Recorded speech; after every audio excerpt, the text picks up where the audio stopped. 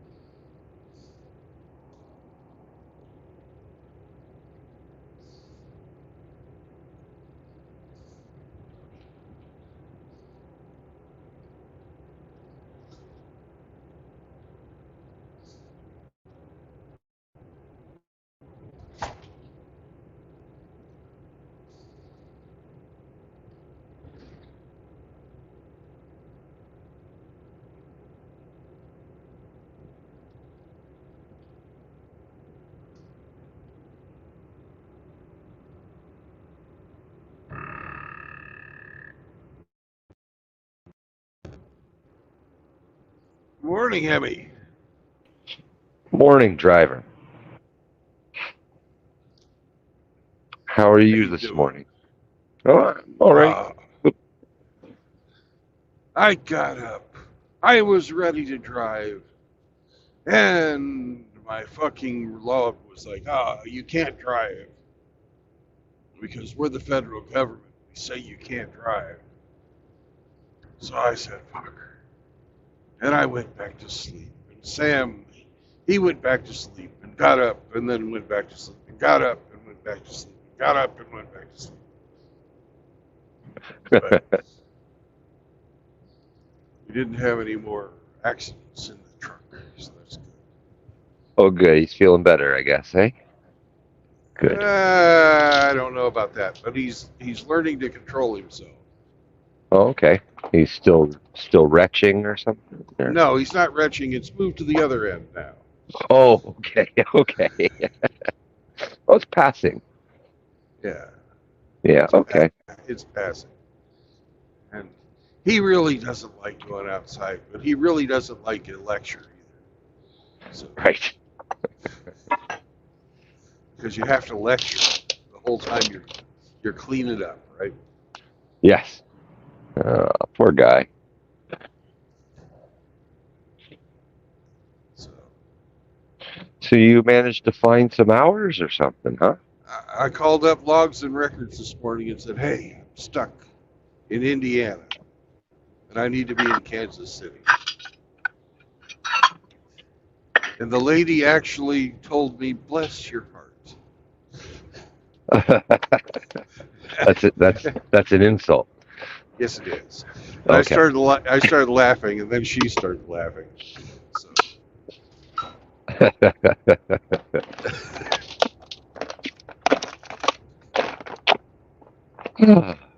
Well, yeah, the government's got something about you making money. yeah, You've made too much money this week. well, I've, yeah, I have. There's no I'm such thing. we're well. I'm over 3,000 miles in the last 7 days.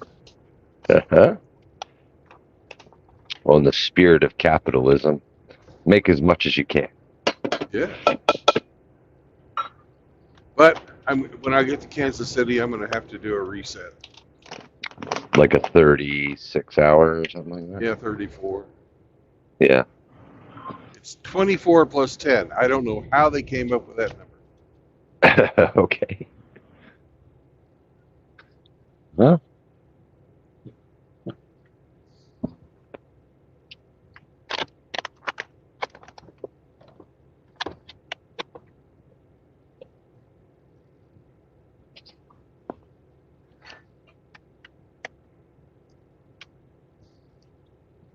So I'm going to take the trailer, Kansas City yard, then I'm going to take the truck to the Walmart parking lot that has a bunch of other stores and shit there. And yep.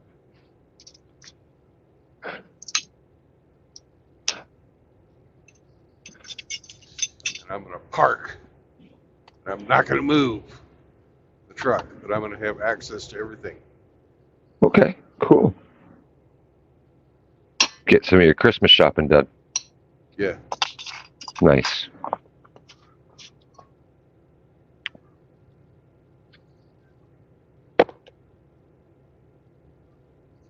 Yeah, it'd be pretty lame when Uncle Brandon shows up with no gifts in hand. Making Yeah. making all that money.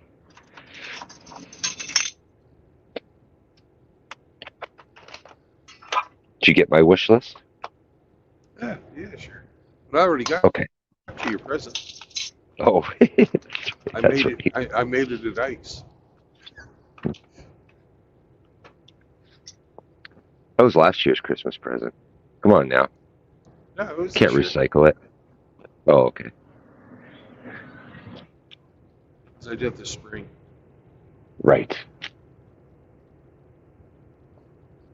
Greedy bastard. Yes, very much so. I was taught to shoot for the moon, or maybe you'll land on a star. Yeah. I talked to Zombro. I talked to Rusty. Oh, nice. He popped in on me this morning and left as soon as he came. Zombro? Yeah, so, Yeah, he does. ah, yeah, He just says hello and goes his merry way. yeah. He's got a lot of people he's got to do that with because everybody tells me that Zombro does that, I know. which is really cool because he's just out there supporting all the content creators.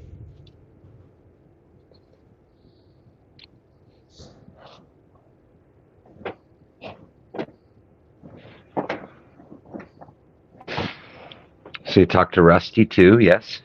Yeah. Yeah, good.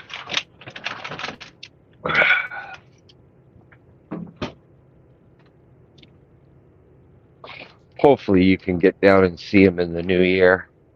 Yeah.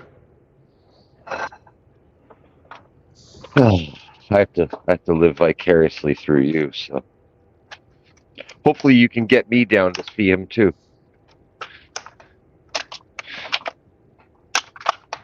Is there any legal thing preventing you from coming to the United States? No, not really. No, Okay. no. I'd have to find my passport. I'm not sure where that's at, but that's it. No, I can travel freely.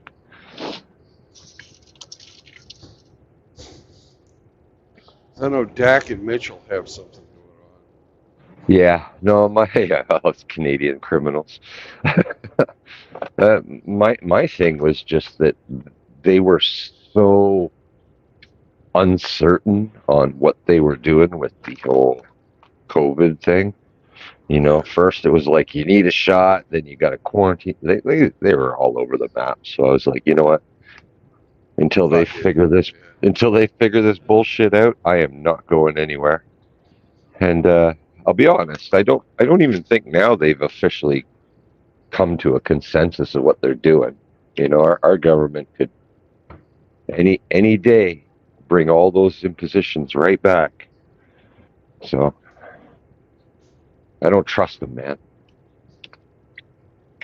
I thought for sure remember when you were saying they were starting to wear masks again in California and stuff? I don't Yeah. know, it was like 2 months ago. I Yeah. They're thought for doing sure. it here too. Yeah, I thought for Indiana. sure it was coming back again. Like, oh fuck, they just won't let this shit go. They double down, triple down. They will never admit fault or fucking they made a mistake. So fucking bastards. But yeah, I can travel freely.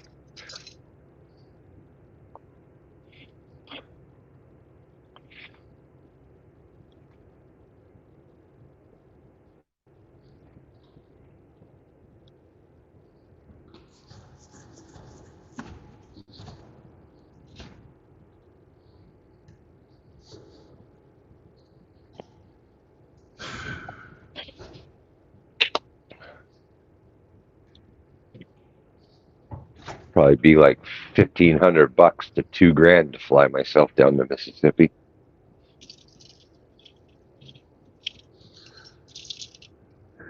It's cheaper to drive, wouldn't it? It would be, but it's a long drive from Canada, bud. I know it's a long drive from Canada. It's a 2-day drive. At least. From Detroit, it's about 1,500 miles. So from you, it'd be about 1,800 miles. Yeah, something like that. Call it 2,000 because you're going to get lost in Pittsburgh. I won't go near Pittsburgh. I've learned my lesson. Fuck that place. Just goes around and around and around.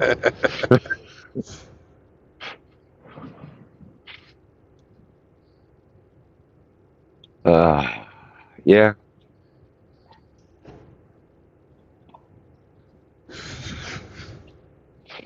If I were to do something like that, though, I'd have to arrange it like when the kids are off on Christmas vacation or something like that, you know? Yeah. Yeah.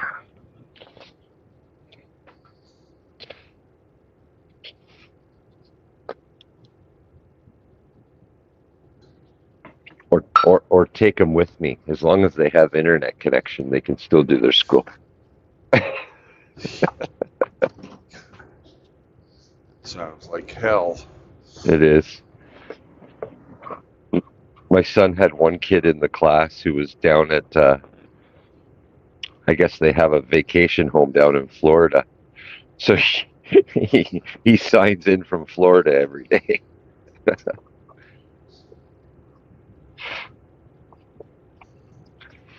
I can't believe that you guys are still doing the internet classwork. Well, again, I thought this year that they were going to bring back damn mask mandates and shit again, so I didn't want nothing to do with it.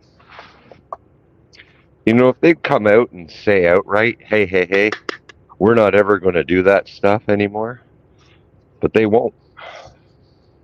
It's always on the table. So, fucking have my kids yelled at because they won't wear a mask on the playground? Nah, they can stay home.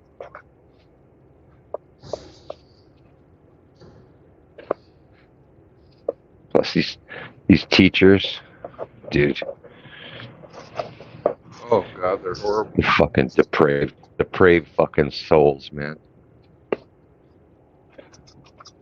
I don't trust half of them. I don't think they're educating children like they were No. back when. Back when. Yeah.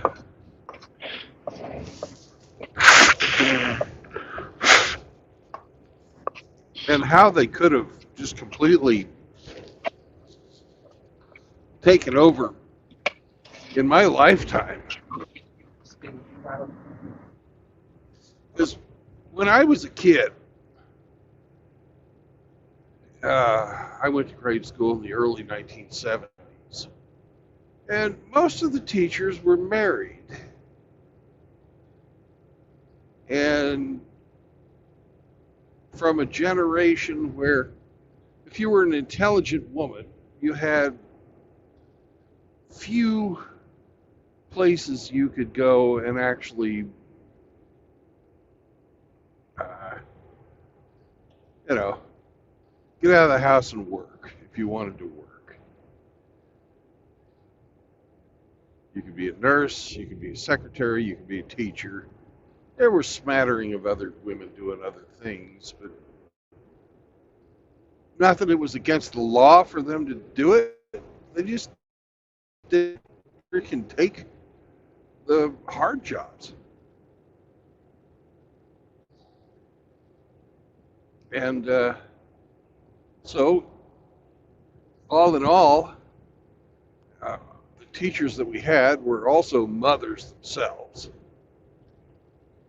and they were Yep. of quite a bit higher caliber of intelligence than the ones that we have today. I couldn't agree more.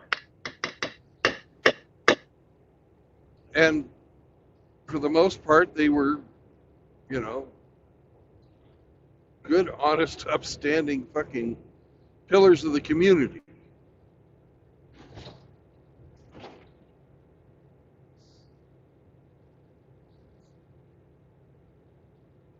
Now, oh my God.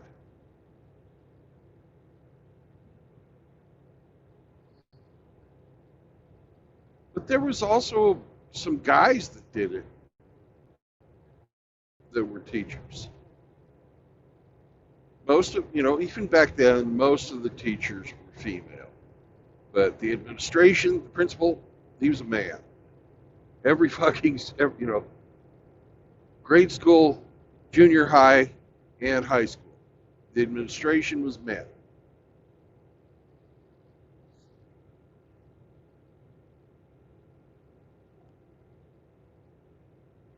superintendent of the school district. All the positions of authority were held by men.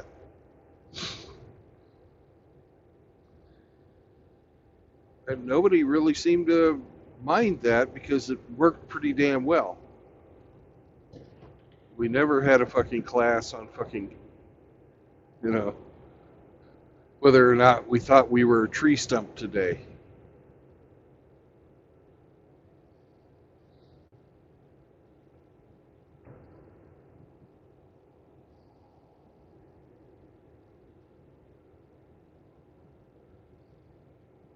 Gym teachers were, let's see, we had one female gym teacher in high school.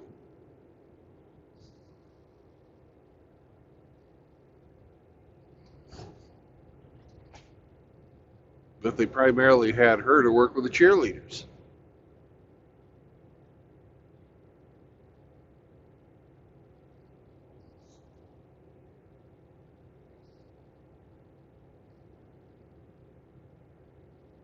And we only had one teacher, one teacher that I heard about the whole time I was going to school that there was a scandal.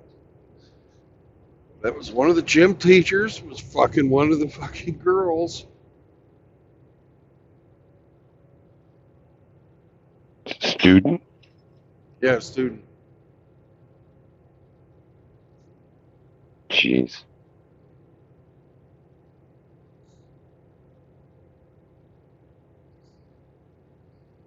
But, you know, she was 17. And he was like 25.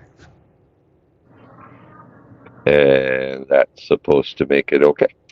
No, but they wound up getting married after he got fired.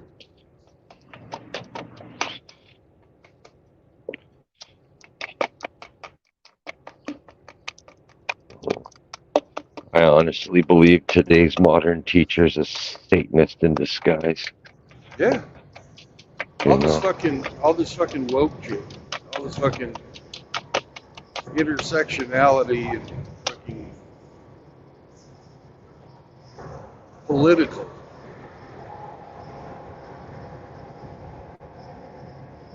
You know, bringing the politics into education.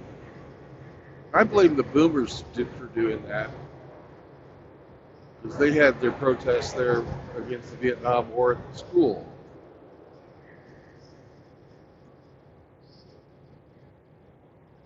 Should never have brought politics into the schools. They should never have brought politics into the bedrooms.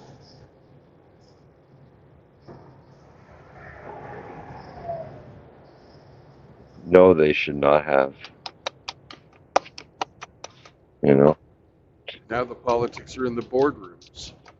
It goes back to when they took the Lord's Prayer out of fucking school, man. Yeah.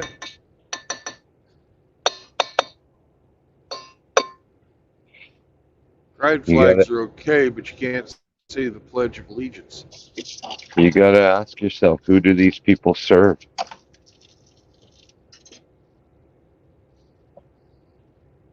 They don't serve you and I. No, they don't.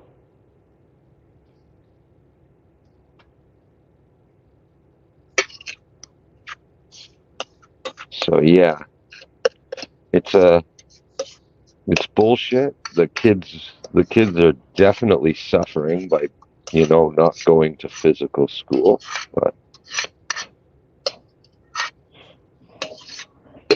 Well, the kids are also suffering because the curriculum has changed. yeah, We used to have math every day.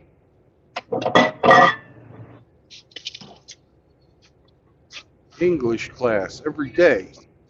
mm-hmm. Now they're lucky if they get 2 or 3 hours a week. What's this other bullshit?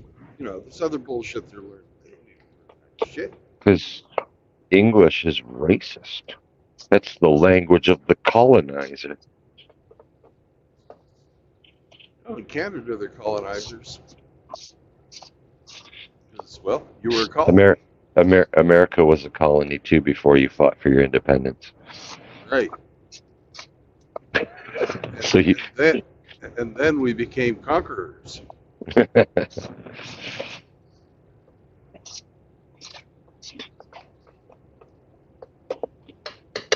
you know, the same shit's going down there. Why do you think they pull down all the old statues of old white men? Well, they want to fucking take away the remnants of fucking power. They want to, Rewrite they your don't, history. they don't want to fucking celebrate fucking, accomplishments of the enemy. They don't want to have public displays of art.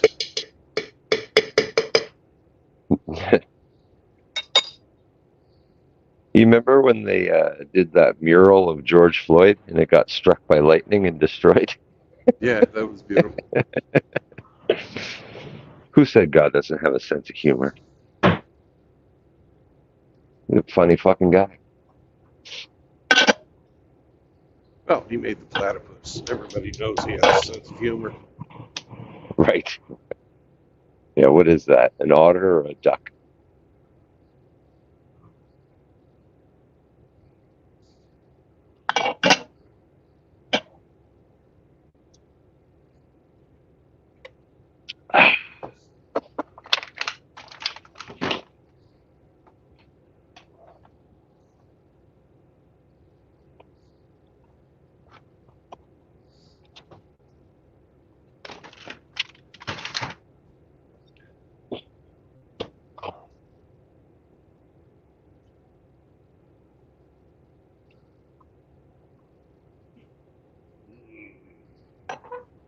I have a quarter tank. I think I can get across to Illinois.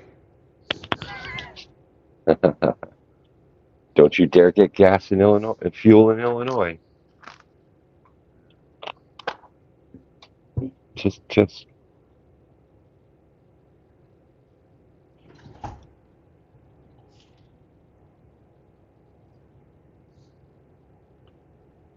See what's What's up, happening. Shathis? We got Shathis, RO. Oh, RO's here. Good morning. Yeah. Yellow Fever. Yo, Spearman. Yellow. Hey, Spearman. Char. Agape. Oh, Agape's here. Grinch was here, but he went to take Chloe for a walk. Frost was in here. That's. Yeah. Yes, sir. And today's thumbnail came from Shinobi One. Is that what that was? The ninja? Yeah.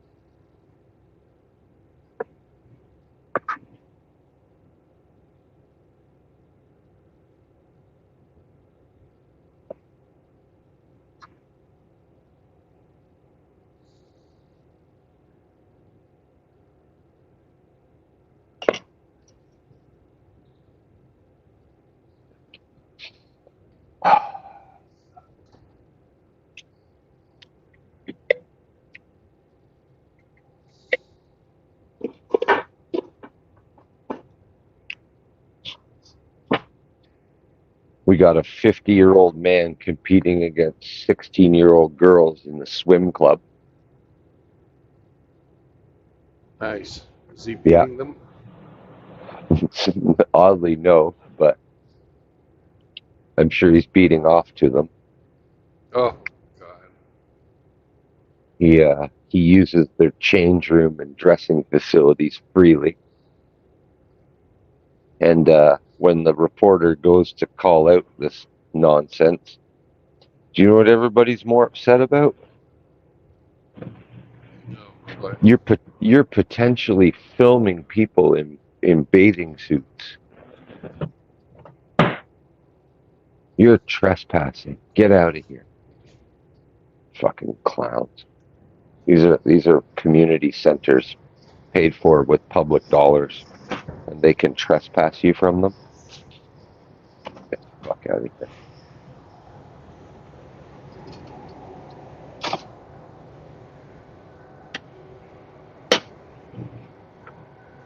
It's okay if you're a troon. Oh yeah. Yeah.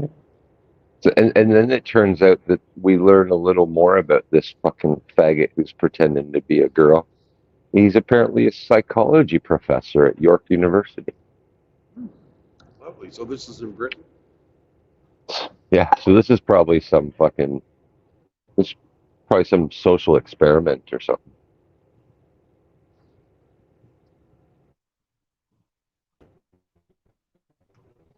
That's just an old fucking But pervert.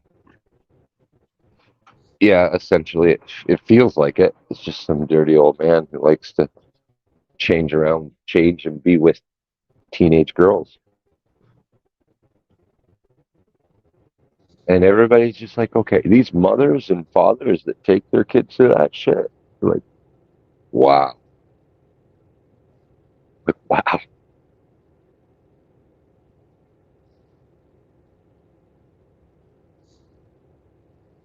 It's almost like they're trying to fucking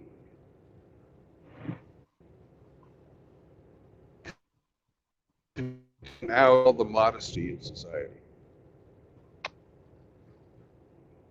Yeah.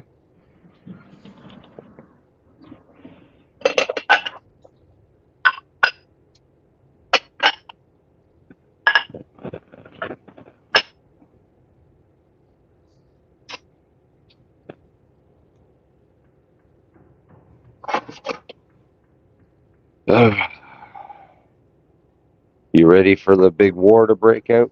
Because I think that's the only way it's going to be fixed.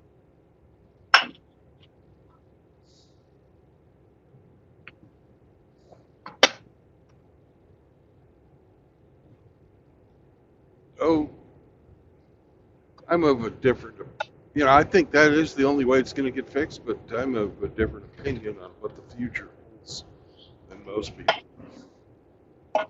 Care to share? Yeah, sure. I see more authoritarianism, less freedom, more fucking bread and circuses, Mm-hmm. and no rebellion.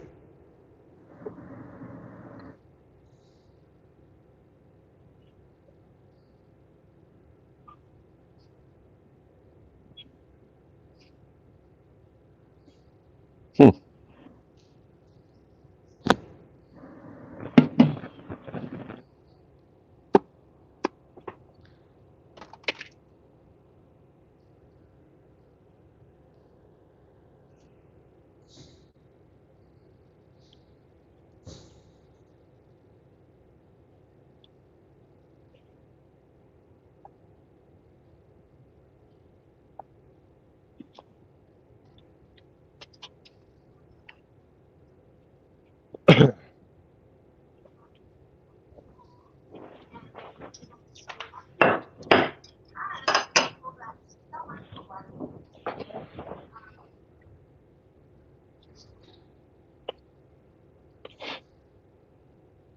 So what you see though doesn't change the course. I don't see it changing.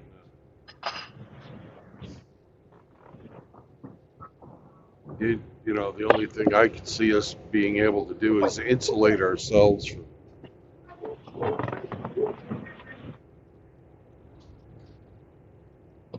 Hmm.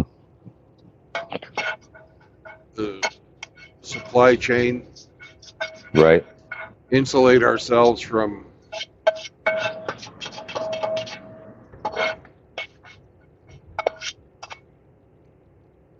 the legal system,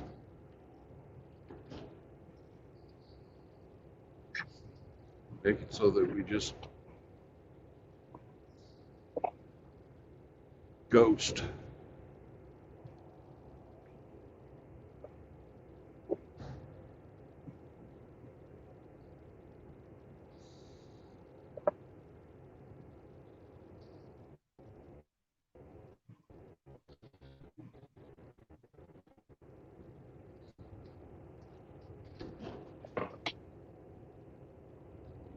Hmm.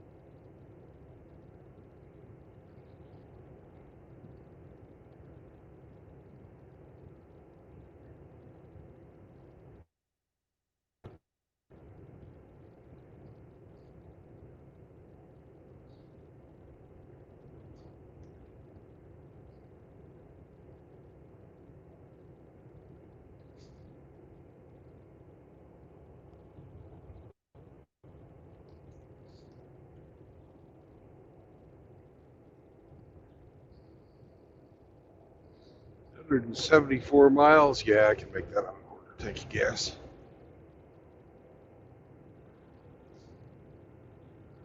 Oh, we get somebody who wants to come in.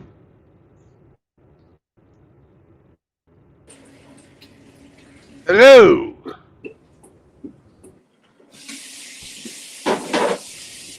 Hello. Jehovah. Jehovah. Good morning, Grinch. Good morning, sir. Good morning, Brandon and Sam. Good morning. Woof. Woof. Brandon, you guys were just talking about the future situation of the society. Yep. I have a very different take than either of you. Please I've share. taken the Chief Lone Waddy approach. If you remember what he told the outlaw Josie Wales, I didn't surrender. They took my horse and made him surrender. That's what I expect to happen. They're going to take your tricycle? No, what they're going to do is they will put your family and blackmail all the people who would stand up and threaten your family for you to stand down. I think that's what's going to happen. Oh no, they're going to get to Chloe. They're going to get to Chloe. No. So I think that's how they're going to control the people who do not want to comply. And like, how is that different than what I said? Well, I'm just not going to surrender. Who said anything about surrender?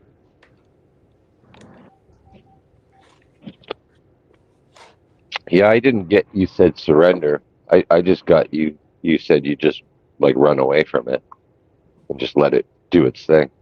That's what I got. Yeah, there's no way that we can organize these days. People try and they hell. Remember that group that was going to go after Whitmore? Okay, they had more fucking feds in their group than they had fucking guys that were doing anything. You want some more? No, Here. I don't want any more. Sorry. You don't want more pancakes? I'll take less. I have a turkey sandwich. Turkey.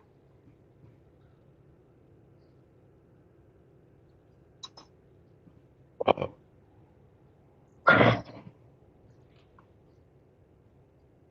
Well, I understand it, but it's incredibly disappointing too. Yeah.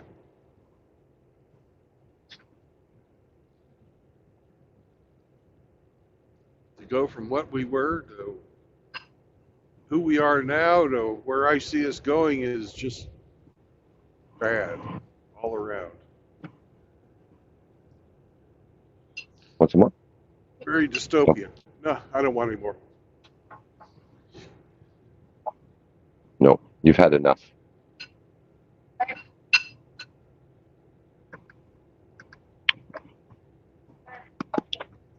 Yeah.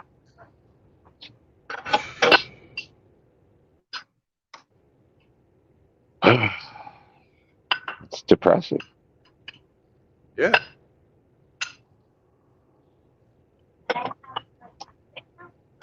Yeah.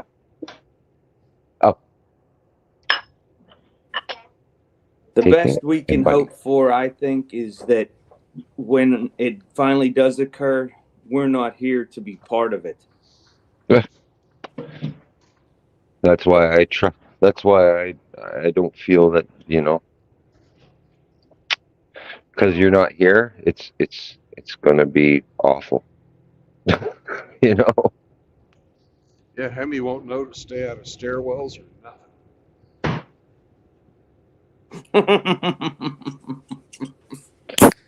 Hey! Listen. Stairwells aren't so bad in a video game. I'm sure as a soldier, it was a kill box, but you didn't have a radar to see when the guys were coming.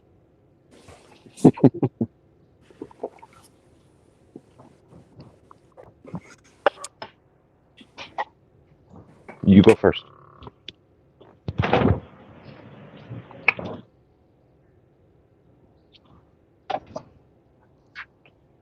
Oh.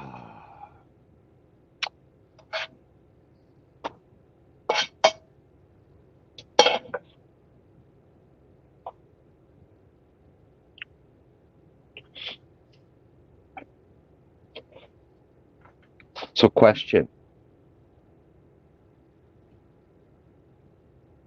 Do you think the Chinese would put up with all this bullshit?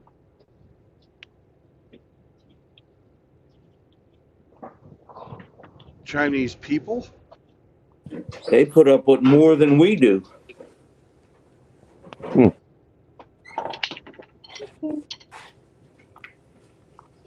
They've lived under dictatorships their whole history of China. No. They've lived under all kinds of different shit. Warlords, dictators, royalty, foreign invaders. They've been around for a long time. They've done it all. Yeah, but it is China pushing this, this agenda of, delusion. Parts of it, yeah, they're helping. They are. They've got like their trannies, and they're saying, hey, trans rights are human rights, and leave those people alone. No, but they are fucking putting out propaganda on fucking TikTok and promoting fucking certain algorithms that enforce that type of fucking shit. Sure, they're involved in fucking psychological warfare, and they're not alone. You think they're pure as the driven snow? No, not pure. Just still non-gender. I don't know what the word would be. I think asexuality was one of the things that they pushed during the Cultural Revolution. You could see it in the way that everybody dressed. Everybody dressed the same, man, women. Yeah. Asexuality was what the communists fucking, everybody's equal. Everybody's fucking the same. We're all servants of the state. Mm-hmm.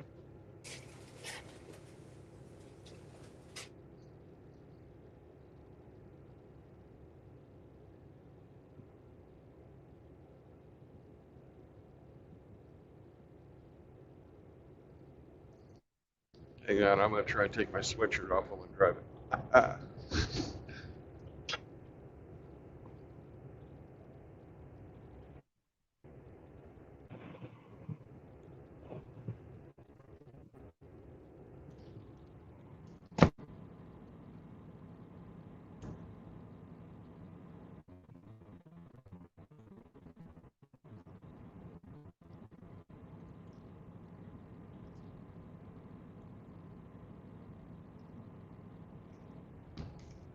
Nope, it's impossible and dangerous.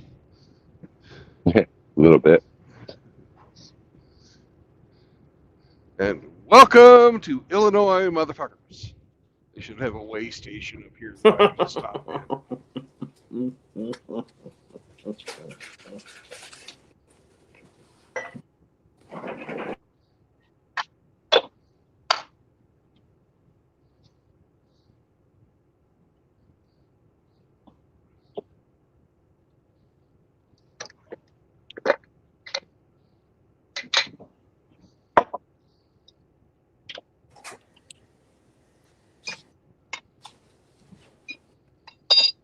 I think another thing that we haven't been fucking putting enough emphasis on is how, if you want to have a future, you're a young man like that fucking guy Monty.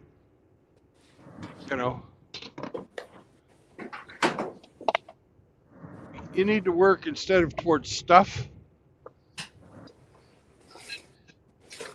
You need to work towards building a future.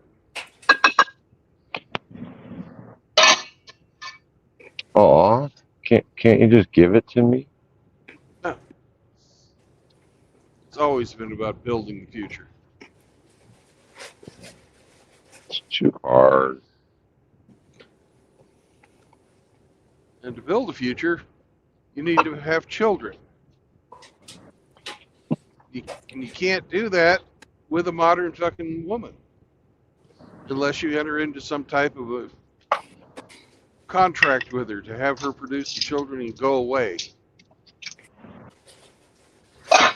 I really think that surrogacy is the wave of the future, the way of the MGTOW. Artificial wombs. They don't exist yet.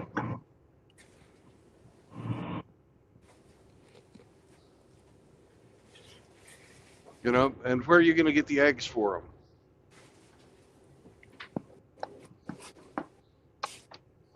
The dairy section. They'll probably just take them out of all these transitioning ladies. Oh, we'll take your ovaries out, no problem. Yeah. Medical material is big business, man.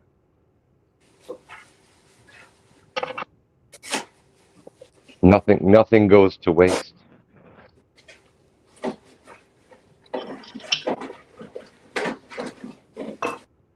You have a troll in the chat, Brandon. A new one. A new one. And who is it? LGBT Zinc Cookie Mentoring. Oh my. It's a cooking troll. I like. And Cookie Monster. The avatar is a famous one of Miss Bear Doubtfire. I love that one. That one was fantastic. Holding a pan of zinc cookies. That was a good one. Fuck. Yeah. I like that one. So she's offering everybody cookies, and no, I don't want any. Thank you. Homemade ingredients. Well, all natural. It's organic. He said that his kids are in the cookies. I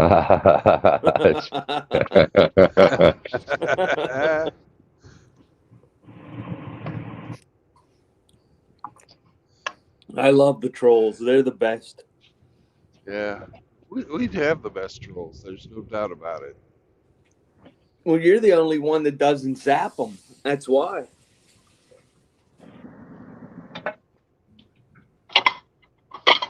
If you embrace trolls, it makes for a humorous stream. Oh, it does.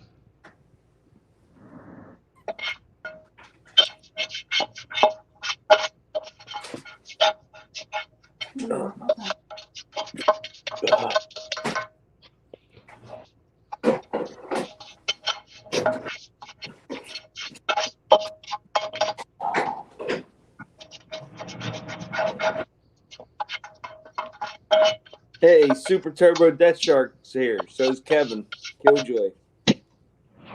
St. Troglodyte. Irish Viking.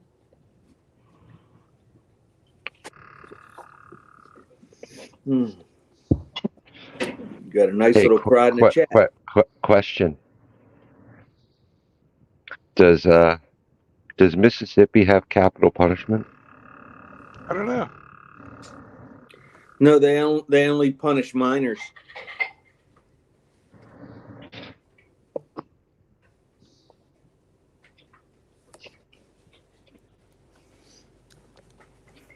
Well, they do. Send them to Massachusetts. Mm-hmm.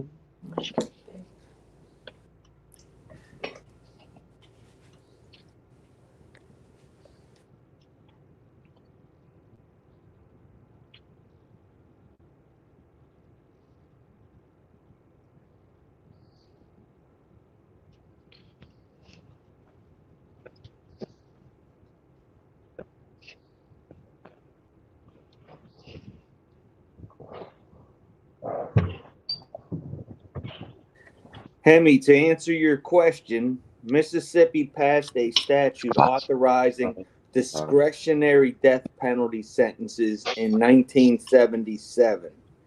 So far, there have been 35.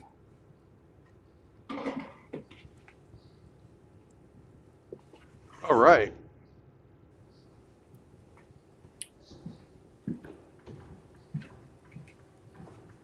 And according to Prophet Google, The states that have no capital punishment are Michigan, Iowa, Minnesota, North Dakota, Wisconsin, Alaska, Hawaii, West Virginia, Rhode Island, Vermont, Maine, and Massachusetts. But So I some of missed. them I are missed. trying to reinstate them. I missed that. Mississippi is yay or nay? Yay. Yay. Oh shit. Why does it matter what Mississippi is? Because I don't want to go to jail and be fucking murdered.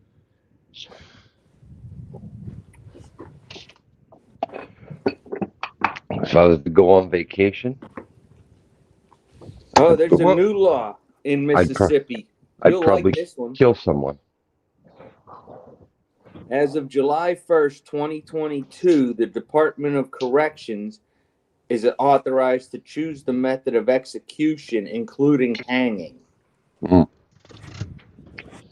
all right. Is death by snoo snoo one of the choices? Ooh, bad way to go. Death by zinc cookies. They will force you to eat tons of zinc cookies. Let's see here.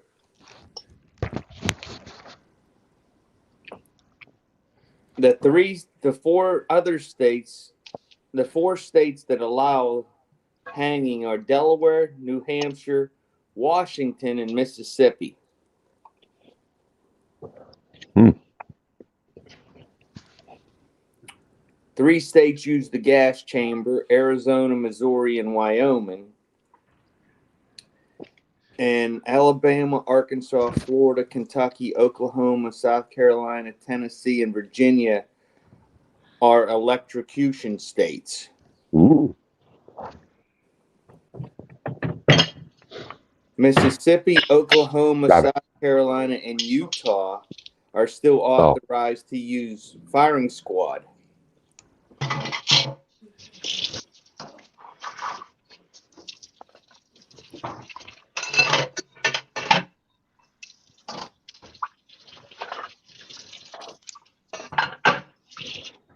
You back? Time for class. You know what? I know you're in class. Go 5 minutes. Be right back. She ain't gonna call on you. I'm gonna be here, so if you're doing the attendance, remember I'm gone. You gotta go to the washroom. Go and go quickly. So LGBT Open zinc up. Come on. You cookies. gotta be back in class. I don't know why you closed that. Hmm?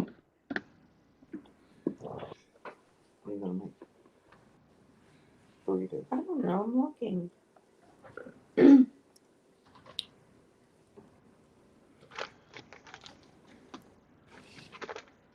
So your troll, Brandon, is saying that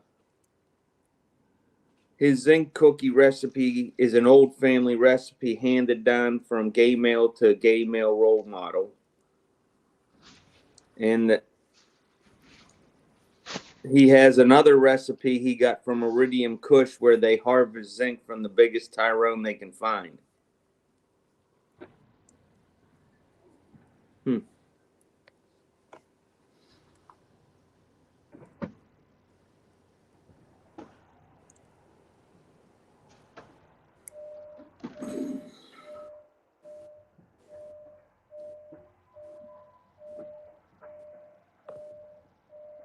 I wonder what type of extraction method they use. Come on, Sammy. Come on. Come here, Sammy. Being one of Brandon's trolls, I would surmise oral.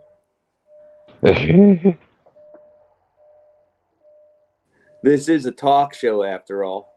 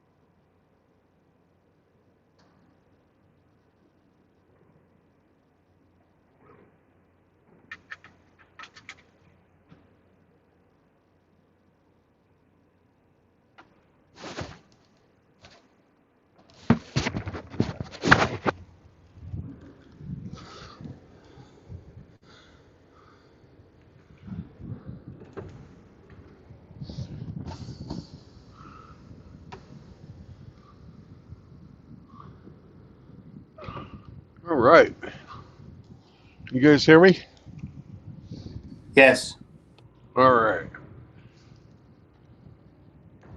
I seriously think for the future, if somebody wants to plan for the future, they should plan and that they want a family. Because I knew I wanted a family.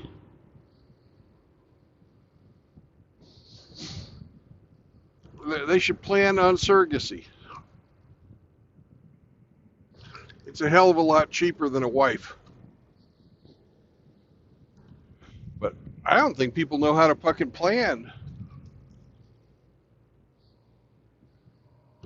and set goals and save money.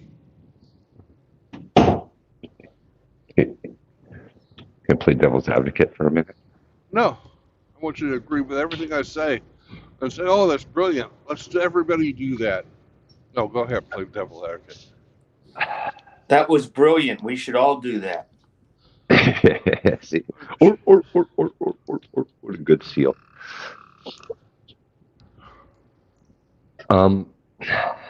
Does a child not deserve a good mother? Well, she's on the internet. Not that one. Well, they do. And that good's subjective. But the thing is, where are you going to find one? Well,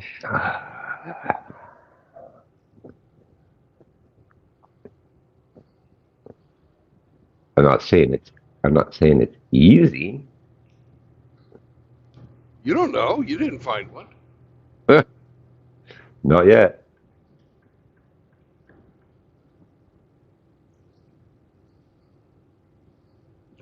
Today's modern woman is as capable of being a mother as, a lump of clay. They can do the bodily function, but I can take a shit too. Doesn't make me a plumber.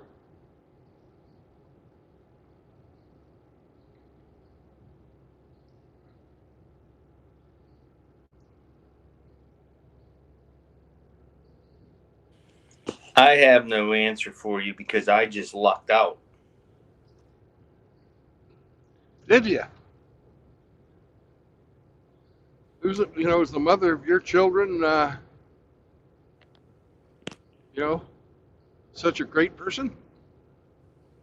Or is she an alcoholic who couldn't even keep fucking custody of them? I'm talking about my children's stepmom.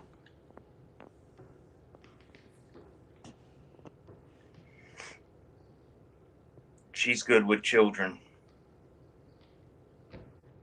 Somebody has to be. I'm not.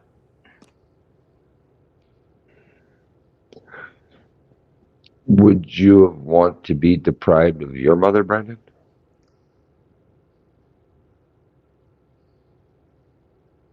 I am my mother's son. She loves me, and I love her. Yeah. But okay. But she's from a different generation. She built family. It was the most important thing in her life, and my dad's life is the family. That's not the case anymore. Amen. Preach it, Brandon. And if you can't build a family with a woman, you got to do a family on your own. And you can't fucking gestate and bear children as a man.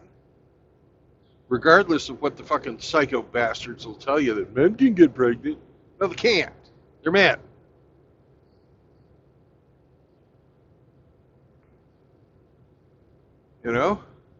So what's the options we have left to us? Adoption and surrogacy. Most guys want to raise their own kids and plan for a future with their prodigy, genetically.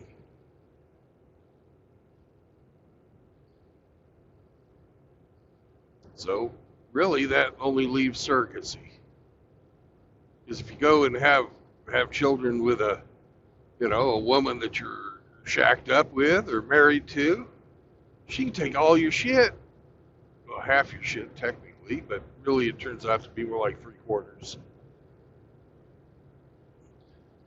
Because you wind up paying her legal fees.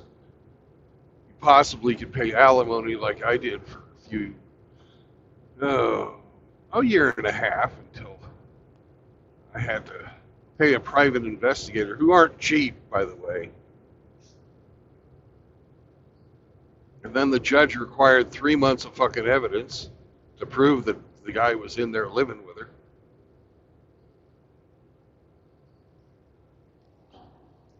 That about fucking broke the bank.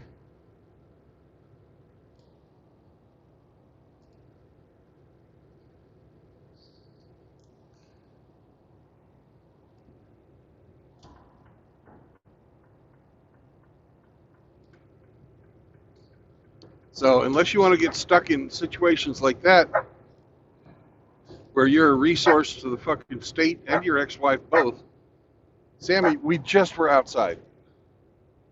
For God's sakes. Cross your legs, bud. Go lay down. Sam, lay down.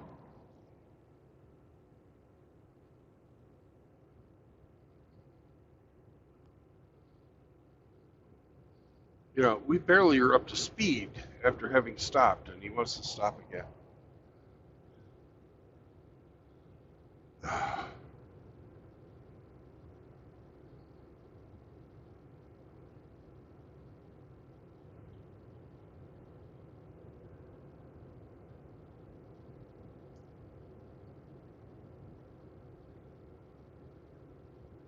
Yeah, but having kids is a lifelong commitment.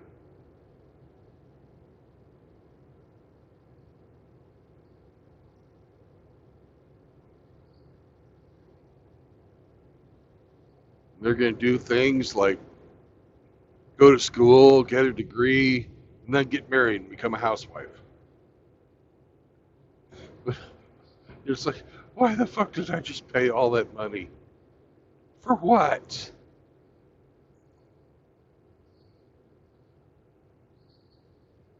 Or in Grinch's case, go to school, nearly get the degree, and then decide to go do something else. Well, he did get the 4-year degree. It was the 2 master's degrees that he stopped. So he at least did get, his 4-year degree, but it has nothing to do with what he's doing now, that's for sure. No. And will we ever see a penny of the money we spend on them come back to us? No. Don't expect to.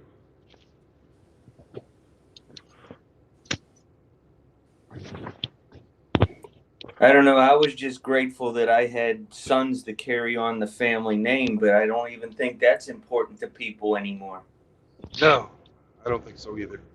And I always thought, as the eldest son, that was my primary job.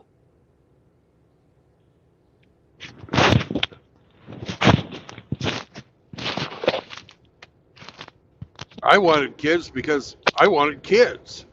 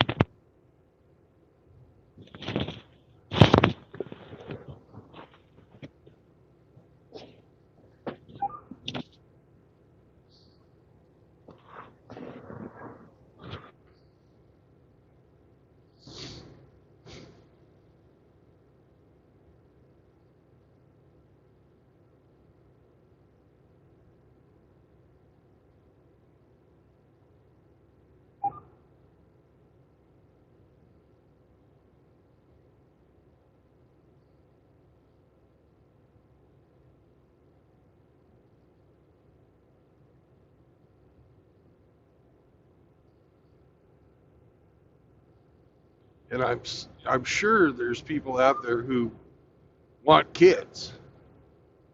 Gotta be. Suckers.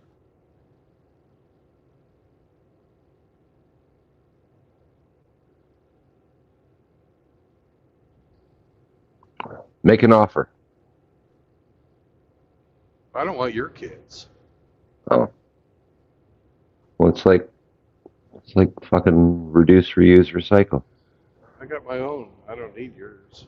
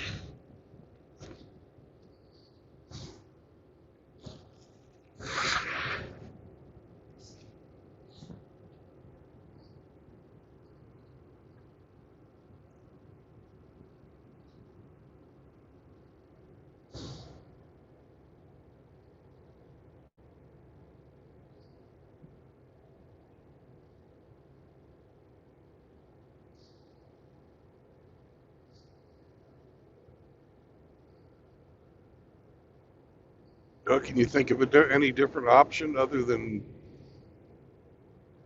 surrogacy? There's the passport bro thing. Yeah. Yeah. That's what the Hollywood people do. Go take kids from other countries. No, passport bros don't go fuck children from other countries. They go find wives in other countries. Mm-hmm. Which leads to having children in other countries. Yeah. That's only a temporary solution to their country becomes as fucked as ours. Well, the thing that people don't understand is the women over there, the ones that are going for the foreign men, they're being hypergamous. They're monkey branching. But instead of like monkey branching up to Chad and Tyrone, you over there, because of your large wallet, become Chad and Tyrone.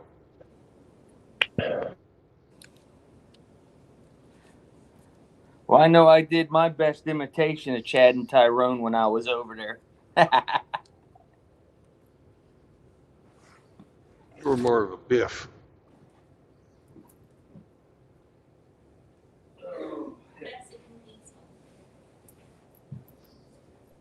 What's a biff?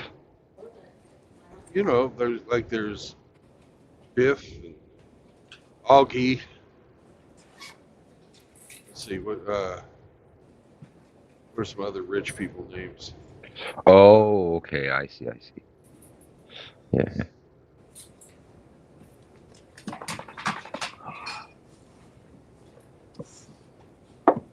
Montgomery. Yeah. Montgomery. Maximilian. Yep, Max. You got to add like the second or the third to the end of it.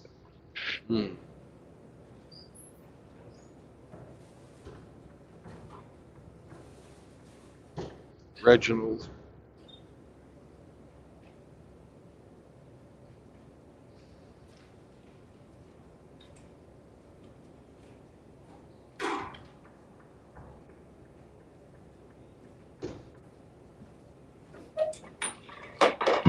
Mortimer. Yep, Mortimer. Hey, Morty.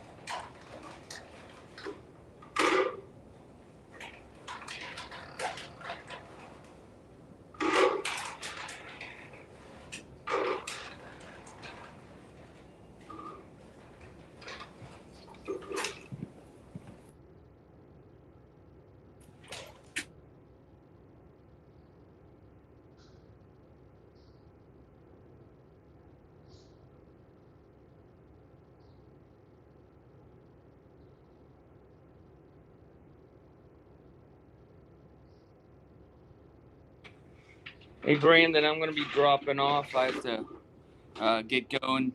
The Godzilla movie starts in 20 minutes, so I'm going to be listening, but I'm going to go see the new -1 movie. I love reading subtitles. All right. Have fun watching your lizard. Yep, I'll see you when I'm done. Bye-bye. Bye bye.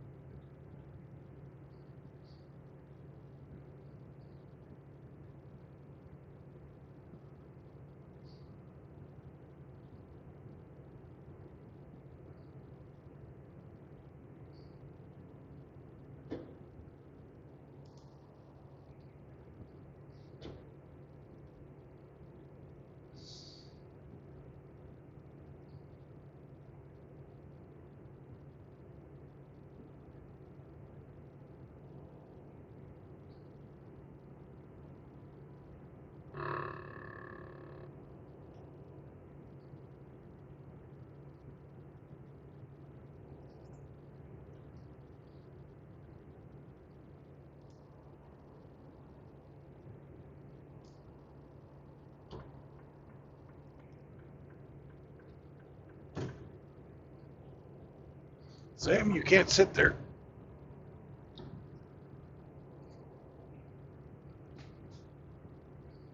Good boy.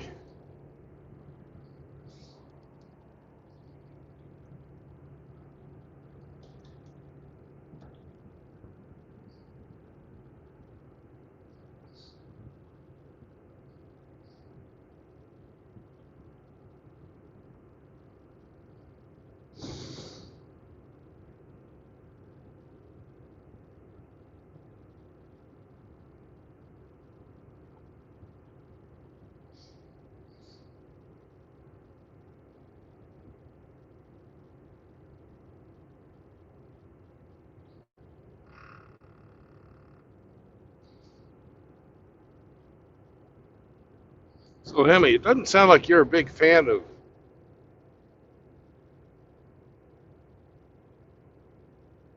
having kids outside of wedlock. No, I don't. I don't. I think just as the women say they don't need no men to raise children, I think we sound just as ridiculous saying we don't need no women to raise children. Well, I'm not saying we don't need no women to raise children, but given reality, what the hell are we supposed to do? Well, that's the $1 million question right there. You know, I don't have the answers, but I just know if my father kept me from my mother, I'd be pretty fucking upset at my father.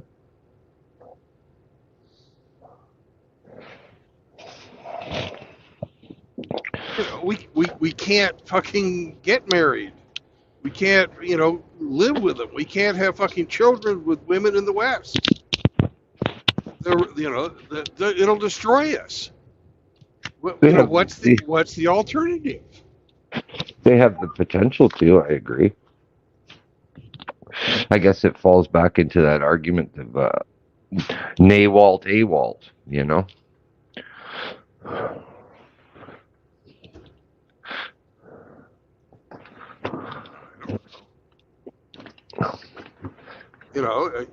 Are you going to play Russian roulette with a bullet in a two-chamber gun? Eh, I did, and it wasn't wise. Yeah, I did it twice too. You know, statistically, yeah, the odds are highly against you. But I don't know. It's like saying there's no good woman.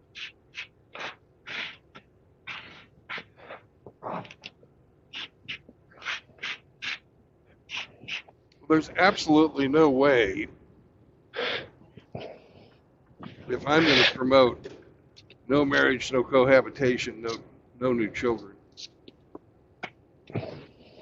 with modern females, that there's no way, absolutely no way I'm going to champion taking that chance. I'm going to counsel men against it. I would counsel not having children at all then. So what if you want children? Then that's a selfish fucking want. Is it? Why? Is that for the best of the child? Or is that just because you want a legacy? Is it worse for the child not to be born at all? Mm. You could be denying the world the next Einstein or Mozart or, Sam the garbage cleaner. Sure. You could also be denying the world the next fucking Pol Pot and Hitler too, Like that's hypotheticals. Yeah, but is it wrong to want children? No, it's not wrong. It's not wrong. It's not wrong to want them. No, not at all. But it's. I think you're kind of being a Pollyanna and have. If you can't do it with a woman in marriage, then you shouldn't do it at all. Perhaps. If you had a daughter, how are you going to raise her to be a good woman? Well, I did that once out of 2 times. You had I other have two. influence. I have You two weren't daughters. alone. Yeah, but you weren't alone. Would those girls have turned out the way they were with you alone? I think probably. Possibly. I think they'd have both been better, actually. Okay, okay. Well, We wouldn't have put up with, I wouldn't have put up with the fucking anorexia. hmm I and I certainly wouldn't have put up with the freaking wokeness on my youngest. Right.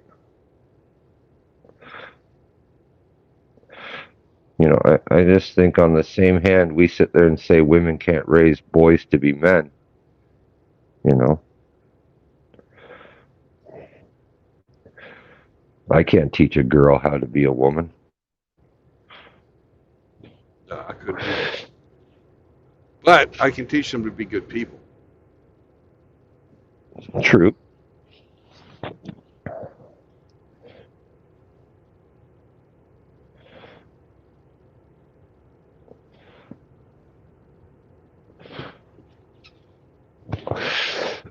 I think My I think ultimately, ex-wife if has you certainly want failed at that. children, yeah, I think ultimately if you want children and you subscribe to the MGTOW thing, you wouldn't consider ever having children with a woman who's not what we say um, a feminine woman, like make masculine men make masculine women, or make feminine women. So if they're not of that ilk, we shouldn't be even fucking considering them to even fucking take out on a date. But biology's strong, man, especially in anybody under 40. The way you're talking about is fraught with fucking danger. Oh, no question. And for that reason alone, I reject it wholeheartedly. You know, for God's sakes, don't fucking listen to Hemi on this. Don't listen to that. Don't get married. For God's sakes, don't do it. Don't even get some chick pregnant in a Western country. Don't do it. About the only safe place to get married anymore is in a Muslim country. Right. Or in a country like the Philippines where there is no divorce. Mm-hmm. And what they wind up doing in the Philippines is just fucking leave each other. Mm-hmm.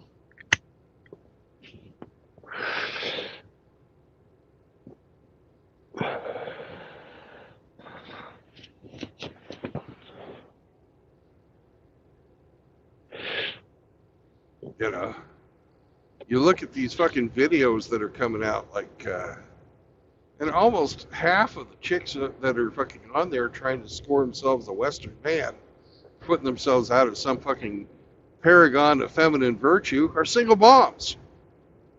They were single, and they're in the Philippines.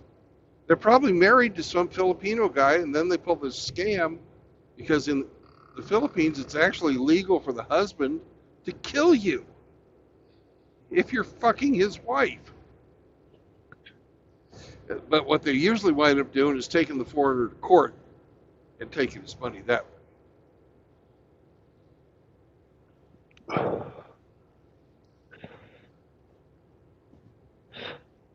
I had a Navy buddy who found that out the hard way. Sure. She wasn't a single mom. She was just married.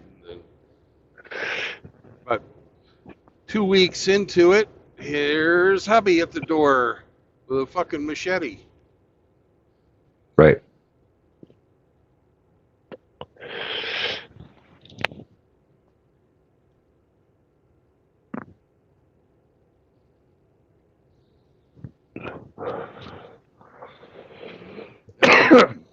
If you're, an American, I don't know what it's like in Canada, and you want your kid to be an American citizen.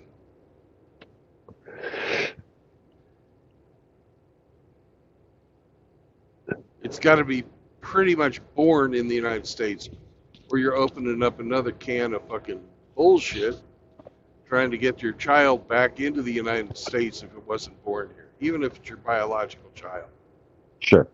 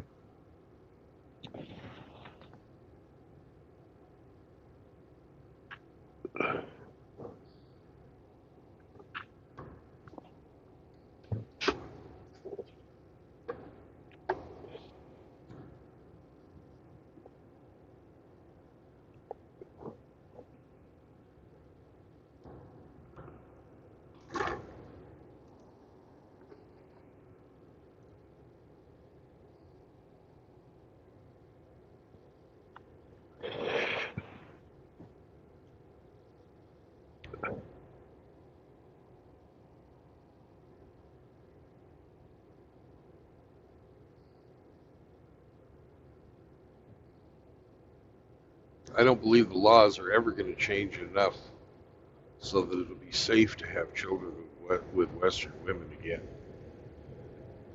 No, not in this law structure. No. Not Sure. in this voting. Not in this voting structure. You know.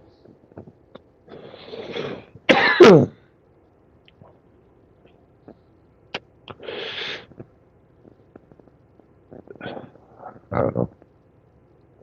I just know there's a few guys that fucking are just as shitty parents as would be women. Oh yeah, there are. You know, I see guys in this sphere that I would cringe if they ever. Oh, I need to have a child.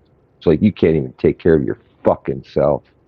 There's some fucking real shit fucking balls in this fucking, and they're championed as heroes just because they're men. No, they're just shitty people on both sides of the aisle, man. Shitty person knows no gender. No, that's true. That's very true. You know.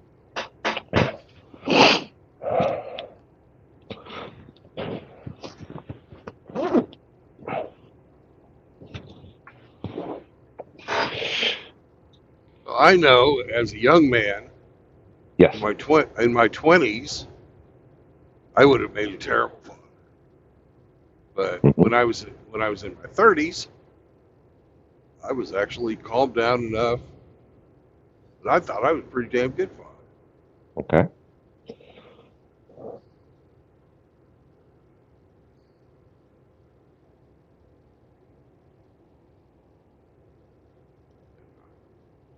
So, or maybe becoming a father made me a good father. I don't Maybe. know. Maybe. Whether it was just, just the okay, there's people depending on me now. Mm-hmm. Mm-hmm. But I can, like, I'm not going to name names, but I can, if we were to talk privately, I could list off about 10 right now that are in their 30s and above that would be fucking, they have no business raising fucking kids. You know? Yeah, but I can also turn around and list off 10 guys in their 30s who'd be great dads. True. Yeah.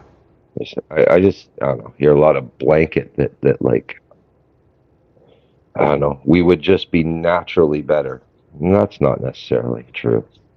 No, it's not necessarily true, but statistically, it is. Now, the best outcome for children is to have a two-parent household. Both. Okay, we agree on that. Yeah, that's statistically been proven.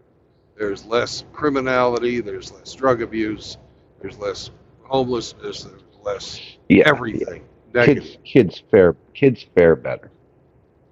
And the absolute worst is single mother households, which Okay, leaves in the middle single father households. okay, but okay, now we're playing with statistics a bit because of the overwhelming number of single mothers. Well, let's go. That's why I'm using percentages. Right. Okay. So, If so you if we, if you don't go with total number of incarcerations, but if you go with percentage of incarcerations per household, I guess only history would prove if, the pendulum switched and you had, 90% single parent households were men, that would then you would be able to compare incarceration rates amongst the children, drug no, abuse that's amongst the that's children. that's not that's not correct. If you use a percentage versus an absolute number, you can compare.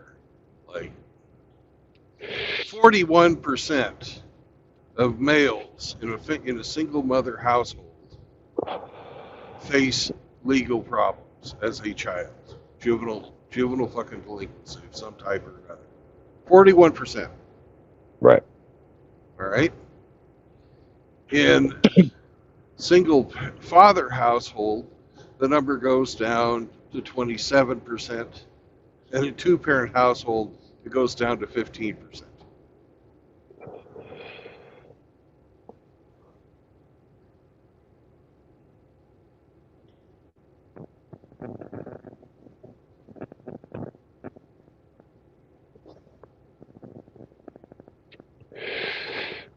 And the problem is compounded because of the way that the judicial system is set up to favor females.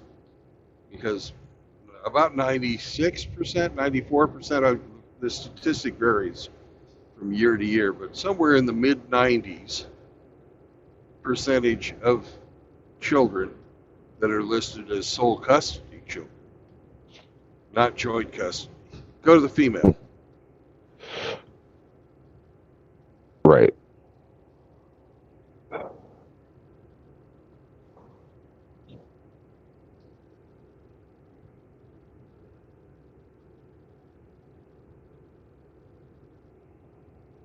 41% of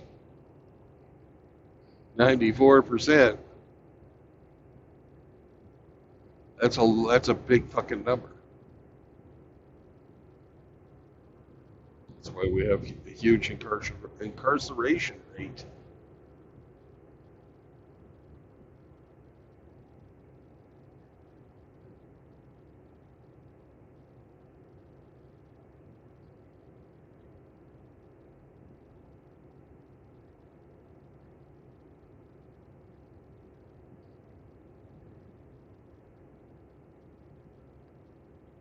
Why Hemi so butthurt shitting on men? Shitting on men? Yeah, it's more just reality. Yeah, you fucking. Obviously, there's someone that fucking has no accountability in their life. Supremacist.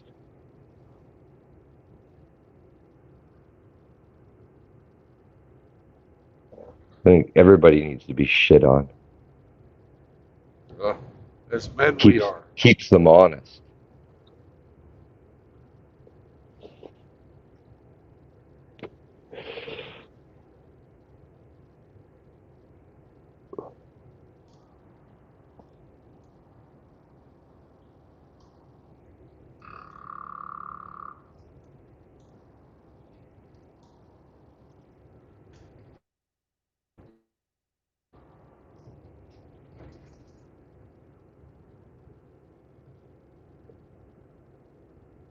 I don't know. I'll just never promote single parent fucking households. I just can't. I can't fucking endorse it. It happens, and I guess you got to deal with it. But I would never fucking, recommend seeking it out, or that's what you aim for.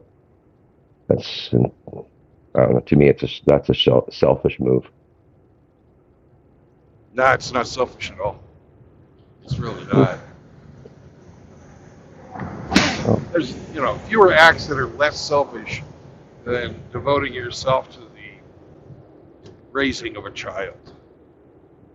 I just don't make the fucking correlation. Are you completely committed to raising that child when you deprive it of, no, you're not. It's Yeah, all you on are. you. It's your terms. No, it's not. It's not for the Exactly. It's child's all on best you. interest. Is it for the child's best interest? No.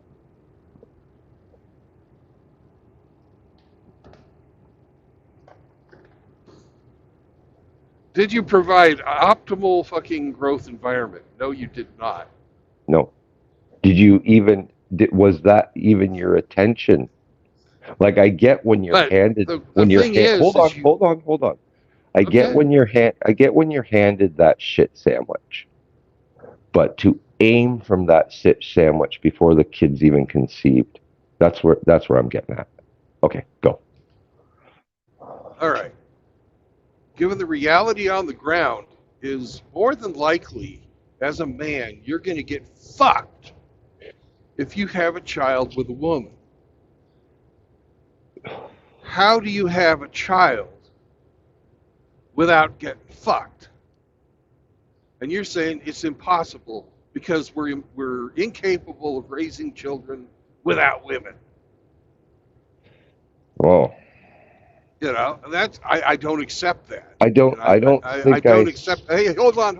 I'm not Oh, done. yep, fair enough. All right. So, given the reality, how do you go about fucking raising children? You can hire out a nanny that will provide the nurturing and care. Everything that a mother does, you can hire people to do. Just because, then you're in a position where they are your employees. And if they're not doing what you want them to do, they're not following your instruction, or they're not fucking giving the children the values that you want to do, you can fire them and hire somebody else, and you won't lose half your shit. You hire that womb, there you go. There's the baby maker taken care of. You hire the nanny to wipe the fucking noses and fucking, kiss the skinned knees when they're little. You hire a cook if you need to. You can do the cooking, Hemi. But a lot of guys, if they're fucking working hard enough to hire these people, are not going to have time to do that shit. You basically hire out all the services of a fucking housewife. Right. You're going to need to make some scratch. Right. And if they don't perform to the way you're wanting to do it, you fucking just fire them and hire somebody else. Mm-hmm. And you don't risk losing your shit. It costs you money up front, but you don't have to pay the huge fucking stupid penalty down the road. That's how you fucking do it. That's how you simulate a fucking two-parent household. There's certain things that women do better than men. Like,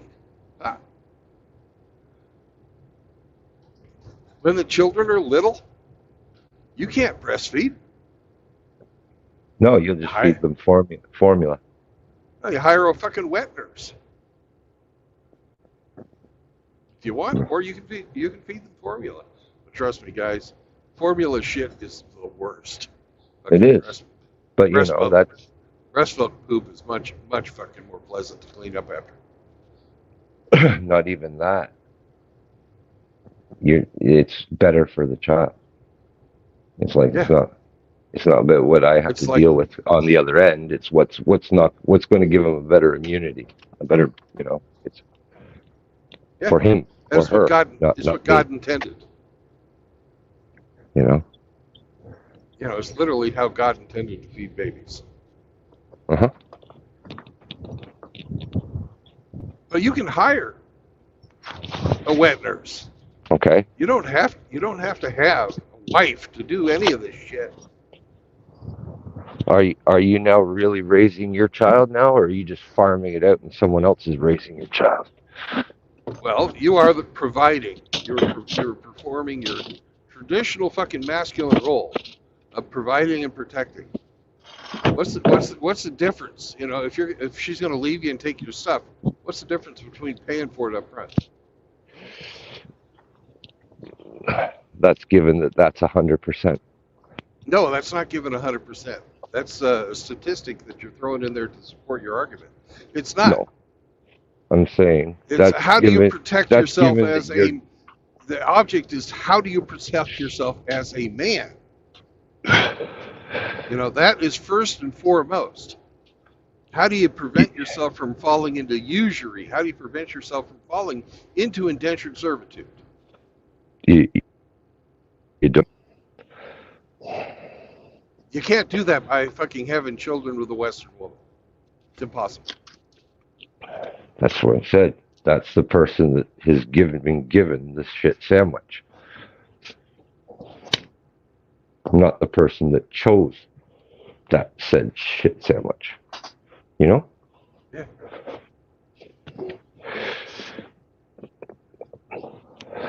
Like I get when you wake up and find yourself there, well, what do? You've got to deal. But to choose, I don't know, it's like saying the stock market's too risky, but I still need to be able to invest in it and make money. Wouldn't you just not invest in it?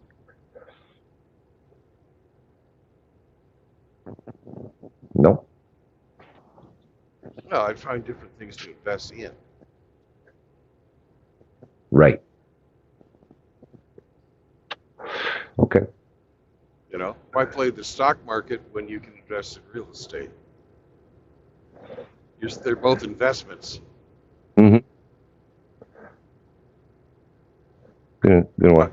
Why play the game that's rigged? You know, if that's your analogy. Personally, I would not recommend not playing the stock market.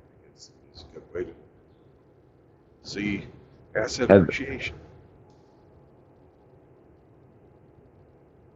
Have any of surrogacy contracts ever been contested in court? Yeah. They have. And how'd they do? That's not a Bronco. Oh, you're right. It's not even a fucking Ford. It's a Toyota. Okay. Well, in most cases, they found that the woman got to keep the child. And the guy was out the fucking money that he paid for her. Right. That he paid for her fucking sure. medical care and stuff like that. But he was not held accountable for child support or anything like that. Is that not risky? Now, it's a hell of a lot less risky than... Well, less risky, yes, but is it not risky? Your chances of that happening are about 3%. Okay. Because you can have all the contracts you want outside of court, but when you go to court, if they're the judge doesn't agree with what you guys agreed to. Yeah, but you're using an outlier argument. It is an outlier. It is an outlier. Yeah. I'm asking just how risky. You're going to be out the price of prenatal care. Okay. You know, that's what 99% of the cases find.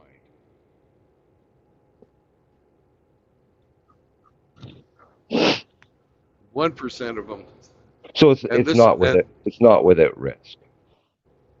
No, and in the cases where they actually did find for the people who were hiring the surrogate mother, the only ones I've seen where they actually found for the family hiring was when there was a two-person household, man and woman. Right.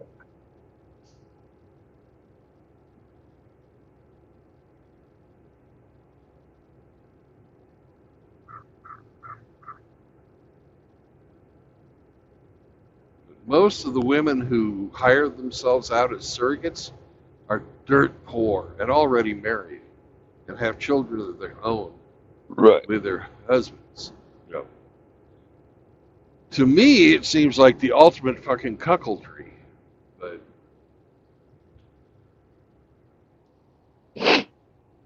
Yeah, kind of. that's a different fucking, you know, a different part of the story. That's what I'm talking about there. Yellow And fever nailed it. if you're dealing with a woman who's already married and has children by another man, he's not going to want your child.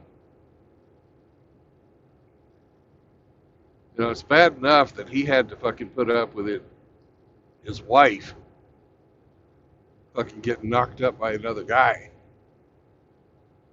You ain't gonna put up with fucking raising that kid too.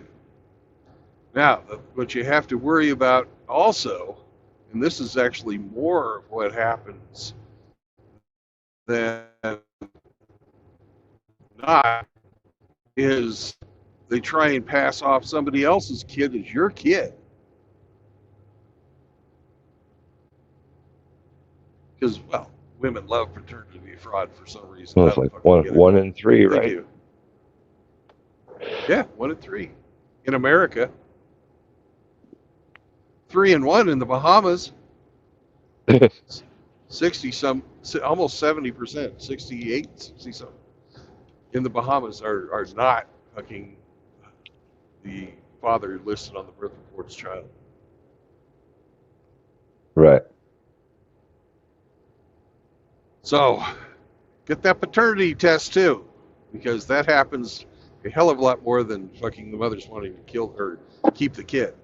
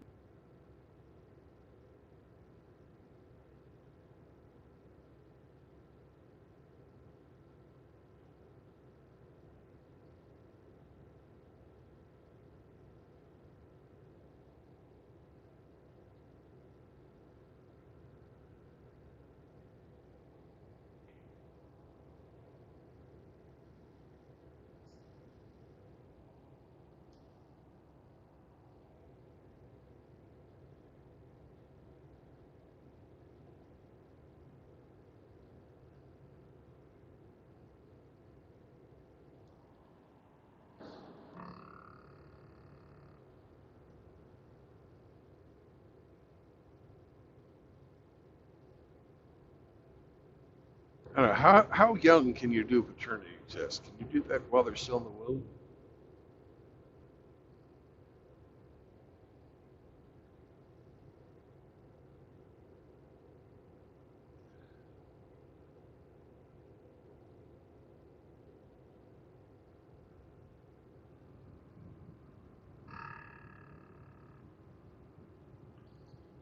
Do you know how young you can do a paternity test? Can you do that while they're still in the womb? It can be done in utero. It's invasive though, so it likely wouldn't be ordered. It would have to be by Yeah, choice. I don't think yeah. a court would order something invasive upon a fetus, but other than abortion. Well, if you set we it up as can if you grind it up and suck it up. That's okay, but don't yeah, poke it if with a you, needle. Don't poke it with a needle. I was just wondering if you could do it by fucking like taking a fucking piss sample or something. I don't know. Nah, I don't know. I'm not. I'm not a You, pro- doctor. I don't know. You probably get it from the fluid. Amniotic fluid, yeah. Yeah, But again, that risks rupturing the. I think they only do stuff like that when they're worried the kid's going to have complications. When it's like it outweighs the risk. But I think they do that all the time when they look for fucking genetic defects. that's what I mean, because that outweighs the risk. But just someone wants to know something that they can find out in 9 months. I think Yeah. they could just hold off. right? Or you could put it in the contract. Yeah. And You know, they would I'm have not for agreed to it ahead of time. I'm not for any of that stuff where these guys are getting you know, held liable for prenatal stuff, and then turns out it's not yours, and then you don't get that back, right? No, that's wrong. Well, that's wrong. You're right. You're absolutely correct about that. It's wrong. But if you're going to have a kid with a woman that's too poor to fucking afford anything, you're the one that has to pay for that fucking prenatal care. You don't just say, "Oh, okay, you get pregnant, I'll pay you when you have the baby." No, of course somebody should be paying it. Like Yeah. obviously, if it's in question, there's a couple of people that should be perhaps chipping into it. But when it comes out and we find out who's who, that's when Mr. A, who's not involved, is like, I don't know, reimbursed. Don't like. Well, maybe you can have the. No, but the doctors would never go for that. They'd want to be paid either way. Well, So, that's you know, that'd but be nice, but what's like legal? What's you know, or what's legitimate and what's not? well, this is an elective fucking thing. So I don't see how to get around that. You just maybe just pay for the prenatal care only, and not give any of the Mm. payment to the woman until a successful child is born. Because that's basically what you're paying for is the product, not the pregnancy.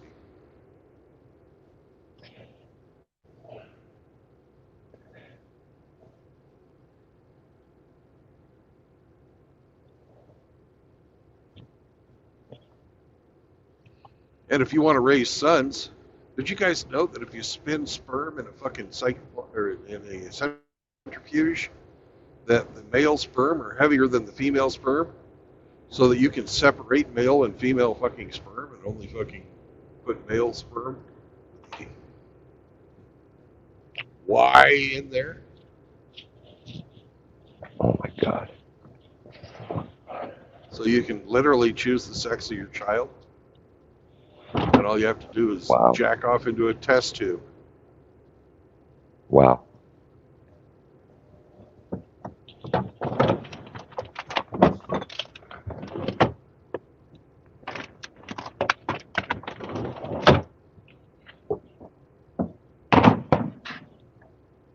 And it's turkey baster time.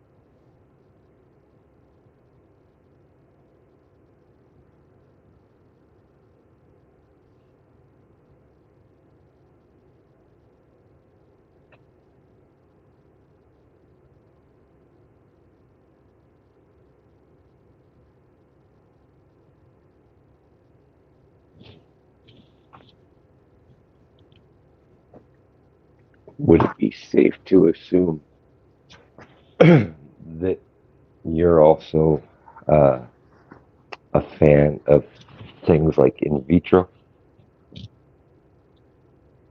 Am I a fan of it? or like, you're not against it? I'm not against it, no. Okay. You know, I'm not. I'm not for like cloning or anything like that. Okay. So there's a line at what type of medical intervention you'll accept. Yeah. Okay. Fair enough.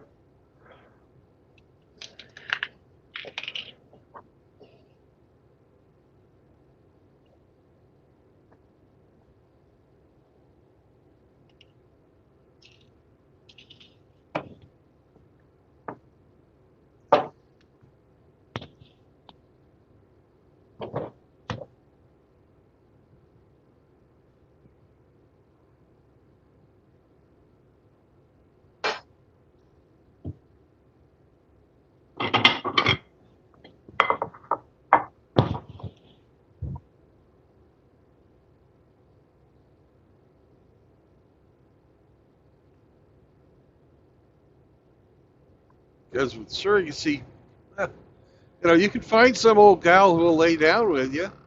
If you want to put the seed in yourself, I'm sure you can arrange that. Probably be more expensive. Seems to me like it'll be better to fucking hire an agency who'll manage these chicks in country, because they're not going to most likely be American. They're going to be South American, Southeast Asia, Africa. hmm Someplace poor. hmm And it's much easier, I'm sure, to fucking jack off into a cup, get it frozen, and send it through the mail to have it turkey basted in, to the target, than it is to fucking fly over there and bang some chick who you may or may not even want to fuck.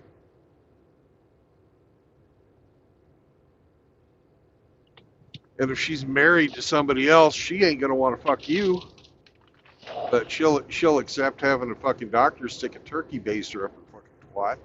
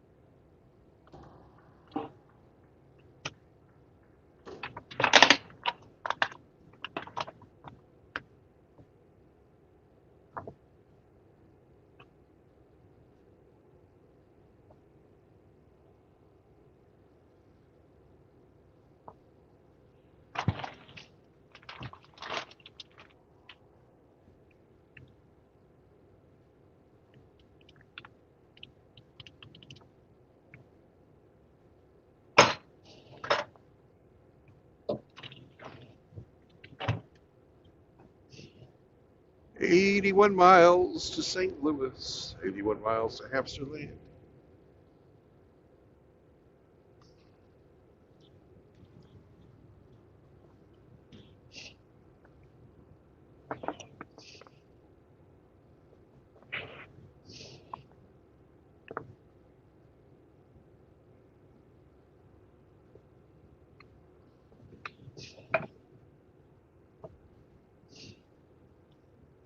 There's a guy passing me, and then there's a guy passing the car, or there's a car trying to pass on the slow lane. Mhm. The guy that's passing me. So I just slowed down so that the guy passing me would have a better would so the car couldn't pass on the inside. I'm a dick. Fucking trucker.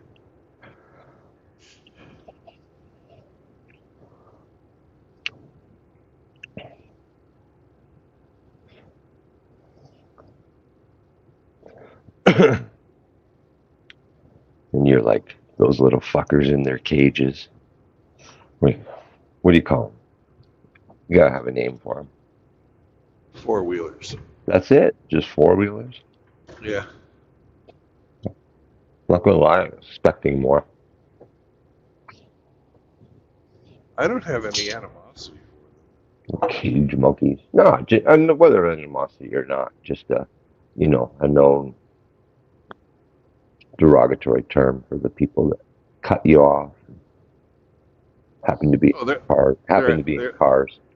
they're assholes. Okay. Or dumbasses. Also, it's pretty.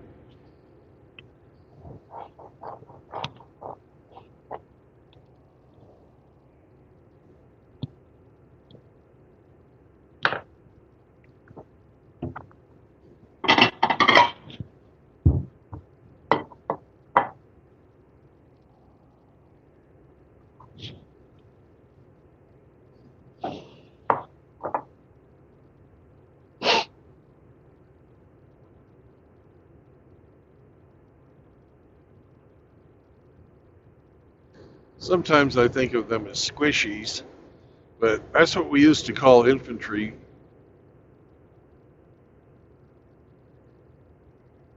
When I was in the Navy, was squishies.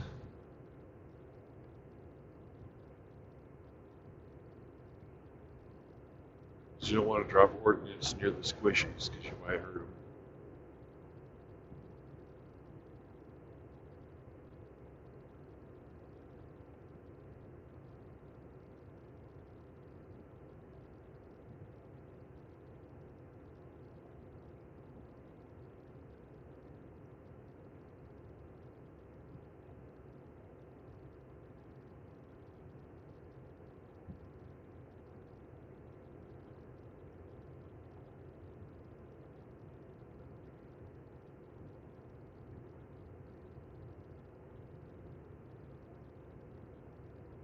I don't know how many other truckers call them that. Sometimes that's what I think of it as squishy. Squishies. That's kind of what they are. You would squish them, that's for sure.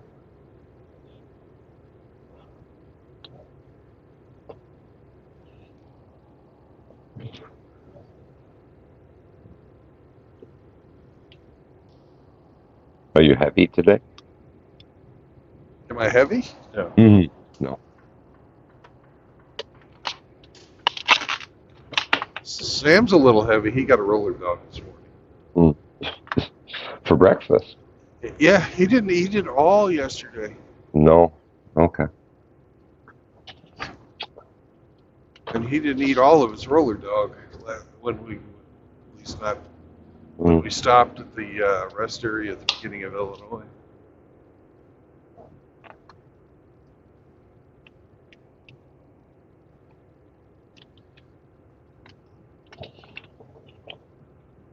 Picked up something from a truck stop, no doubt.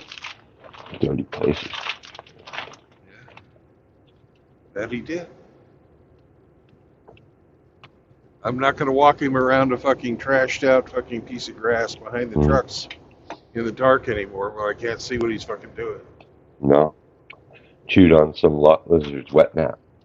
Yeah, something like that. Not good, not good. Actually, parking lots and stuff, you have to be careful you don't find no coolant anywhere if he's off leash. Oh, look at this sweet stuff. Oh no. Yeah, I'm already aware of that. And I don't let him walk through the puddles either because you don't know what the fuck they are. It might be hydraulic fluid that can hurt his paws. Yeah. You know, or giving chemical burns and shit like that. Or it might be somebody's fucking piss, and he'd fucking Piss be fucking jug. tracking Yeah. that into the fucking thing. So we're very aware of puddles, not to be trusted.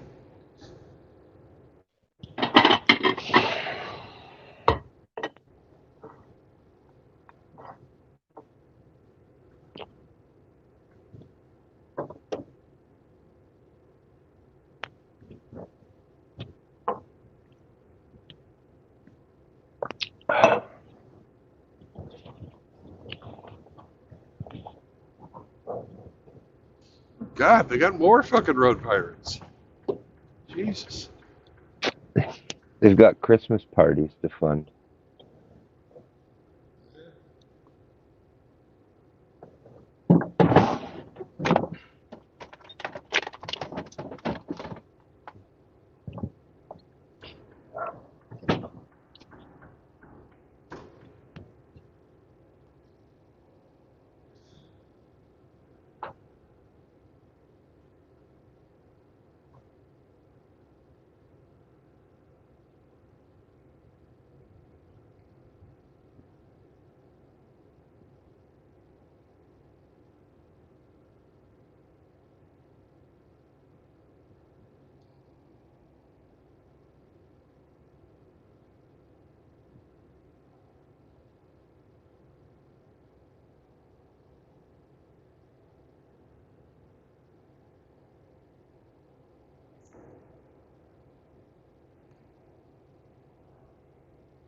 There's another one, but he hadn't caught anybody yet.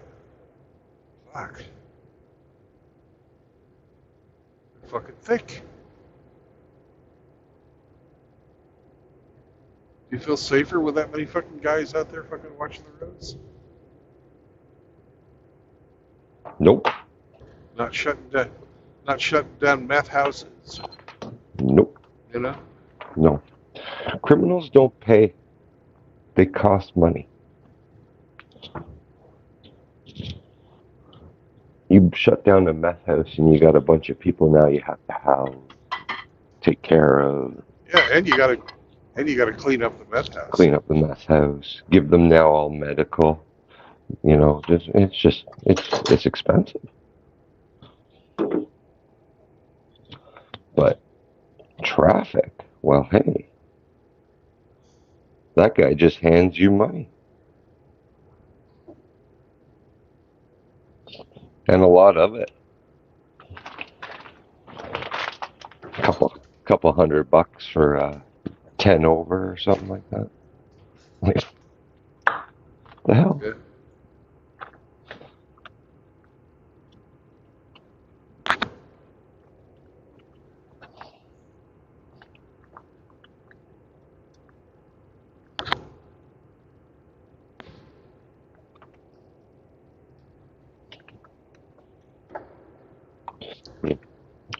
I think the average parking ticket, just plain parking, not handicap or anything like that, I think it's like $60.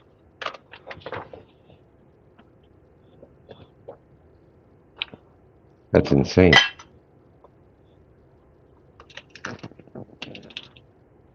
Yeah, it is. Follow the rules. 60 Mine bucks. was 150. Yeah, because you're Mine was commercial, right? 150. They charge more for commercial.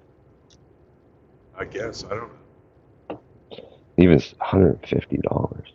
What the hell?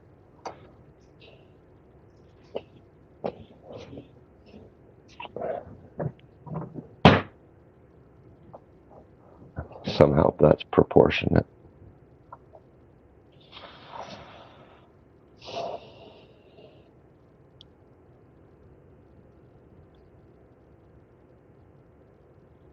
Oh, I do take up 5 car spots.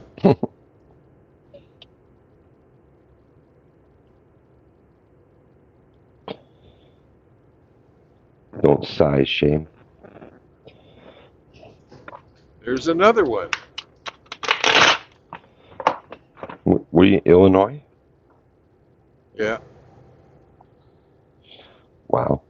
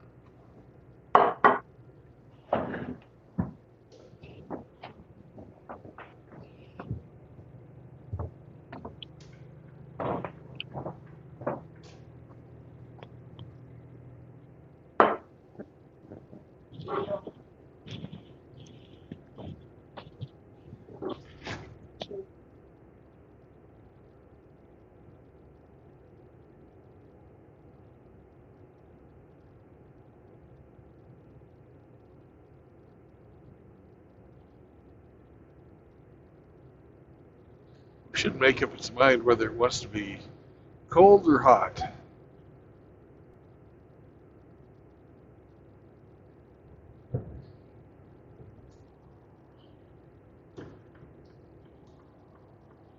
Because today, it's almost 50.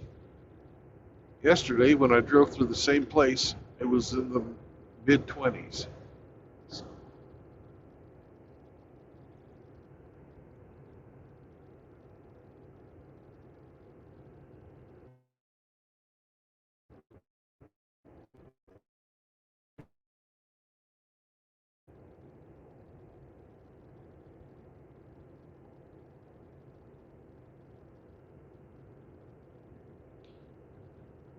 What's up, Outlaw?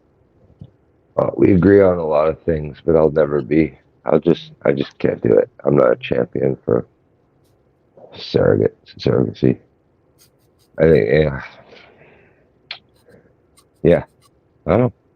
My morals, ethics, and values are against it. That's what it is. Yeah. Mhm. But that's cool. That's cool. It is. It is. It That's is Yeah. what it is. You know, I wouldn't, recommend it to my child, my son. I would, as I have the right to do, raise him how I see fit. I would be telling him, like Sure. if you're supposed to have a child, then you would probably have one. There's probably a reason that the Lord hasn't given you one yet.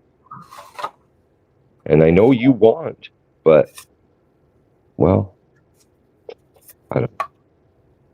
Well, You do you, man. But I'm just like I wouldn't be like I wouldn't do it for myself. That's about all I can say. well, it's very interesting because me and Doug and Chris and Indy had an interesting topic discussion on this last night, and my way of thinking about it, and I told Doug this. I'm like, we know that it's not required of all people to have offspring in order to keep the species going. I've never seen anything in nature that says we all must reproduce, right? No. Now, we're not everybody's going to be capable of reproducing. Some people are sterile, right? Some people are born with mental deficiencies that won't allow it. So it is possible to live your life without offspring, but that is in my opinion it'll ultimately come down to the individual man whether he wants to do that or not.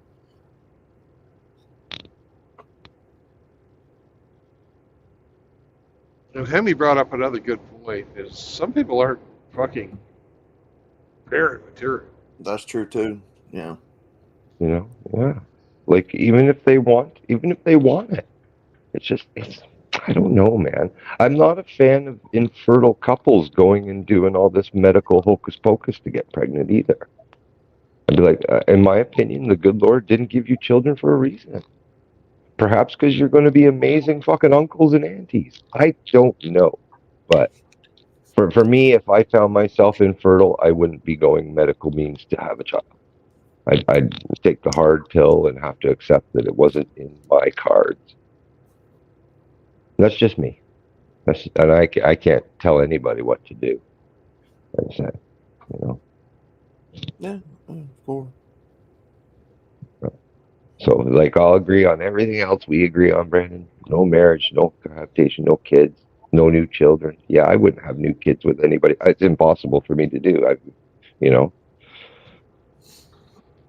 Yeah, it's impossible for Yeah. me too. Mm-hmm. We I've could been be fixed. reversed if we were really fucking adamant. They could extract it out of you, you know. Still do it. Yeah, Yeah. exactly. I did like my day of having children it's past, you know. Mm-hmm. So Yeah. you know, I'm 56. I yeah, don't want any more exactly. children. So that no new kids, that's easy. Even without MGTOW. Yeah. I can't Yeah. speak for a young guy. But a guy like Outlaw, Yeah. you know, Well, who's 35. yeah. Mm-hmm. It's My window totally is slowly closing too. I mean, I'm approaching my 40s, and I don't at this point I don't see it happening. Um, but that was a choice that I was willing to make, and it was something that, to be honest, with the sign of the times the way that they are, I think it's better that I don't. I when I was younger, I always wanted a little girl, but it isn't in the cards, man.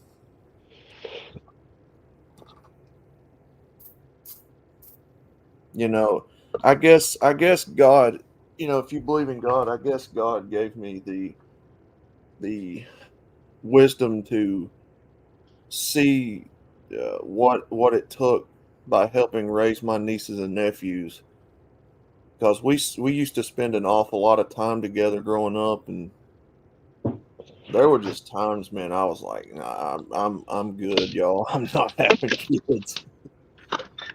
The arguments they get into, and but I did. There was a time I wanted a little girl and a little boy, and uh, nah, I'm approaching that age to where it's not gonna happen. You know.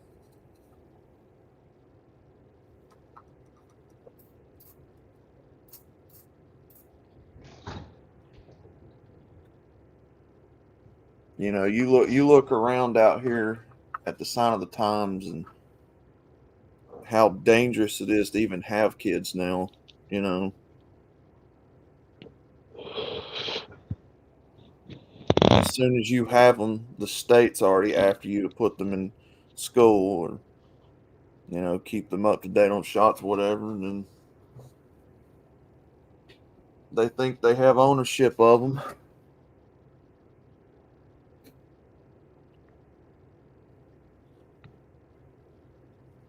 You know what I mean?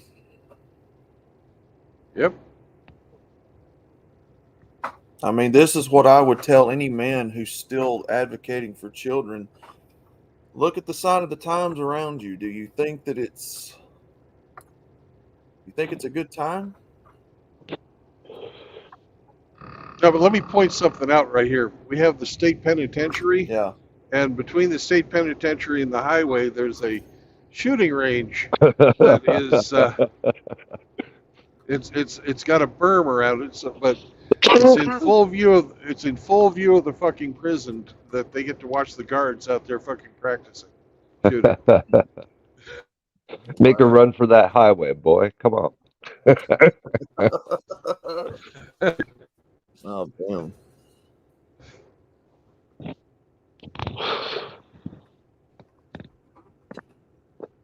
What would be more? That's some fucking psychological warfare. What would be fun? What would be funnier, Brandon, is if they fucking built the track between the highway and the range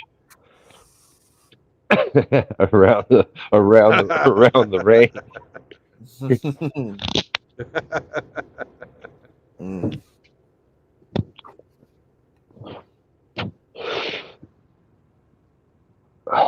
Oh, the zinc cookie guy is back. We have our own chef today, Outlaw. Oh, goodness.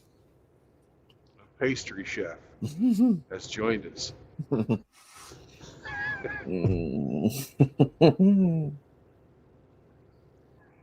What's he saying? Yellow Fever, would you like some zinc cookie there in Outlaw Tool Shed? Yellow Fever. Do you think No, that actually, I would be don't an love your zinc aphrodisiac? cookies. Say again.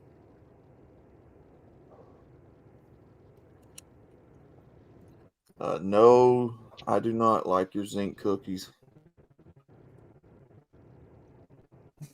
The fuck?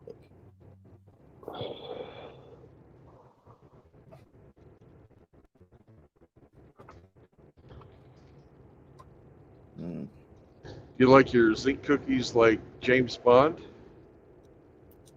I don't like zinc cookies, period. Shake it, not Mm. stirred.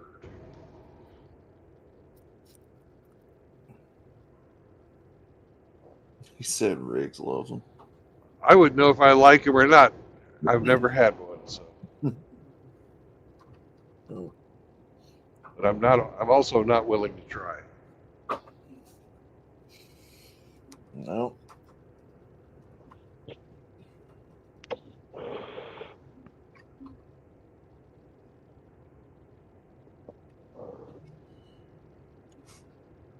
No.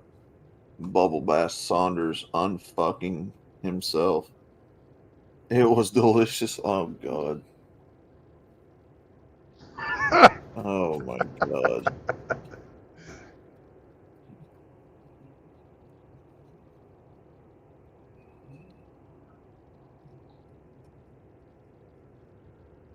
We have the best trolls.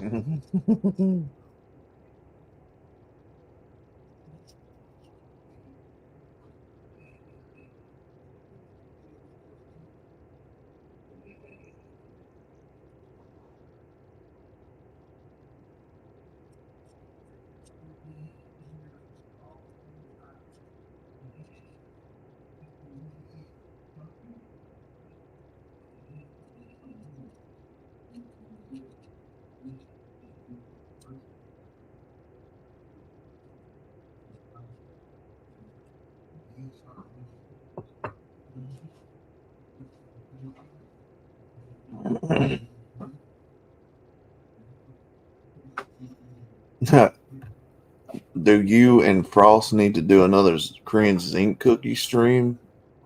Riggs? Oh my god.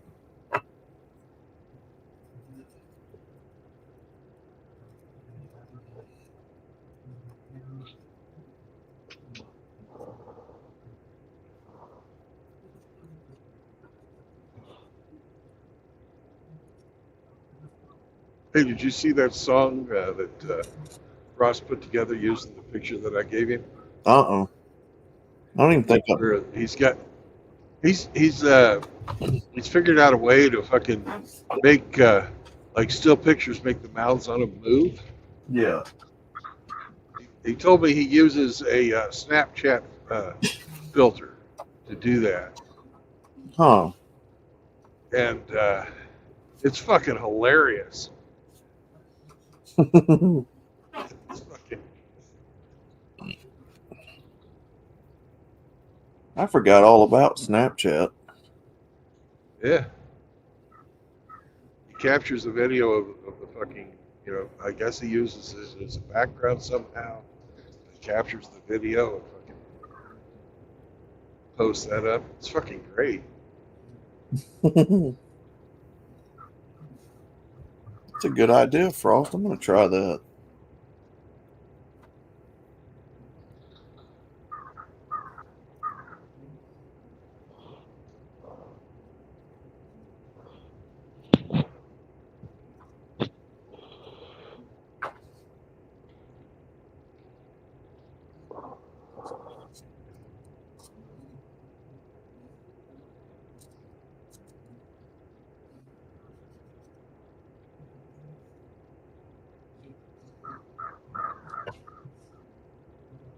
I hear your crows. What's up, Char? Yeah, if we ever do t-shirts, I'm definitely gonna get one of that. Doing Moki's 76 times 4.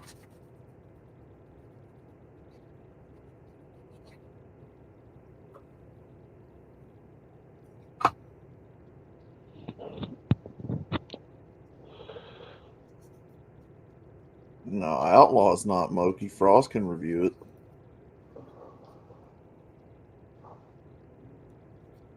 That's more Frost's niche anyway. What's that? Doing like more of the comedy parody stuff. Who would he be reviewing? Jack Murphy cookbook. Oh, okay. Yeah, well, he's kind of got a big start on it. That chick, I'm sure that she shares recipes with Jack Murphy.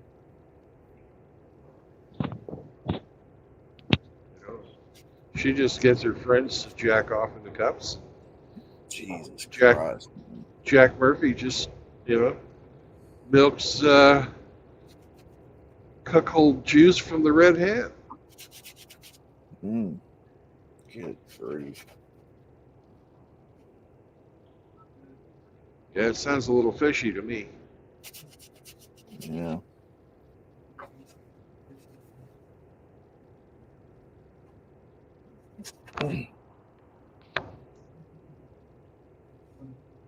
Oh, they didn't even get a groan out of it. Bless you. Thank you. Mm-hmm.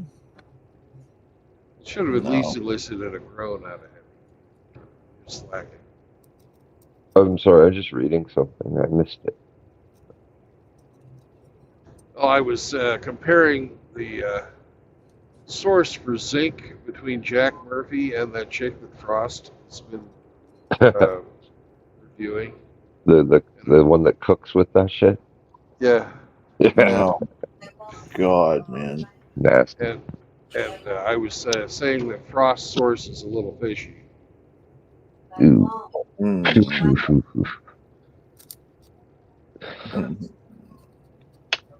It's pretty Or good. excuse me, not Frost's source, Murphy's source. Murphy's source. Yeah. Jesus Christ.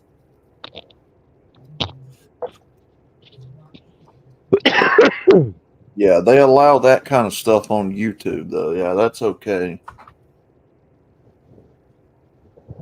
You know. It's pretty weird. It's pretty weird shit. I'm not gonna lie. It's pretty fucking weird. Well, the thing is she's a mother. There you go. She's a mother, single mother, There you go. with an OnlyFans account and a vegan fucking cooking with sperm channel. That's fucking gross. Not not everybody that has kids should. Exactly. Hey, they're another. They're And- another income source for her. That's all. And I don't think.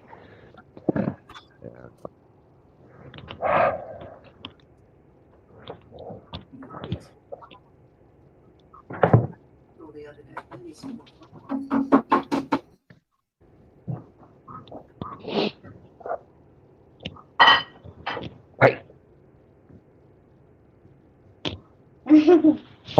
Almost time. 5 more minutes.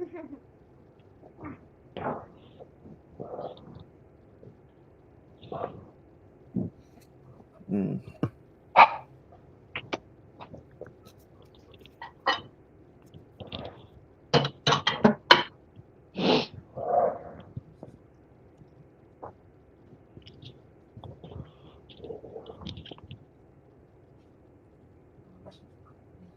Shit. 32 miles left in Illinois. Then I can start looking for some place to fill up. Is your battery full? Yeah. Good. Nice.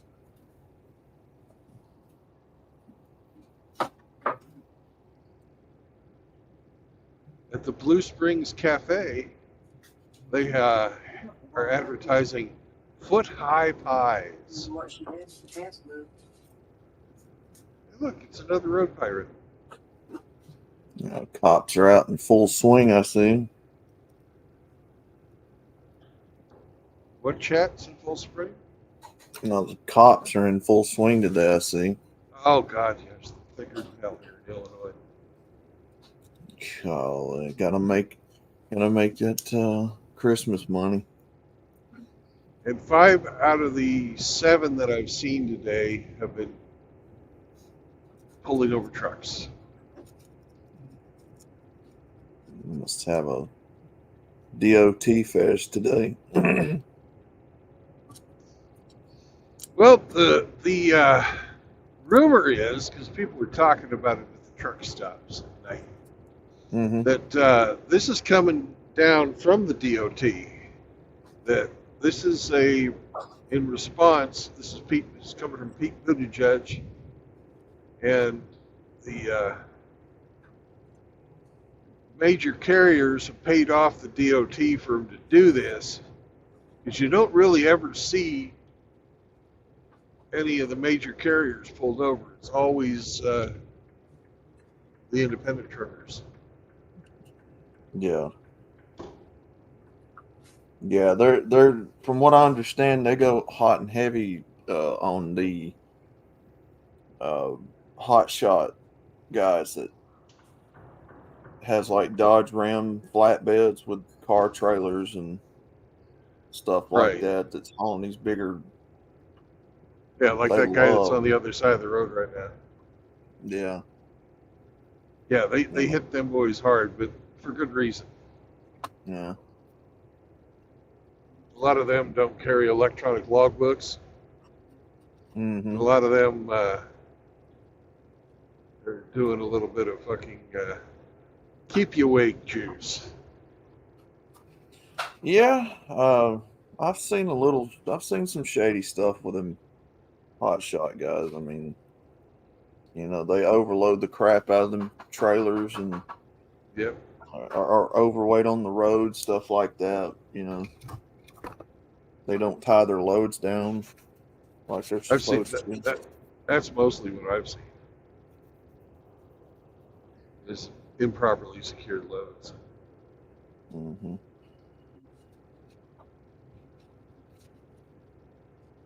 The ones that they ought to get, but they don't because they usually don't drive far enough for the damn rock haulers. Yeah. Some of those guys are fucking menace. Mm.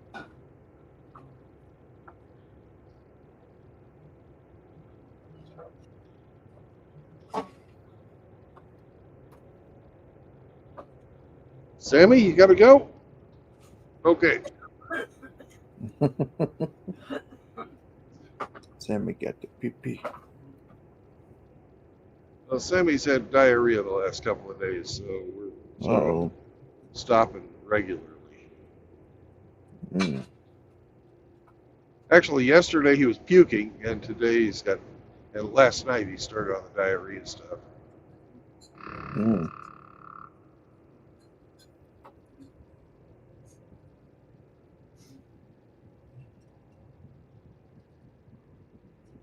It was a joy, I tell you, a joy.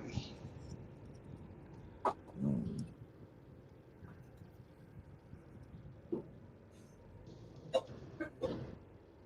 But he's a good boy, and he tries to tell me. He did Yeah. something really fucking smart last night. What's I that? was asleep, and I have a CPAP machine, right? Mm-hmm. He pulled the CPAP machine or the CPAP nose mask out of my nose to get me to wake up and take him out. Oh goodness. That's pretty fucking smart. I'll be right back. Scruffy is learning how to communicate. Mm.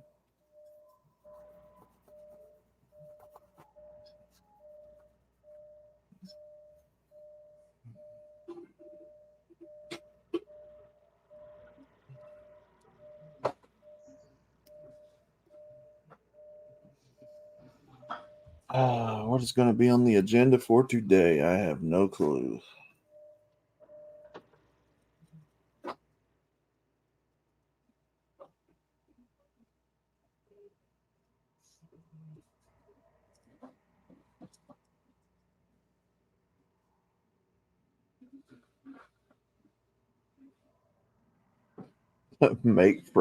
make fish zinc tacos.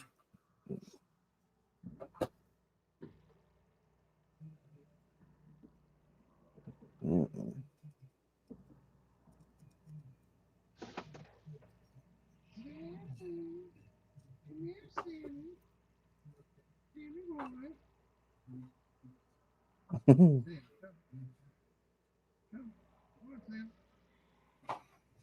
Sammy, come here. Sammy, come. Come on, Sam. Yeah, Yellow Fever Patrol Unit could, Moki. These guys are such good comedians, man. See a Zach Murphy cookbook review, guys.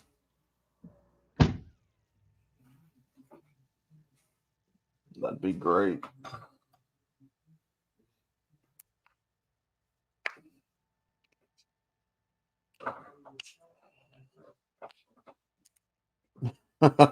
Emmy has every edition. Oh, I think he does too, and he just doesn't want to tell us. No, you're hiding some cookbooks in there, Emmy.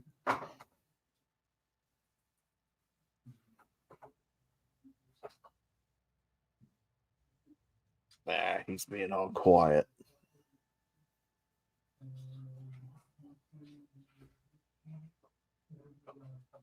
Even the desserts.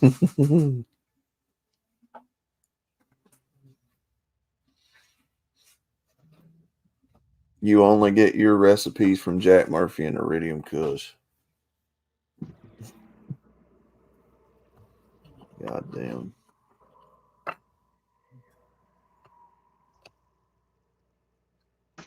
Cooking with a dash of panache. Panache. Yeah. You gotta put the fancy It's panache. panache. Yeah.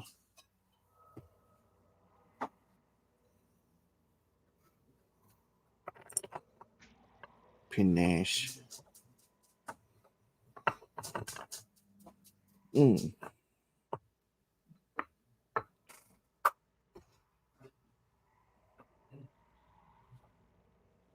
That dang burner on the stove in there. It's like it's gonna explode every time it lights.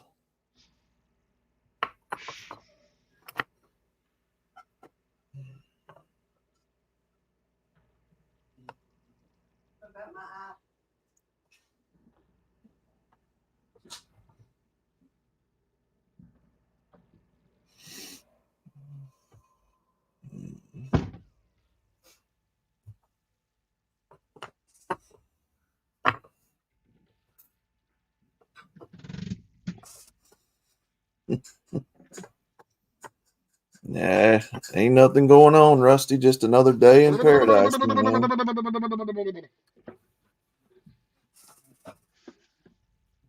Mm.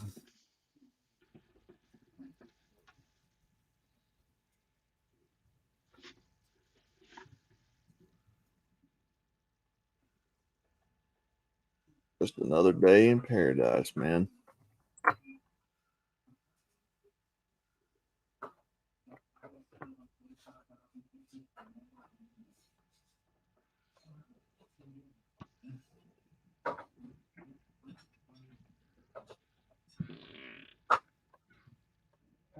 I thought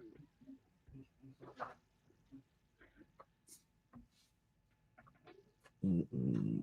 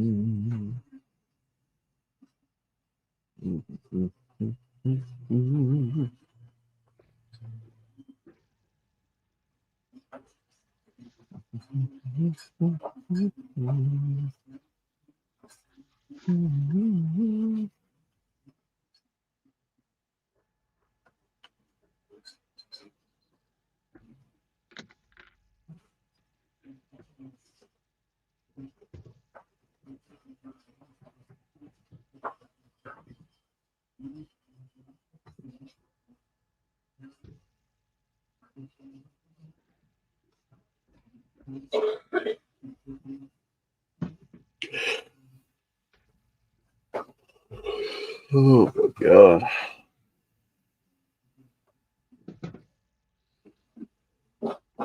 Oh, that was a good one.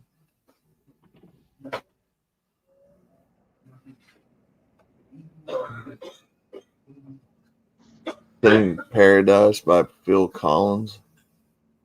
Uh, no,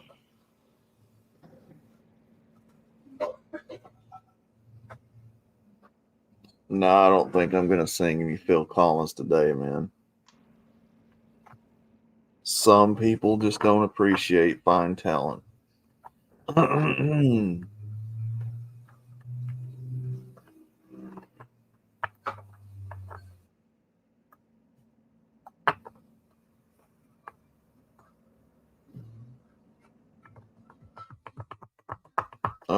went Brandon.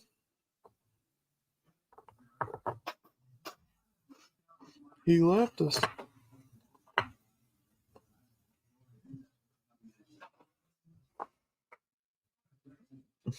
Oh God, SE, Jesus. Oh man.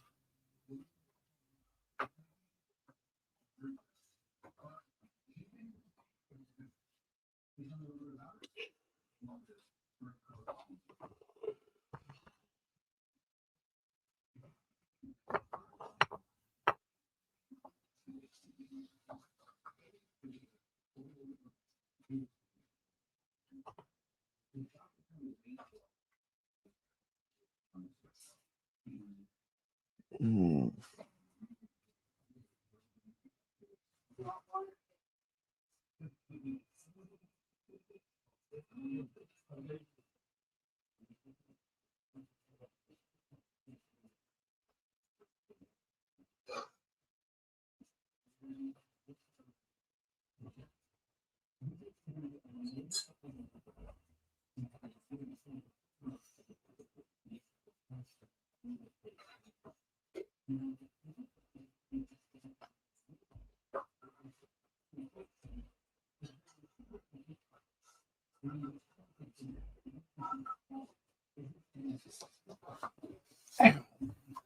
Hmm.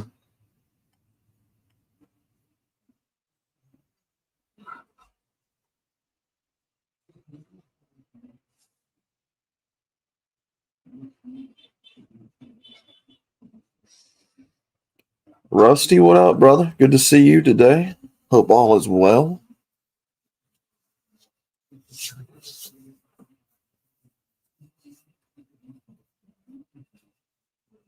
Yeah, Moki's the center of cream filling.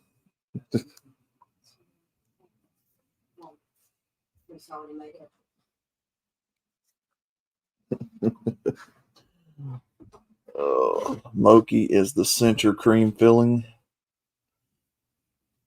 Oh shit.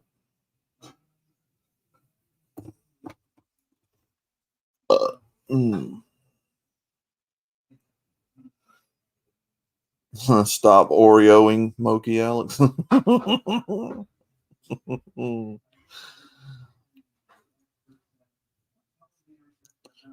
Hemi's right here, but he's not speaking. Rusty, I don't. Doing dishes. Oh.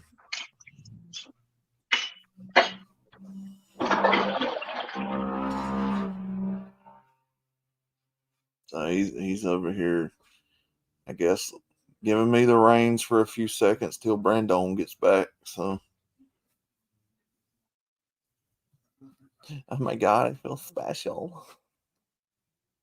I feel so special. You make your own Oreos instead of cream filling. We use zinc. Oh God.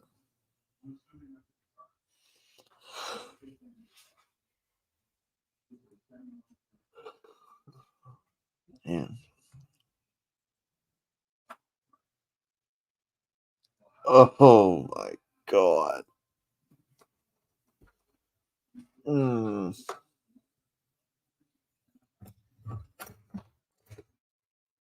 Oh, that could have went out all day without seeing that comment.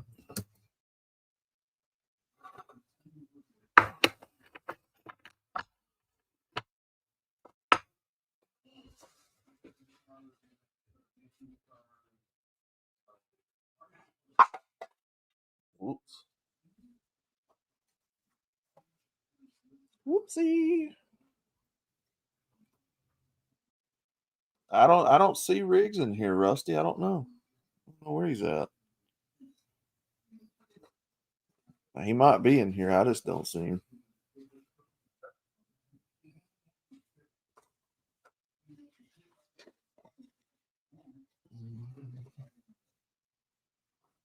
No, brother, I don't steal cookies.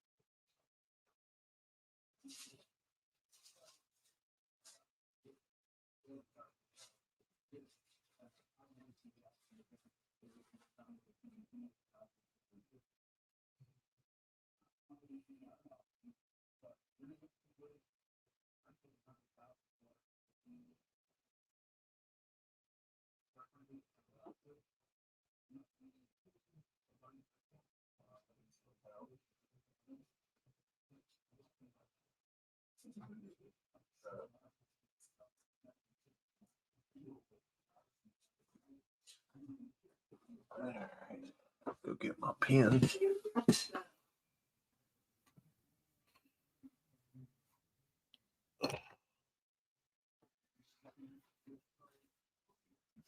In that big cup. In that big cup. Do outlaw like Bussy.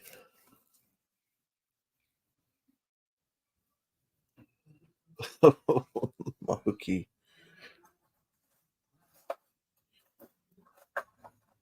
Brother, I kind of think it speaks for itself. I mean, I'm using a female avatar.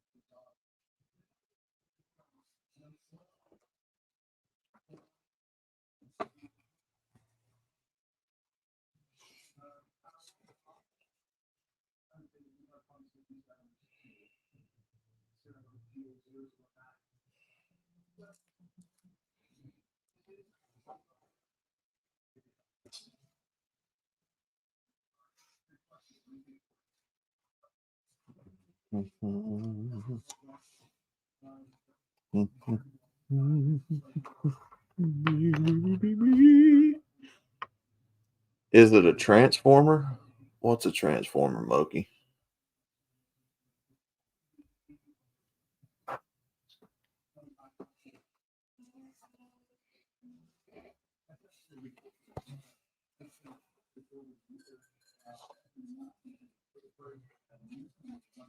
What are we talking about here, sir?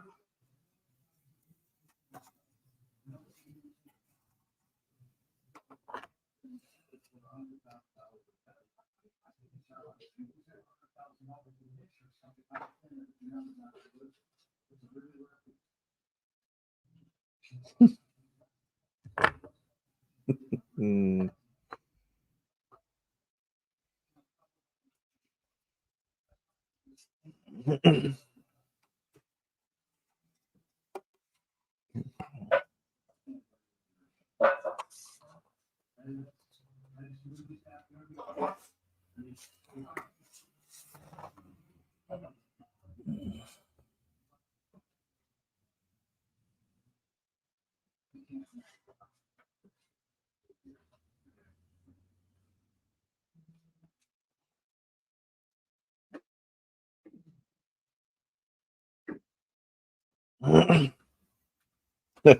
No cookies for you. You're on a diet. Yeah.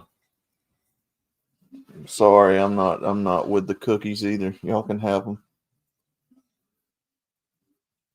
Y'all can have all the shares you think are for me.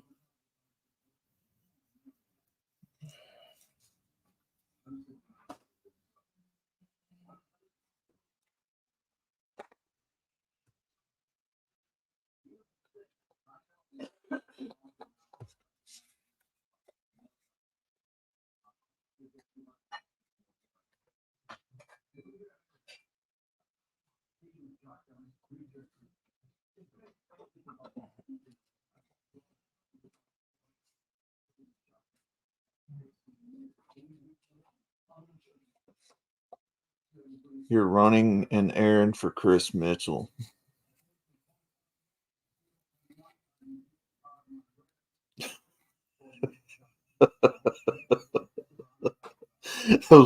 those fucking cookies will turn you gay, gay, gay, gay, gay, gay. I love that Hammerhand cutaway. Trans troons are going to self-delete at a rate of 41% regardless of gender surgery. They couldn't accept who they were, and surgery makes feel like more of a freak. Don't be a 41%er. Yeah. Yeah, they're going to have issues in this culture regardless, because they're suffering from mental illness, gender dysphoria. You know, I don't care what the modern day news speak is for all this stuff. It's gender dysphoria.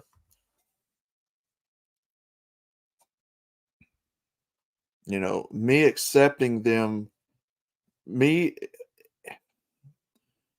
or you accepting their mental delusion is not going to solve the gender dysphoria in their head. All that's going to do, and you guys have seen it out here, it's going to enable them to continue to live in this delusional fantasy. It empowers them. It enables them to live in the fantasy. In their mind, it thinks it's helping them to make sense of it. It's really not. It's not solving the issue. It's enabling the symptoms. It's ma'am. Right. So, you know, when you talk about, you know, helping people, tough love and all that, you don't enable people to live in delusion. You Nope. try to get them the help they need, and unfortunately, I have no idea how you would solve gender dysphoria. That's beyond my realm of knowledge.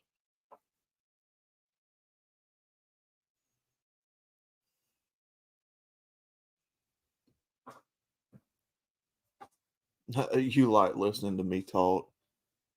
I hope to be there when the South rises again. Jesus Christ.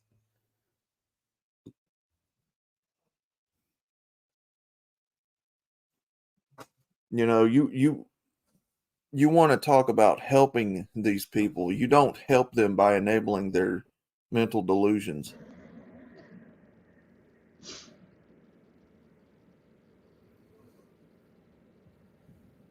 All that does is makes it harder to get through to them.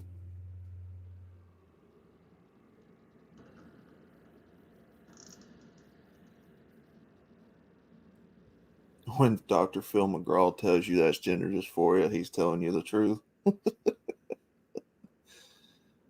Oh.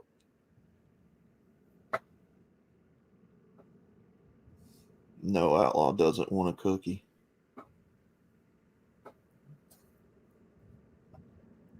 What's up, Rusty? What the hell is going on up in this joint? Oh, not much, man.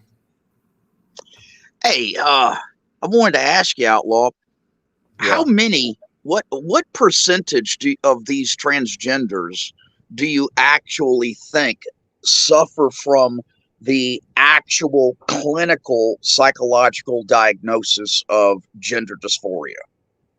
Which, by the way, you know, the Psychological Association has now done away with. That's become a bad word now. Yeah.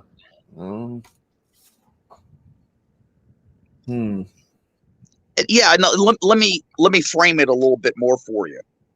You see, I don't believe that every case of transgenderism is indeed a psychological identity crisis. Okay, Yeah. I don't think that every single one is gender dysphoria.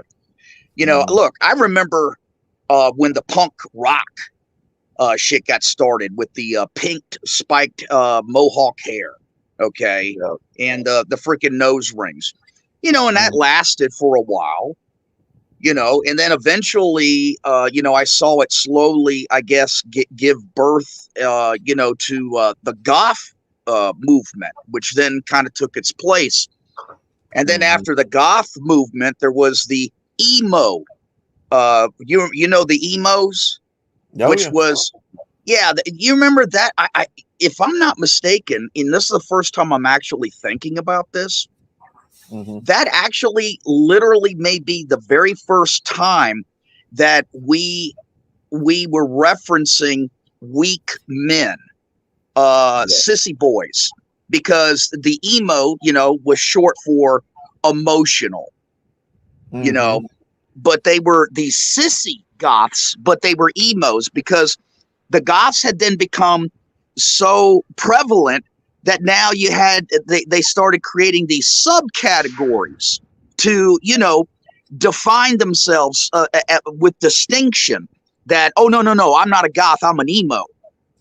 Do you think that there's a part of that that's at play with this transgenderism? Yeah,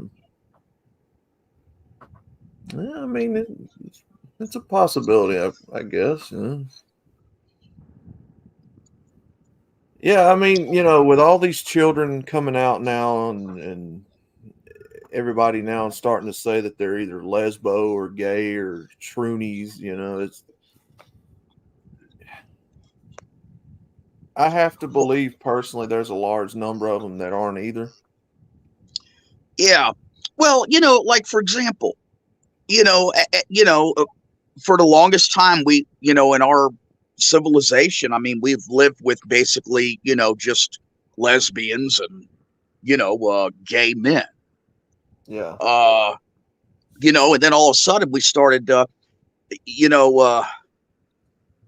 me back up 1 second. Transvestites. Now, see, that's a word that we don't even use anymore. Yeah. But I remember transvestites. And the funny thing is that these were not necessarily homosexual men, but they were men who liked to create themselves in the image of a woman. Yeah. And as time has progressed and, we keep adding letters, to this alphabet, this rainbow mafia. Right. And it's like one of the reasons that I think is behind that is that, it becomes too common to just be a trans woman. It becomes just too common to be a homosexual man. It becomes just too common to be a lesbian. Now, somebody wants to, draw the line and say, oh, wait a second, I'm special because not only am I a lesbian, but not only am I am formerly a man, I am a transsexual woman who is bi-curious, bisexual, and polyamorous all at the same time. Yeah. Yeah. Yeah, and everybody here knows, how easy it is now to just say you're this and fall under the umbrella of a protected community. I mean, now by saying you're a tranny, you're a troon, you're gay, now you're given, special preferential treatment as a protected group. You garnish attention. I think a lot of it is people jumping on the bandwagon. Just saying they're this because for whatever reason, maybe they didn't get enough love at home or attention or something like that. So, I don't know. I'll be honest with you. I don't understand these people. No, we can't. And see, that's the problem. That's, that's call it a problem. I call it a salvation. We can't relate. We don't understand. And we never will. the thing is that, you know, what's really becoming chic these days, and you know, as an act of absolute true rebellion, is to be a normal white man. Yeah. Absolutely.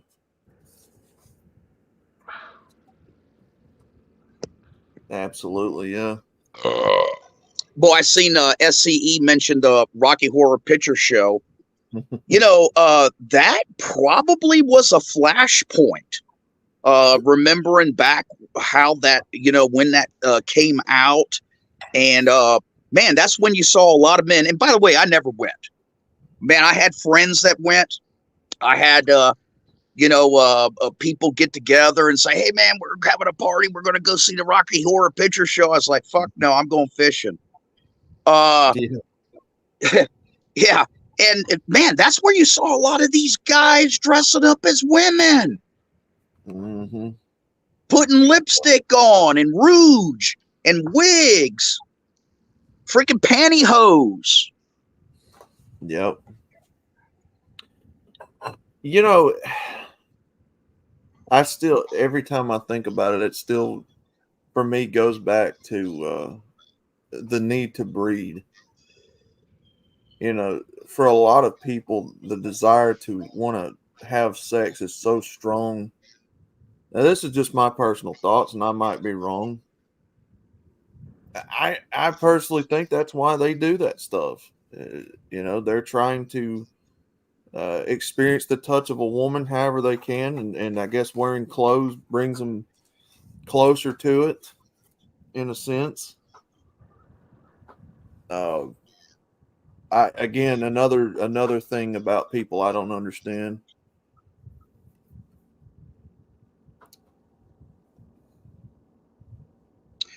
Well, I had a tenant one time. It was an older retired teacher.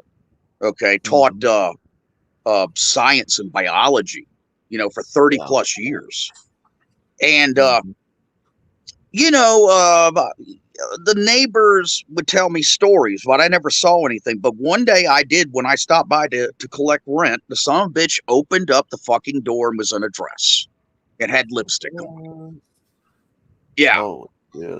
Yeah. And a few years later, it turned out that he had a brain problem.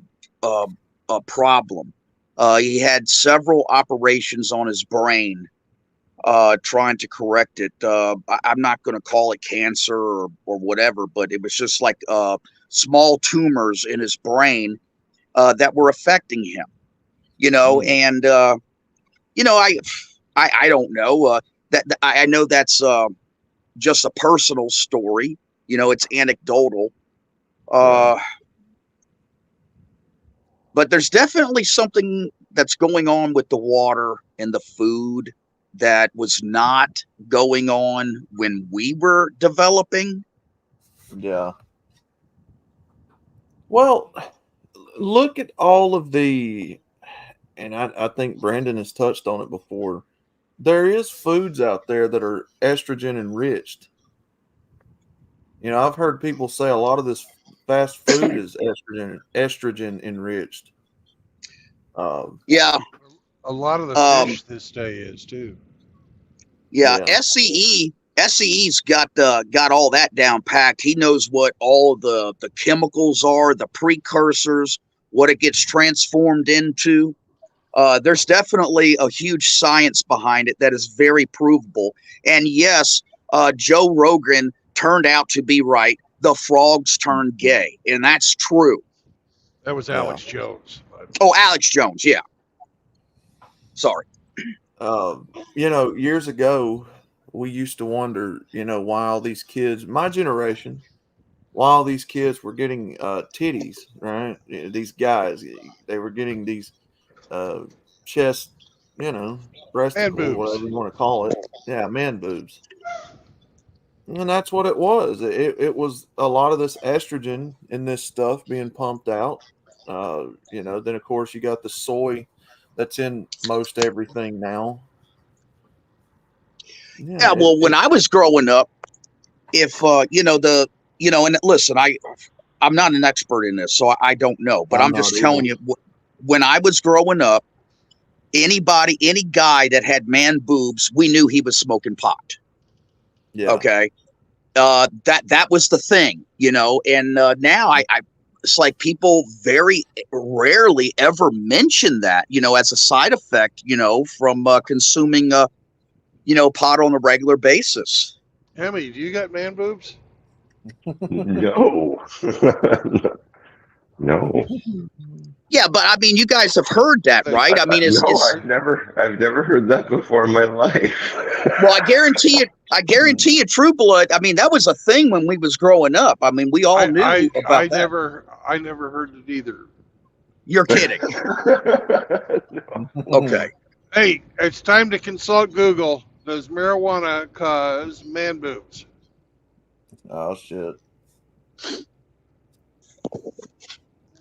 If somebody had man boobs when I grew up, it was always some type of fucking fat fucker.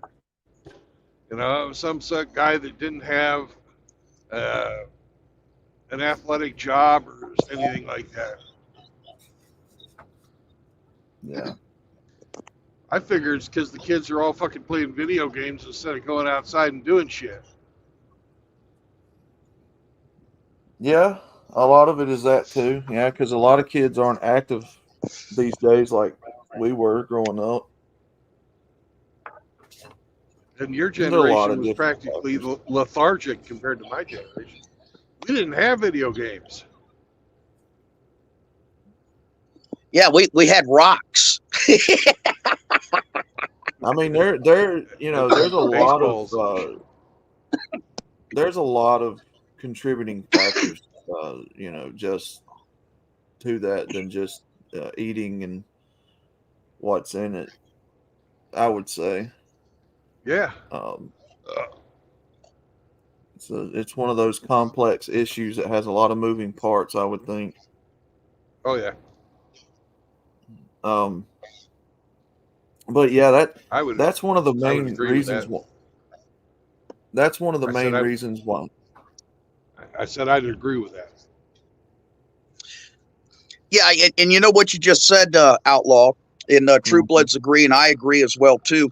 It reminds me of the very first Batman movie, and I've given this analogy before, but you remember the Joker, when he got his plans up and going in his factories and everything, he was making like makeup, shampoo, underarm deodorant, and some other products.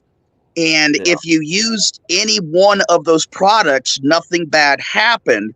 But it was the combination of using the products that joined his super secret evil genius formula to come together. And then it turns you into, a Joker robot. Yeah. All I know is the amount of pot I smoke, Rusty. I should have double D's. Hey, I didn't say it was true. I'm just saying that's something that when I was growing up, that was kind of like if you touch a toad, you'll get warts, which is completely unscientific and non-factual.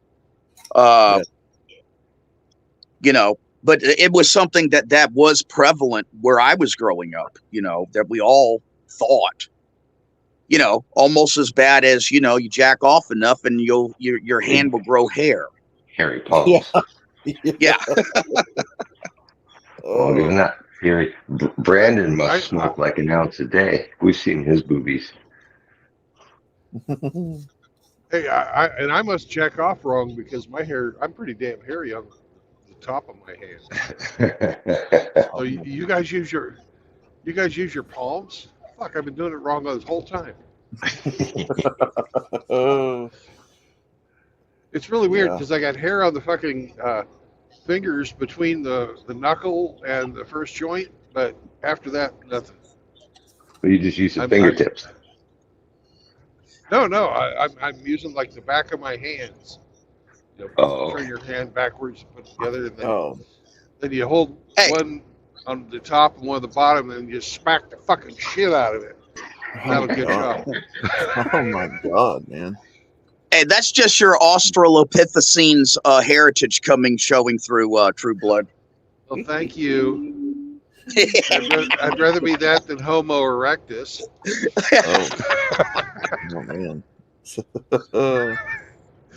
But I think Massachusetts map with like Homo erectus better. Oh god. Oh Lord.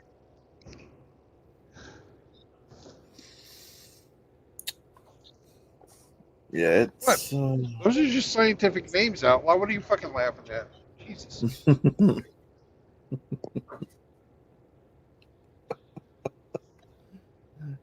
You've been using your Rogaine wrong.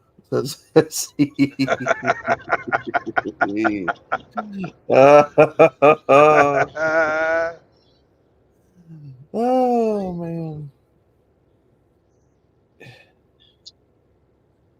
Well, my generation, or at least the time period that I grew up in, was in that in between phase.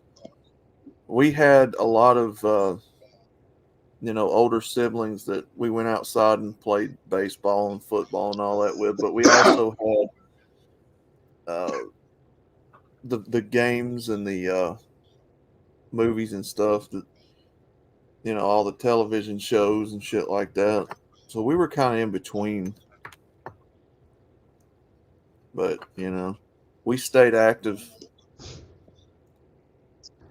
Did people try to put you down? Mm-mm. Just because you get around?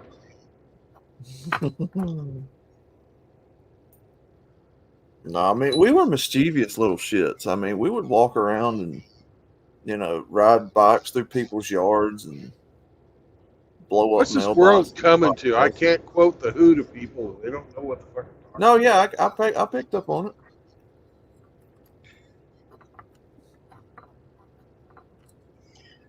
Yeah, I was always a day late and a dollar short with the development around my neighborhood. When all the other kids my age had, they started off with those metal roller skates. You get going on the sidewalk and try to avoid the freaking lines. If you hit one of the sidewalk joints, you go flying 10 feet. Yeah. I by the time I convinced my parents to get me roller skates, everybody else had graduated to freaking skateboards. And then by the time I convinced them to get me a skateboard, everybody had graduated to bikes. Hell, I got a damn a big wheel and damn green machine, and everybody was laughing at me around the neighborhood. And then by the time I got a bike, everybody else had a fucking car. I couldn't win, man. Oh, damn. I bet none of them have a Hatteras convertible now. Oh, yeah. Well, shit does catch up.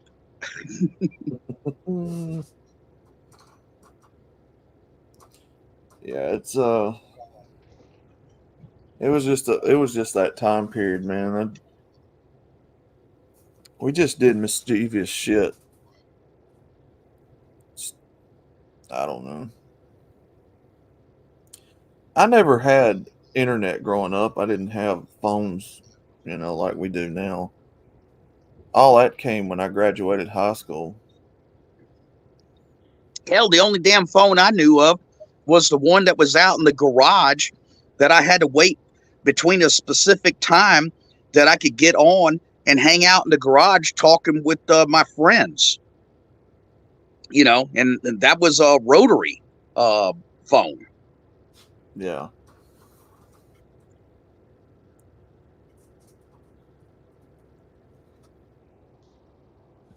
Yeah, I didn't get my first cell phone till I was in high school, and then that was around the time I was graduating. Which I'm kind of glad because the internet, to me it's a two-edged sword. I mean, it's been useful in some ways, but in other ways it's opening you up to the entire world and seeing all the harsh side of it. and munging. And munging. Yeah, hold on a second, Rasputin. How did you know that my first bike was a Huffy? There's another road pirate. Yeah, and it got stolen too, by the way. I left it on my front porch one night, came out the next morning to ride to school on it, and it was gone. Oh, Man, I damn. was heartbroken. I And had then a my dad- Schwinn. Yeah, oh, hold on a second. That's what I was going to say next. My dad felt bad for me, and then he had a bike for me a couple of days later, and it was a Schwinn. It was a Schwinn that you can fold up. It broke in the middle of the frame, and it was a girl's bike. Convertible. Your very first convertible. It was a girl's bike. I told my dad, I said, I can't take that to school. Are you kidding me? He's like, what are you talking about? This is state of the art. I said, it's a girl's bike. It doesn't sound safe either if it folds in half. It opened on me several times while I was riding it. It was so funny seeing the rear tires swing around to the front while I'm going, pedaling fast as I can. Yeah, it don't sound safe at all. Yeah, that's one of those things like lawn darts that they removed from the market. Oh, I Yeah, love I mean, my y'all- fucking lawn darts. Lawn darts were so much fun. Hell yeah. I was fixing to say y'all's generation had all them dangerous games like the freaking lawn darts and the what was it shit, what else was it? Oh, I'll tell you something that we had, Outlaw. Our guns that we would pump up that would shoot the little plastic pellets, they actually were just as powerful as the damn Crossman professional damn BB guns that they sell today at Walmart that you can't buy unless you're over 16. We had them when we was 7. Oh god. Rusty, when I was 7, I got a single shot bolt action 22. Damn. For Christmas. Well, your dad must have trusted you a hell of a lot more than he trusted me. He didn't know you, but that's probably true. Yeah. My dad, But he would never give me a gun. in Cub Scouts, hunter safety was one of our fucking badges, and I got promised that I got my hunter safety badge, I could get a gun. Now, Yeah. I didn't get to shoot it unsupervised until I was like 10, right? But it was my gun. I still have Nice. that gun. That's awesome.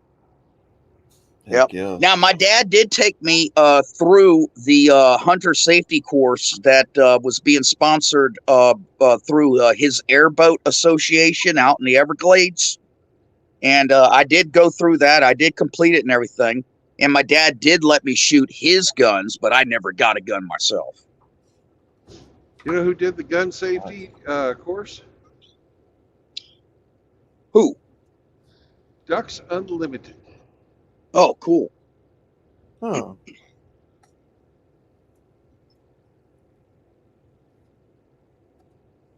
Yeah, it was the law enforcement division of the Florida Game and Wildlife that I went through. I used to have a bunch of those shirts. And it didn't cost anything. That was part of their deal back in the day.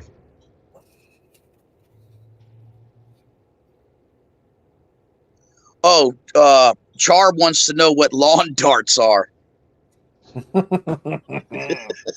Lawn darts are about these, I'd say they're maybe a foot long, and they have a sharp, pointy end, and they're made, the center shaft was made out of metal, and then they had wings on them.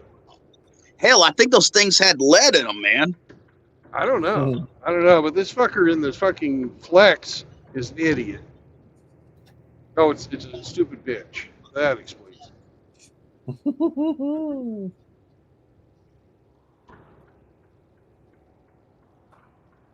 A stupid bitch. Yeah. Mm-hmm.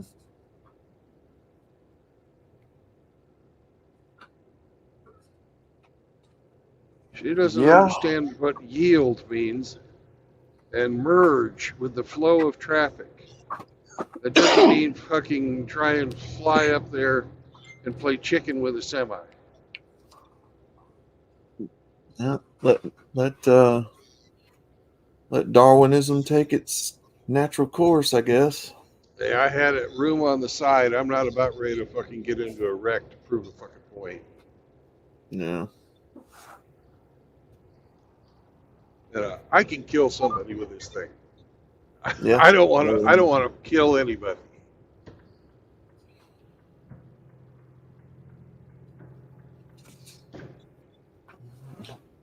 Yep. I had a Daisy BB gun when I was about 10 years old.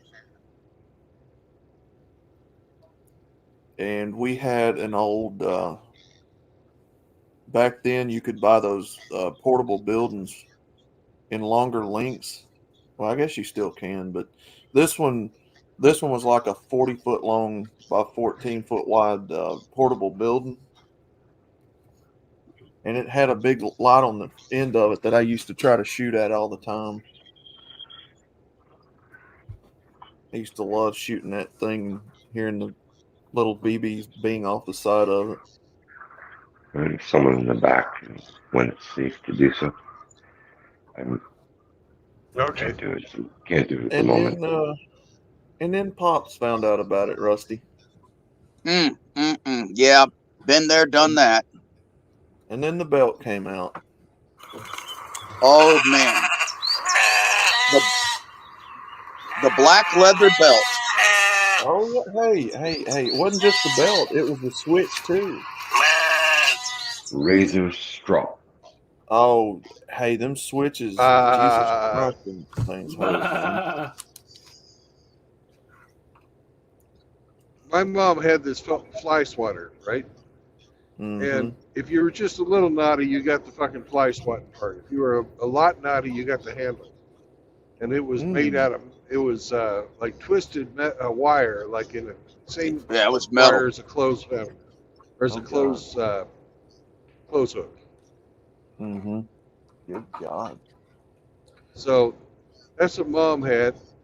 Dad had hands. Oh yeah. That's all he needed. Mm. Hey, did you ever get paddled in school, True Blood?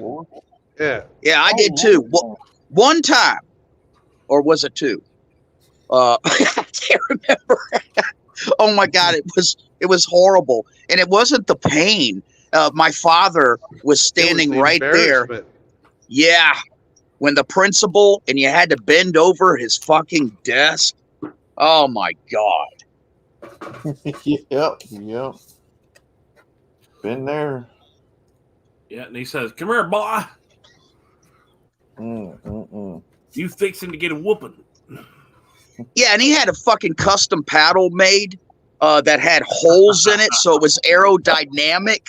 So that fucker could fly really fast through the air. Yeah. I got one of those, but it wasn't children. Son, that paddle hard. And I went to elementary school when that started getting phased out. My principal had one of them paddles like you were just describing, and he'd slap the side of the wall to get people's attention. Oh my God, that's sending that cold blood feeling down my. I'd get scared every time I'd hear that thing smack the wall. Well, that's what it was meant to do. Scare the Yeah. fuck out of you. They didn't, Oh, you it know, did. when they beat us, they didn't really do anything to hurt. But they did Mm-hmm. fucking intimidate the fuck out of us. Yeah. Hey, outlaw. Look at my icon. That's my tool shed. Ooh, I like it. I was back when I had a shed. Hey, I'm getting a 20 by 20 delivered tomorrow morning, loft style, or barn style with metal roofing, and a 4-foot front covered porch. I'm getting that delivered tomorrow morning. I might have to do a little chainsawing this afternoon to make some room for it where I want to put it at. You know, Rusty, those sheds like you're talking about, I've seen a lot of people start buying those and turn them into tiny homes. Yeah, I already have. I have a prototype. Yeah, I have a prototype. It's 12 foot by 34. I added a back porch onto it, and that's where I ran everything for the washer and dryer. It's open. There's no bedroom. There's just a large kitchen, and I have an enclosed tiny bathroom with just a shower in the corner. But the rest of it is just open. It's just like a living room, bedroom type deal with a 4-foot covered porch. And I get $700 a month for that, but I include electricity, and water. But the water doesn't cost me anything because it's out in the country. It's just well. Yeah. Yeah. But yeah, I got the prototype for it. And I think Home Depot and Lowe's have started catching on because they're charging ungodly prices for them sheds now. Oh yeah, it's up $14,000-$20,000 easy. Yeah. Now this 20 by 20, which is just yeah, the 20 by 20 I'm having delivered. It's around $7,000, I think. Good Lord. Yeah, and they got a special going on. I'm having it delivered, no money down, and I signed up for their, I think it's 36-month financing. It's like 9.9% interest rate. I know, which is high, but the ease and in comfort and something that's just ready to go. You really can't beat it. Plus, you can move it in the future. Yeah. True. There's people down here that I've seen before that lives in these 12 by 24 portable buildings. The kind that look like got 2 windows on the front, a door in the middle, and like a roll-up door on one of the ends of it. Yep. Yeah, I've seen people live in those too. Yep. Yeah, and part of the installation, I purchased 4, hurricane straps, that are down, 4 foot, and then cinched up. It's all metal strapping, with the hurricane anchors, for each corner. They make them sheds now that's like 2-story and all that. It's pretty cool. Mm-hmm. Yep. Mm-hmm. The 2-story ones are about $20,000 though. Yeah. I mean, they're nice. Hell, if I had the cash, I'd buy one and live in it. They're not that big, but they're pretty good size. Well, I was just telling this story just the other day.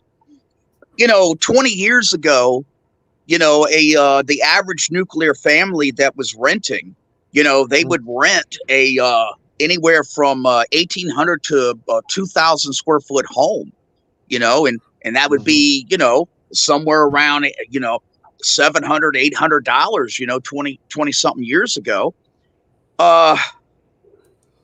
And what I have seen in this industry, the change that's been taking place is because utilities have gone through the roof. Okay. Yeah. Even if somebody could afford, a 1,800 square foot rental home today for their family, they would barely be able to keep up with the fucking gas, utilities, the electricity, and the water. I mean, it's astronomical. And so everybody's going smaller and smaller and smaller. Well, I don't know about other areas, but I know here in Alabama, you know, our power company has been monopolized by Alabama Power. So they pretty much own the monopoly of the electricity for homes and Yes. stuff out here. They're And selling the electricity to all of the other electrical companies. yeah, Yeah, same thing here. See, it's Mississippi Power here that is selling all the electricity to, and see, I deal with several electric companies: Pearl River Valley, Singing River Electric, Mississippi Power, and let's see, I think there's one more. But Mississippi Power is selling it to everybody, and you know they dictate the prices. And man, every 2 years, you know, there's a rate increase, even though you might belong to a co-op. yeah. You know, it's crazy. It really is. You know, the average Welcome to family is Missouri, spending motherfuckers. the average family is spending like $500 in electricity per month. You know, it's crazy. Well, you know, see, Pops, you know, he's disabled now. He can't work anymore, so he's on Social Security, and you know they're on budget billing. That don't matter to Alabama Power. They're just charging whatever the hell they want to, and well, the thing is with budget billing is it's based off of, number one, they set your price based on historical use. And also they factor in future use and future increases. So like they might set it at $175 a month, right? Yeah. You know, and you got two heights. You have the height during wintertime, and then you have the height during summertime. Okay. That represents a good 6 months on either end, because you got 3 months of extreme weather on each side. The rest of the 6 months is moderate, and then they're still charging the same price. And the problem is that a lot of people that's on budget billing with these utility companies, they don't realize it, but there is a back bill that is building up. Yeah. That's it. Yeah, it makes sense. Yeah, because it just fluctuates out of control every month, you know, and all we've got here is just a 30 by 40, you know, makeshift shop garage building, which me and my brother work out of on and off. But yeah, it goes ungodly at times. The water billing out here is ridiculous, you know. I don't know, man. I don't know where it's going to end. Our city here has this weird thing where they force you to take out trash pickup. They force you to. You don't get a choice in it. And then they bill you, you know, at the end of every month for having the garbage trucks run around and pick up garbage. Usually, most city governments, they tack that on to your water bill. And the way your water bill works usually is that they measure in meters how much water comes in, and they just double that because they're charging you for the sewer use as well. And then they also tack on the garbage collection. And that's how most cities do it. And it's ridiculous. Yeah. Yeah. It is.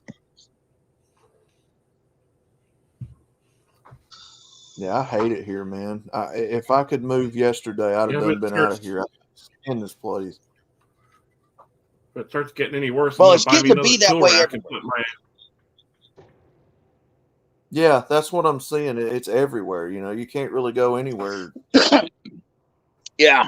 But I will say this, the 3 states that's cheapest, in my opinion, from my research and my own personal experiences, is Alabama, Mississippi, and Louisiana.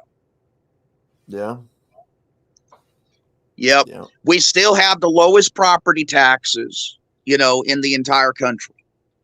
Although they're catching up quick. Let's see, the property tax on this property every year, I think it comes out roughly somewhere around $300-$400 a year.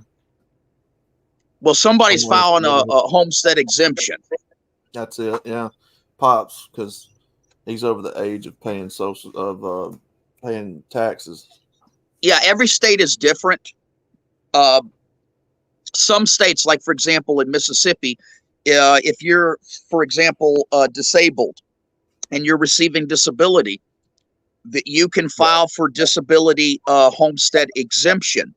You know, if you're over a certain age, you can file homestead senior exemption. But if you're not, you're just filing regular homestead exemption. Basically, you're cutting your property tax here about 30%. Mm-hmm. Let's see. Then the property that we still own that got blew away in the tornado, that's another couple $100, $400 a year too, I think.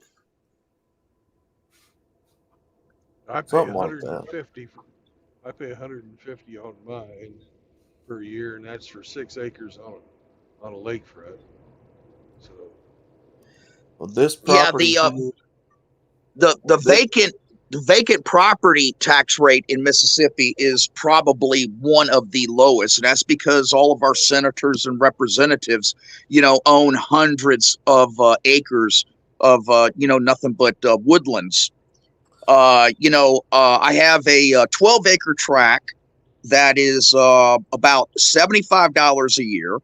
I have two 7-acre tracts side by side, which is 14 acres, and I pay almost $100 for both of them.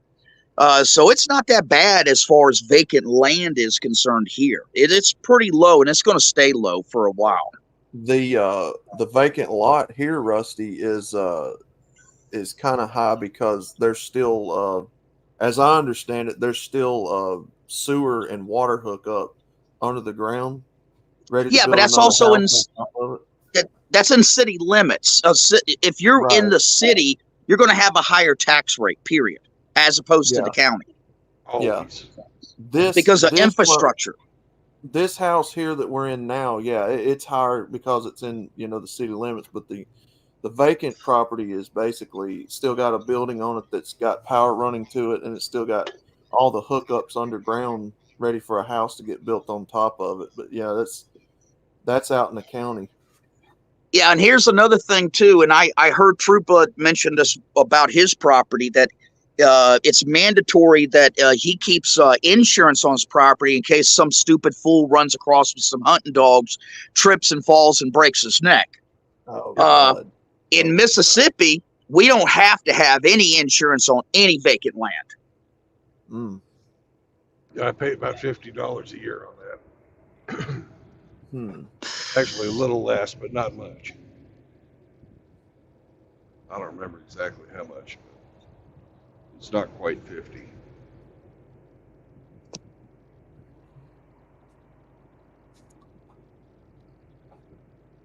Yeah, it's just, I don't know. It's just ridiculous that they're allowed to monopolize all this power and water and Go off grid. Yep, that's the goal, is to try to get independent from all that with that property up there the family owns. So Where's that? Is that like in northern Alabama? yeah, it's going to be northwest of Birmingham, out in that region. So I don't dox myself, right? That's some good country. It originally was 17.5 acres purchased, but then my nephew, my brother, all them went in together, so they've recently just added on to it by purchasing a house that was already on it with an additional, 2 to 3 acres. So they've expanded it now to like over 20 acres. So yeah, we've got a pretty good setup up there. It's big enough to put cows and gardens and all that up there. So that's the goal. I want to get up there and try to learn how to start doing all that farming, grow crops, because there's woods in the back of the property where deers are all the time, and then up the road there's a river that you can fish in. So we're set, man. We're set, man. Once we get set up and get going, I'm gonna stop going to the grocery store and buying all this, you know, overly mass produced garbage shit that's in these boxes. You know what I mean? Yeah. That's the goal for me. I want to get off all this processed food and being so dang dependent on these grocery stores.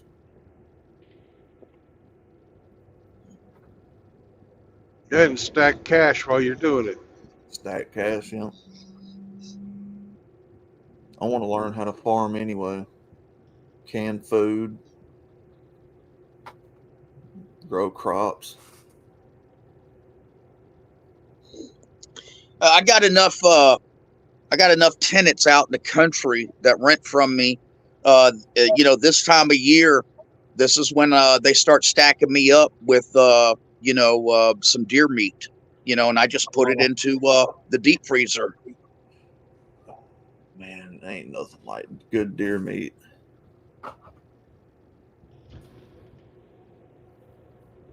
We ain't had nobody kill nothing yet this year, though. I need some deer meat, man.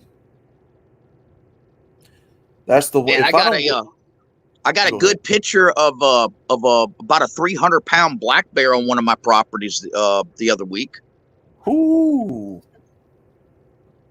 Now you can't shoot them son of bitches here; it's illegal. yeah. I wonder what bear tastes like. Greasy. I don't know. I never had Greasy. it. It's greasy, real greasy.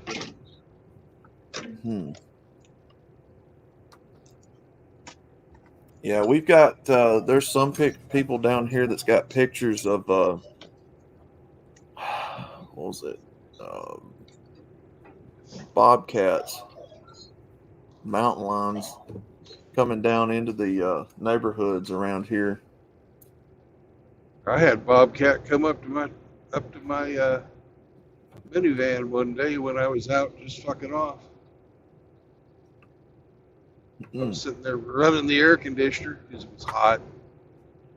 It didn't have an air conditioner in the tent, and I was tired of sweating. And he just fucking walked up, marked everything, and left. Golly.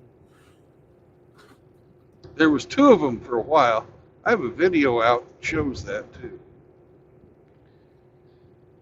And I've got a possum in the backyard I'm trying to get rid of. And, you can't shoot in the city limits, so I don't know how I'm going to get rid of this joker.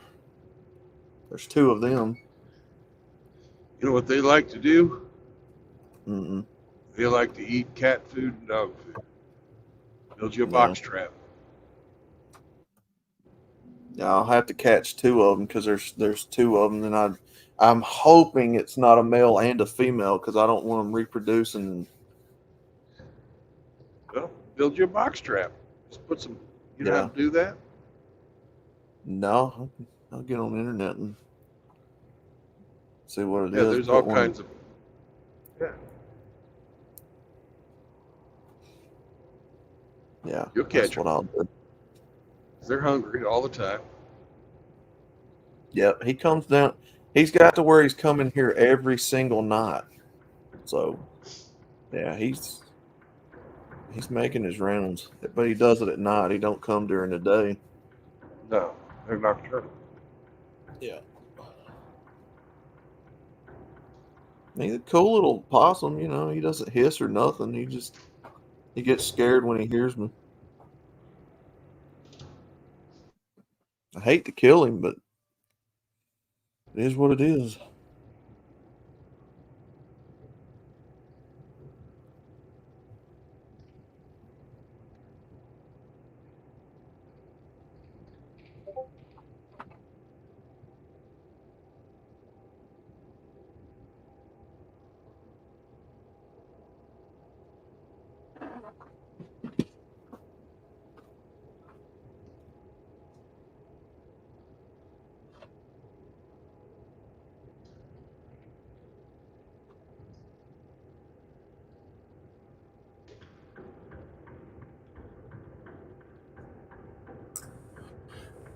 I found K-Plan's truck.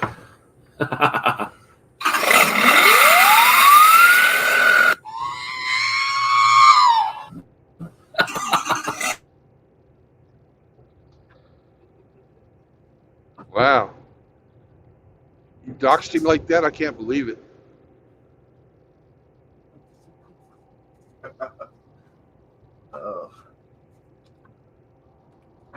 There's Cabela's.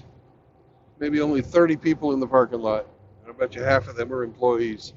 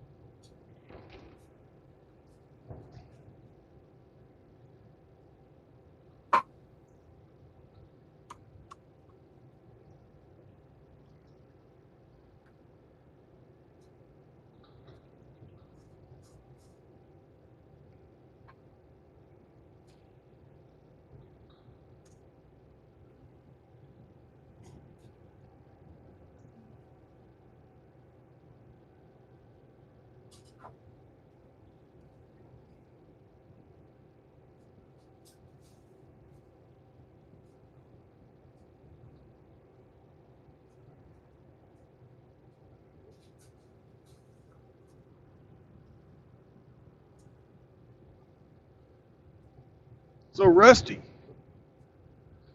what do you think is surrogacy? Of surrogacy? Yep. I think that it's an alternative to getting involved with the woman because having a child is, the goal. I think that if it's done right, I think you could benefit from it. I do not think that poor men or unsuccessful men or men that don't want to pursue anything in life, I don't think that's an option for them. I think the going rate is somewhere around, I don't know, between $40,000 and $60,000 right now. But if that's you and that's what you want to do, knock yourself out. If you're you're intentionally, trying to bypass, getting involved with the gynocentric system. On the other hand, just by having a kid, you already open yourself up to the government. They got the right to come in and dictate terms, take your kids from you, even if there's no woman involved. I mean, there's so many different things involved with surrogacy. I would say in general, it's got my approval. But like I said, as long as it's done right. Surrogacy is almost like a prenuptial agreement. Just because you have it doesn't mean that everything's going to go your way. Women go back on their word. Women change their minds. It could be heartbreaking. It really can. I know some people that have gone through that.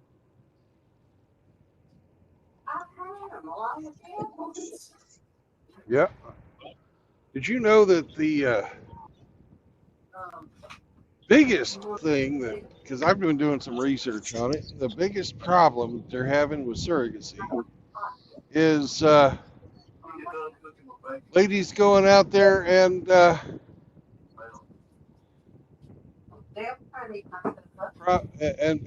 doing what they always do. And that's paternity fraud.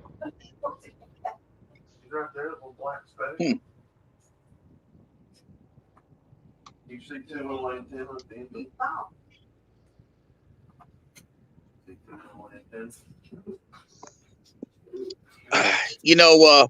I think that from a business perspective, it's man, I can imagine sweating bullets for 9 months, man.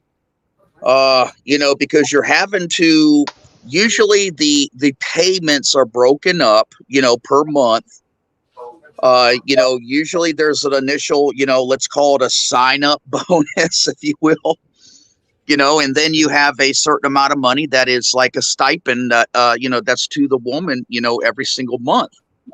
And, good God, imagine that woman getting to the 9th month and then she tells you, hey, listen, I can't do this. I can't, I don't want to give this child up. This is my kid, not your kid. I think that would destroy me.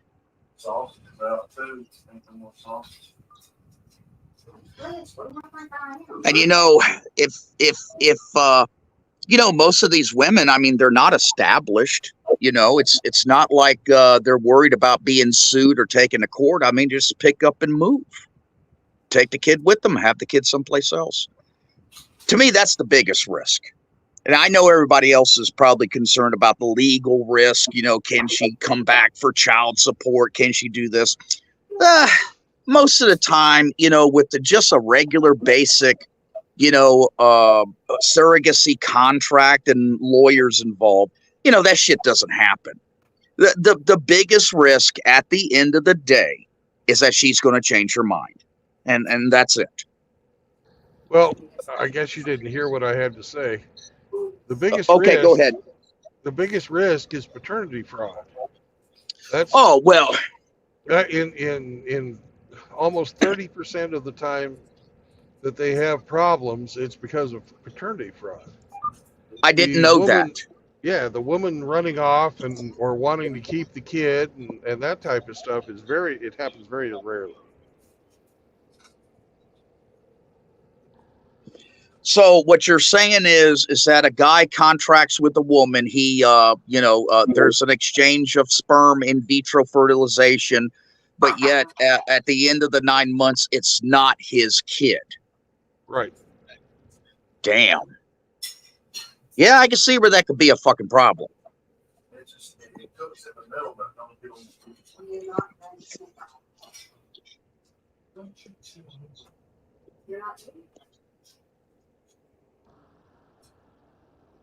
So,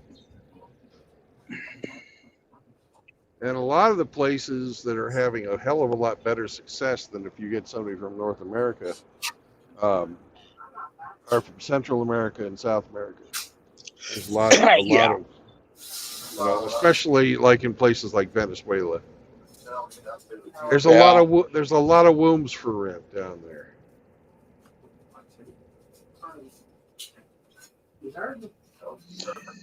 Yeah. Now, see, look, if you really wanted offspring and somebody to carry on your name, whether it was a guy or a girl, whatever, I suppose that you could go that route. Me personally, I couldn't. If I was going to go surrogacy, I would have to find somebody that I believed, fit my lineage. They would have to be, German descent, in other words. But I know I couldn't do that personally. But I can see where a lot of guys would,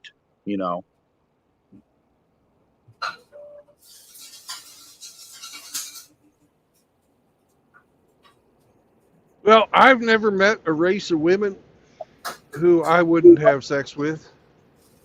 Hispanics, African Americans, Asians. I've never met, white chicks. I can get it up for all of them, so I figure I can have a kid with any of them. That's the way I look at it. Well, each to his own, Yeah. There's nothing wrong with that, and, there's nothing wrong with, somebody like me saying that, I want to try to keep it, in the family, so to speak. No, nobody said there was anything wrong with it. I'm just saying my preference, which is no preference. It's all pink on the inside. Oh, well, when you put it that way, you are correct, sir.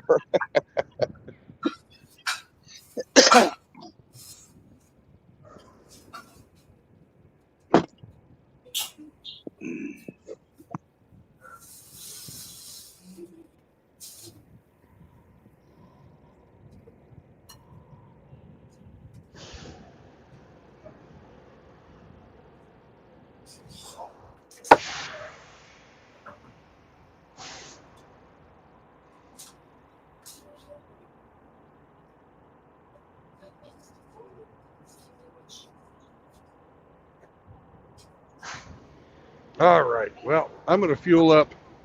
I made it all the way through to here and got past the People's Republic of Illinois. So I'll be back in a bit. Sorry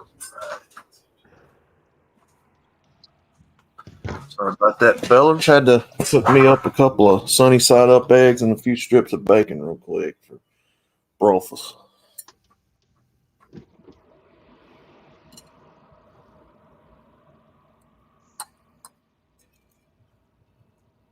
It'll be one of the only 2 times I eat today.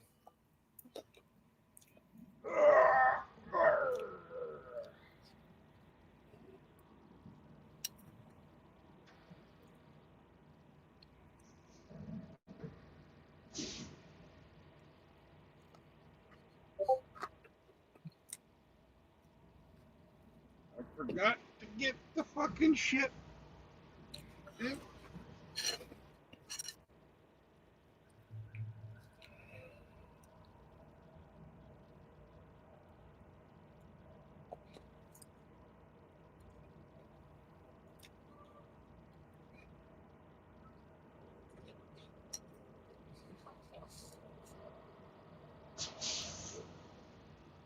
Man, whoever invented bacon, God bless you.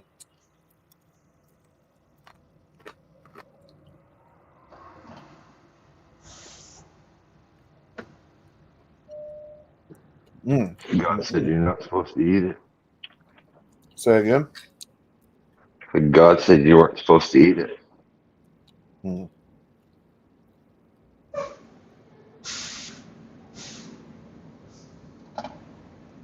Yeah, from what I remember studying, the Jews' dietary laws didn't allow for pork.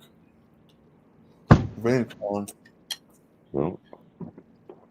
Oh, Unclean. Unclean. you couldn't eat anything pork. I think Nope. bacon, pork chops, sausage, souse meat.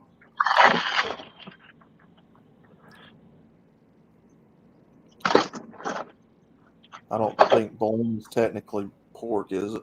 No, I don't think bologna is. What? What? Bologna. Yes.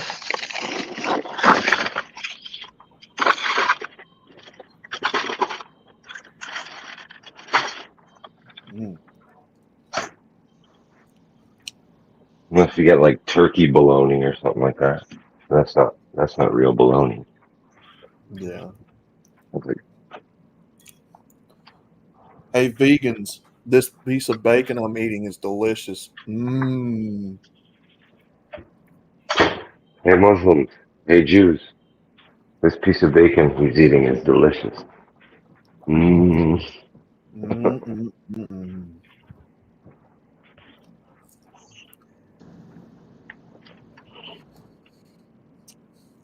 Oh yeah, crispy. It's in that state to where it was starting to get burnt, but it's not burnt. But it's got a little bit of charring to it. Crispy on both sides, get that nice chew to it. You wish you could eat bacon, don't you, there, vegans?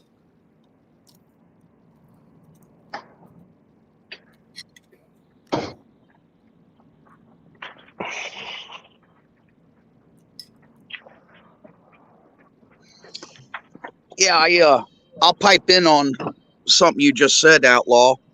Yeah. What the deal is you're talking about what's considered unkosher food. Yeah. This would include pork, shellfish, stuff like that. And there's a list. And the main difference, that is one of the main differences between Judaism and Christianity. You see, these laws are under Mosaic law, okay, with the Jews. And they follow Moses's law, the law, and this is everything, when Jesus Christ came, okay, and was rejected by the Jews as not being the Messiah that was foretold, that was coming. The Christians, on the other hand, they accepted Christ as the Messiah, and Christ was the fulfillment of Mosaic law, and all unclean things were then made clean. Okay. Yeah. So this is one of the primary differences between Christians and Jews. That they are still under Mosaic law, but we as Christians are not under the law anymore, because the law was fulfilled with the coming of Jesus Christ. Yep. Exactly.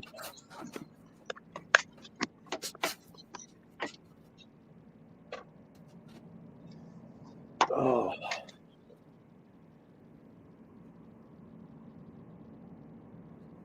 Which, when you look at all the sodium and the stuff in bacon and stuff over here now, I mean, that's what makes it unhealthy.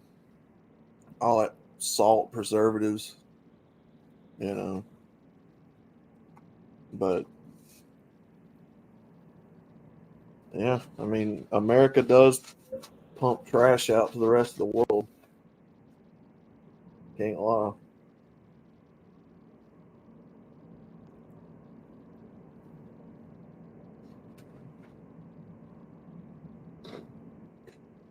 Right, Char? I mean, it's funny to me. I get on social media all the time, and I see these vegan products that are like vegan bacon or vegan hamburger. I'm like, why don't y'all motherfuckers just eat a real steak? Oh, we don't like the killing of animals. Okay, do you realize how much death it takes to create life every day? Do people not realize that you're killing vegetables and grass and plants and all that too? And they're living things. If you're going to survive, you have to eat something that is dead.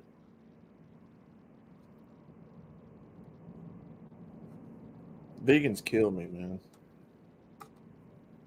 No, I'll stick with my hamburgers and bacon, thank you. I like my meat products.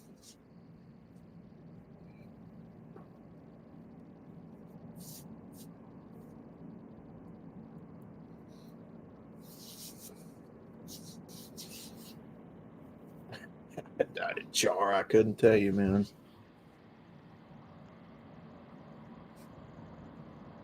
Like, they've even got stuff like vegan cheese and vegan eggs and vegan chocolate. I'm like, what? Why do you have to have vegan chocolate? What the hell is that?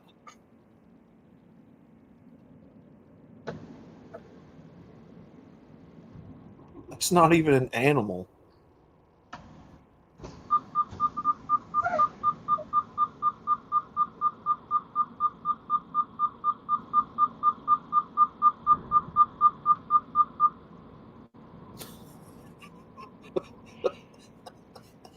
Stop that. Yeah. Stuff is nasty. Beyond meat.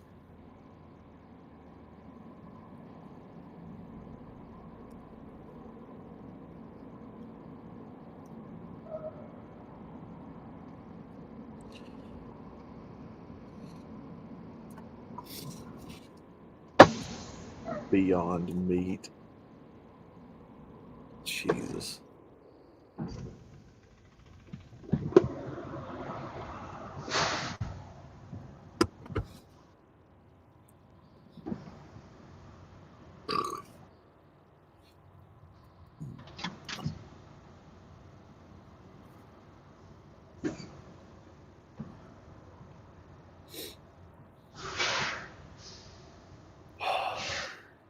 Smell that, vegans?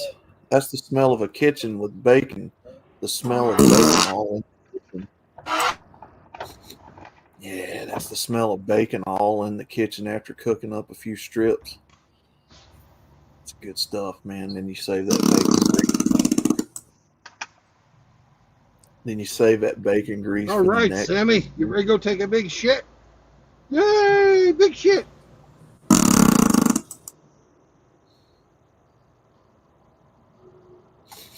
Oh yeah. Take a good whiff of that, vegans. Kitchen bacon smell. Yeah, kitchen bacon smell. Yeah, there you go. Smell it. Take it in. Makes you hungry, don't it? Stop it, you asshole. Hey, I'll tell you another thing, Outlaw, and you probably Yeah. don't. I mean, we don't hear this too often. I'll say it because I believe it, but it's my own personal belief. Veganism is almost anti-God. You know, it's tantamount to be an atheist, basically. I'm a believer, and I take what God said. He gave us dominion over all of the fish of the sea, the birds of the air, and the beasts of the field. Okay. And he knew exactly we was going to sneak up on one of them and hit him in the back of the head and eat it. You know? So yeah, I look at veganism a little bit differently than probably most people do. I literally think it's tantamount to atheism. Yeah. Yep. And this is another reason why too that I believe that every man should fish. That was a resounding theme, over and over and over again in the Old Testament as well in the New Testament, and even the Lord Himself, was used the motif, the archetype of the fisherman, and Yep. I'm going to teach you to be a fisher of men, Peter.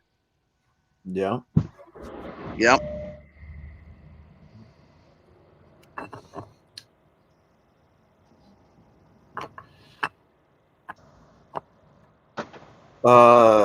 Moki, there are people that do eat people, Are you the good dog? but that's not Yeah, you're the good dog. that's not normal.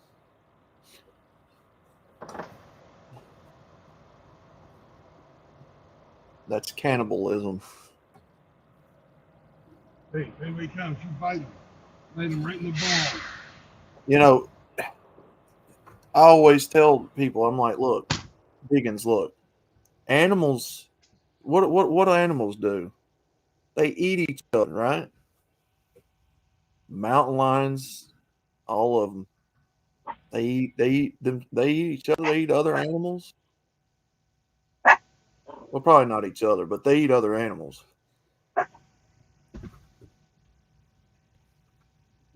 There is a reason for this.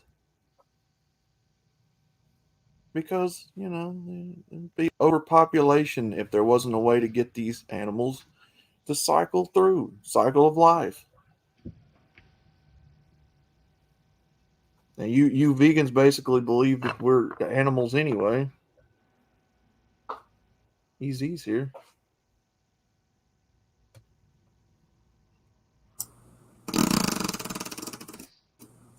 Beach fishing.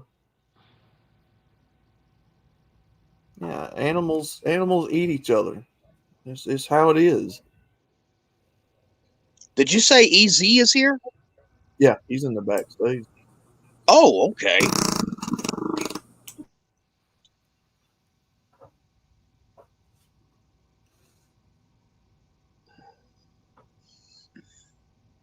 Yep, I see him now. What's going on, Eric?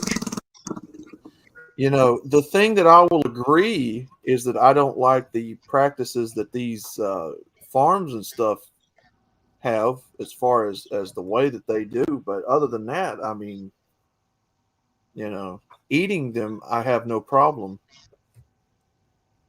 The farming methods of how they're treated could be better, in my opinion. But I'm no farmer, so. Yeah. Well, Outlaw, I take great enjoyment out of the bounty of the sea that God has provided. You know, we eat a lot of seafood down here. I mean, obviously, you know, proximity and geography. You know, somebody that's you know, stuck inland can't do that. You know, but you know, they could take deer off the land, pigs, hogs, you know, whatever, pheasant, turkey, and you know, we do that here too. But there's always been a very special communion that I have enjoyed with the seafood, because I literally can, you know, there's like I said, there's like this communion, you know, with between the bounty of the sea, you know, and man. And you know, God created that. And you know, what a wonderful thing he did. Yeah, we used to have that in New York, where I grew up. Hey, Eric. Hey, Rusty, how are you? Yeah, I mean, you know, it's just how nature is. I mean, they eat each other. You know, we eat them. There have been times they have eaten us. As sad as that is, yeah, yeah. It is what it is. I mean, you know, uh, it takes death to create life. It takes a very large amount of death to create life, to continue life. Yes, it does. But this whole thing that you're talking about, Rusty, is where they lose the translation of murder and kill in the Bible. You always hear the vegan saying, "Oh, killing, hunting, and fishing is murder. It's murder. It's murder." No, it's killing. There's a difference. Exactly. Yep. Killing for survival is not murder. Nope. Be the same as self-defense. That's not murder. You know, it's amazing. Most of my fellow fishermen and captains and so on and so forth, you know, these are some of the most righteous, you know, God-fearing men I know. And if they don't have to kill, they will not. If they, you know, we do catch and release all the time.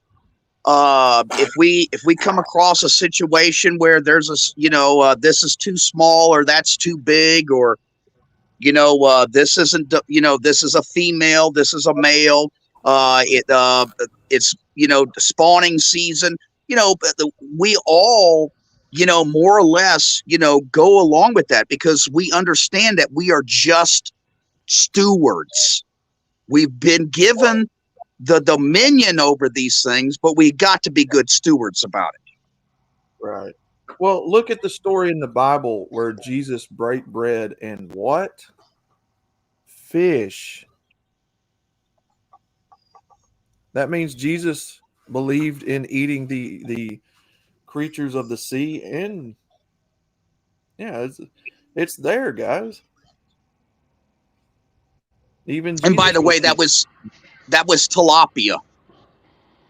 Good in the job, Bible. Sammy. You guarded it well. In the Bible.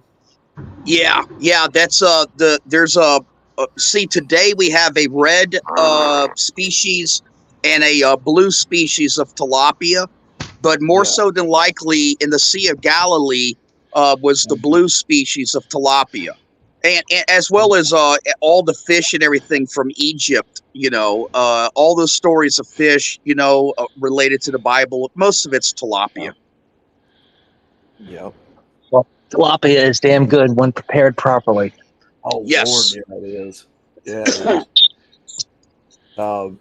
One of my personal favorites is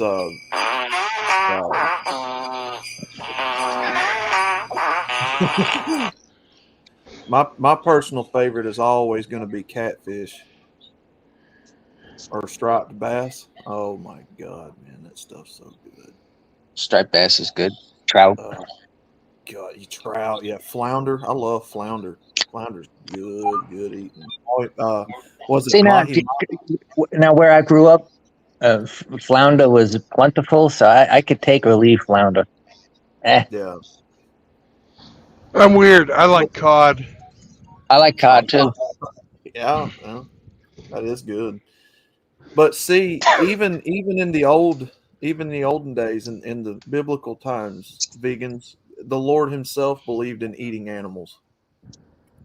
Fish, that's a live animal. When they sacrificed unto God, what did they do? What was it that they sacrificed and it made what God called An, a sweet an savior? unblemished lamb. And a lamb or a ram. Yeah, absolutely. And it Yeah, created and unto you God a see, sweet getting savior. back to what I was saying before, not to interrupt you, Outlaw, Yeah, go ahead. quickly. You see, when Jesus Christ came and fulfilled Mosaic law, he was the last sacrifice. He was the unblemished lamb. This is what wiped out sacrifices for Christians from that point forward. This is why we don't sacrifice. Yes. Yep. And to Yep. be completely freaking heretic, none of Frank's sheep would qualify. No.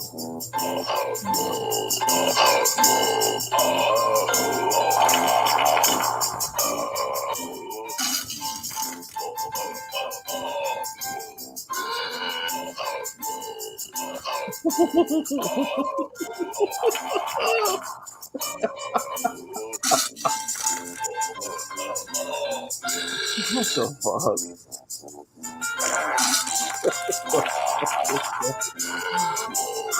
Oh my god.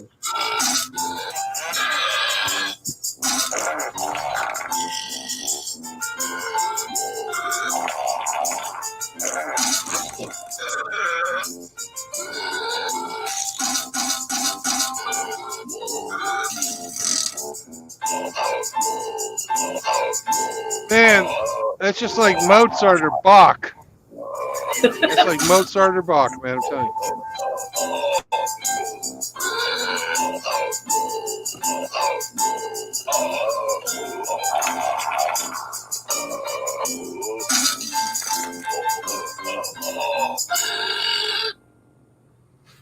Ah, man, I haven't heard music. I was like inspired. Thank you. The funny part is that was from Pop and Blake. All those sounds were actually recorded by them. They are not sound effects.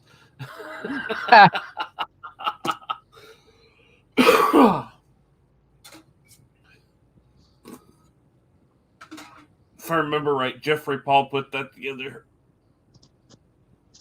Anyway, I'm off and running, gents. You guys have a good day. Take care. Easy. Hey, take it easy, Yeah, I Eric. understand, Eric. That music almost left me speechless too. So.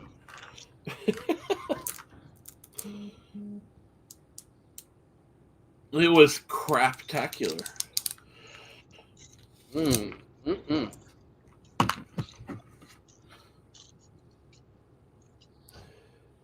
Leaves most people gasping for air.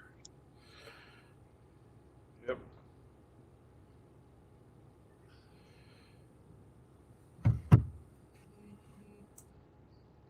I just found it, refreshing. And, it's like a weight was lifted from me. I was able to expel. I got one. Oh.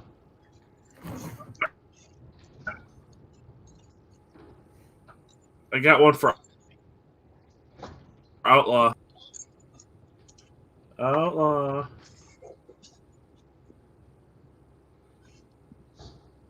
It was too much for him. He's in the tool shed. He's fapping now. Just leave him. Again? Leave him be. He's fapping again. Yeah. Oh damn. That's why he leaves the stream so often. Is all the fapping. He just can't keep his hands off himself. I'm surprised that boy ain't blind with how much he faps. All right. I'm surprised he doesn't look like Popeye with all that exercise. Right. All right. We back. That's a quick one. I got one for you, Outlaw. I had to get some stuff out of the washing machine. Yep, Dry. that's what we call it too. No, I had some laundry going. I had to get it out. Here you Uh-huh. go, Outlaw. Here's a song to get stuck in your head again. This is the song that doesn't end. Yes, Oh, it goes God. on and on, my friend. Some people started singing it, not knowing what it was, and they'll Oh, my continue God. singing it forever just because this is the song that doesn't end. I hate that song so bad. I know you remember that one. Oh yeah. Hey, sure Outlaw. is. I mean, Riggs. Can you play the Yeah. a short snippet of the Narwhal song, please? Narwhal. The one I just played, the song. No, the Narwhal song. Narwhals swimming in the ocean, causing a commotion because they are so awesome.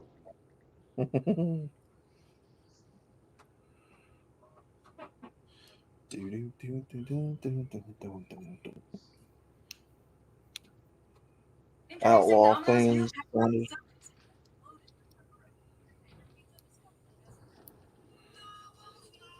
Swimming in the ocean, causing a commotion, cause they are so awesome. Narwhals, swimming in the ocean, pretty big and pretty much beat like electrified, like an underwater unicorn. Gotta kick us facial harm, they're the Jedi of the sea. Stop Cthulhu, we Narwhals, they are narwhals, Narwhals, just don't let them touch your balls. Narwhals, they are narwhals.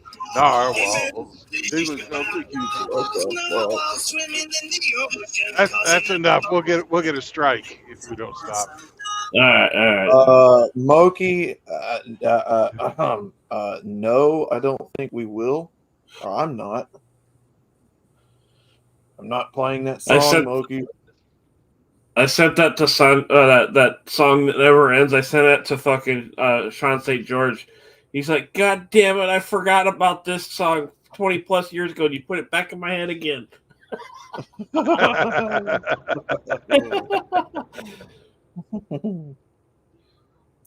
Narwhals swimming in the ocean. God damn it. That's fucking Causing a catchy. commotion because they are so awesome. That's fucking catchy. Oh no. Don't get Here you go, Outlaw. Would you eat at this restaurant? Hello? Sorry, we're very short-employed. I don't feel good.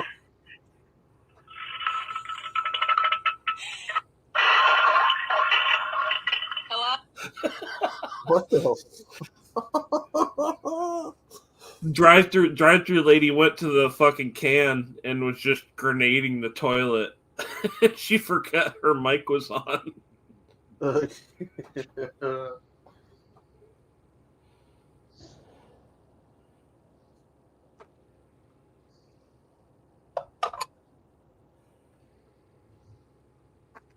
Oh God, no, Moki. That song needs to burn and die. And Which song is that, Outlaw? oh, everyone's favorite, Mariah Carey. Did you All see I that Want Billy for- Bomb put out a new video yesterday with Monday Motor Madness? Let me see. You should watch it. Let me go see. It's got this Ferrari that's really fucking cool. Yeah, Billy's stuff, like most everybody else's, it cycles through. I don't get his very often. His stuff. I gotta check and see if I'm still subscribed to him. Yeah, go look at it, and then come on back. Okay.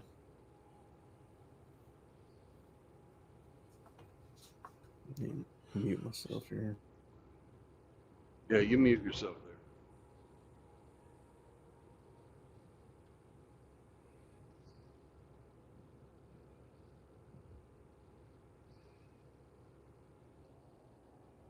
Don't want a lot for Christmas.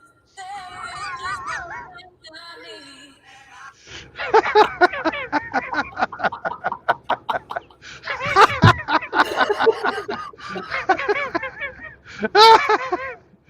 Gotcha.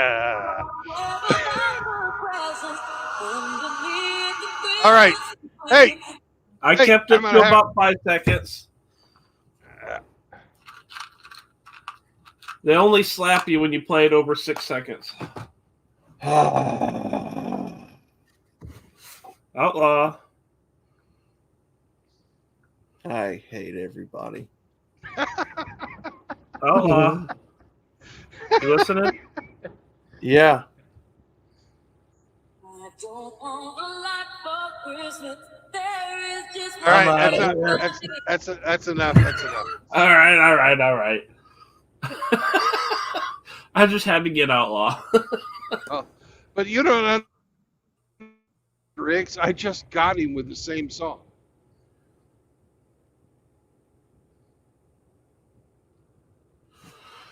Billy Von Baum had that "All I Want for Christmas Is You" song as his fucking Monday Motor Madness short.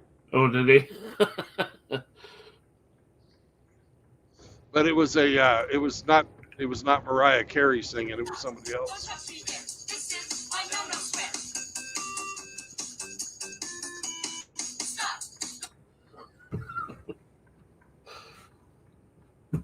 Outlaw, you could thank Snake for that one.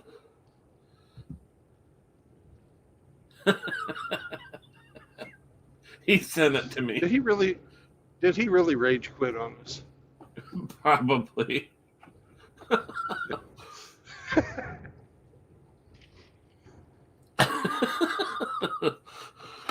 Anyway, it's time for me to go wash my balls. Have fun with that. And get off Bye. to the wage case Bye. 9,000. Later, y'all. I hope work is an uplifting experience for you, Riggs.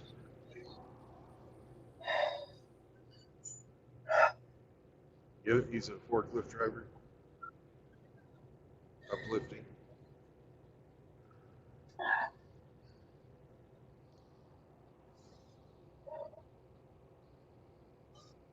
Oh, Paul's Transportation gave me the stink eye. He didn't like the way that I moved into this lane. And I'm just sitting here.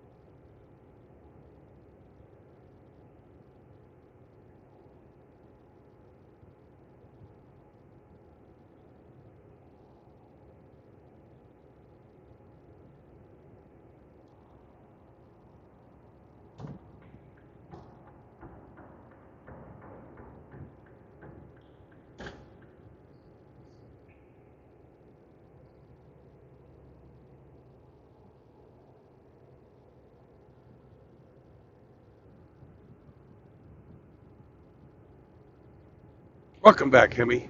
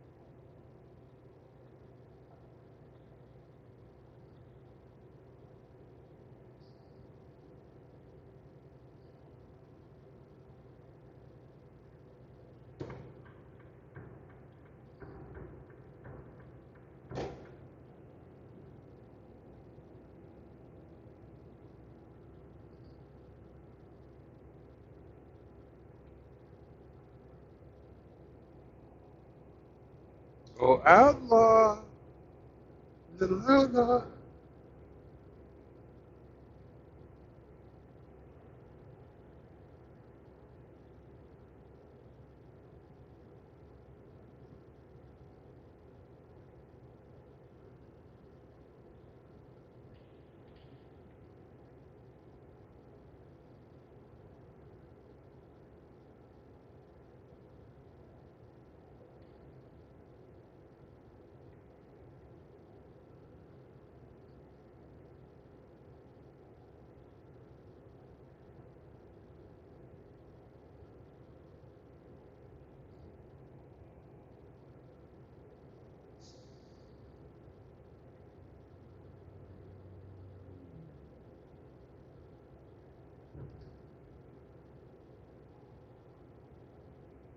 One, two, three, four, five women. Broken car. Nobody knows what to do. It's just a flat tire, ladies. You change it.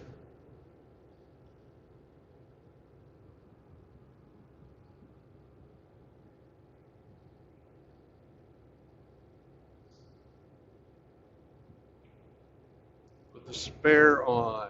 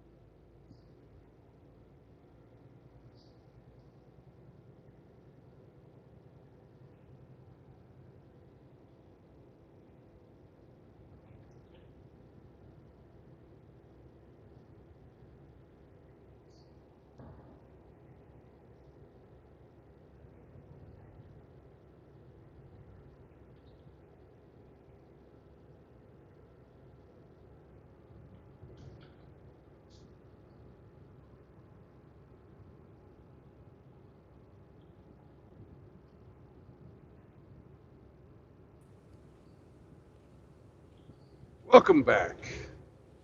Greetings. Oh, that's a nice view of the sky. Look at all them clouds. Yep. No distinction with extra stink. How'd you earn that moniker? I gave it to myself. Well, you had to do something to earn it. I'm smelly. Okay. It was a good movie, The Godzilla -1, but it's unlike any other Godzilla movie I've ever seen. Well, don't ruin it for everyone. I'm not. I'm not going to give any spoiler alerts, but it's worth watching. I just hope that the people that go are able to read subtitles.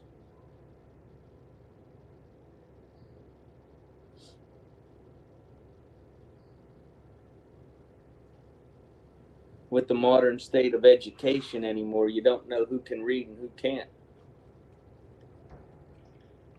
Very true.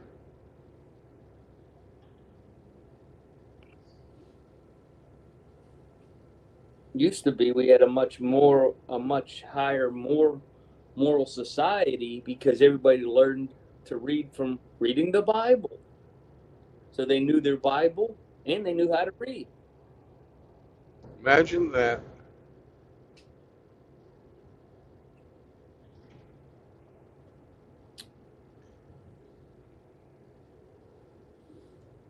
Yep. Oh, how times have changed. Yep. So did you already play the game? No, we don't have to play. We played yesterday. Oh, I missed yesterday too, I think. Oh, okay. Well, I'm carrying labware. Carrying what? Labware. Plastic labware. Labware, like beakers and stuff. Yep, beakers, graduated cylinders, flasks, Yeah. We could that kind of stuff. open up a portable fentanyl lab. I'm taking it to a juice maker for their quality department.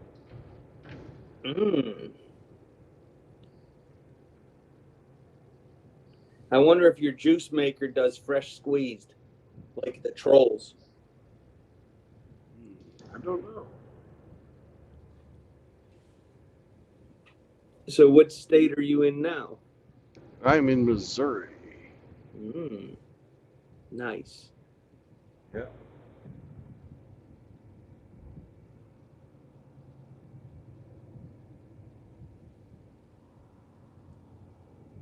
Saying break time, I see. Nope, I'm reading some mail time.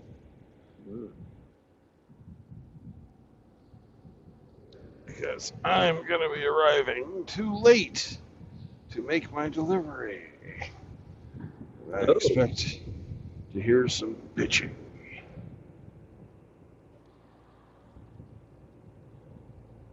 I must have missed the heavy traffic or something.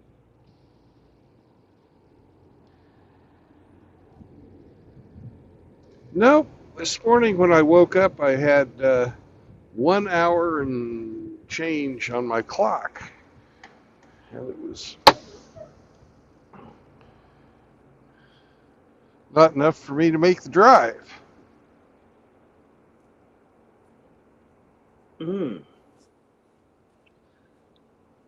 So I had to wait for logs and records to come in so I could get them to do the voodoo that they do.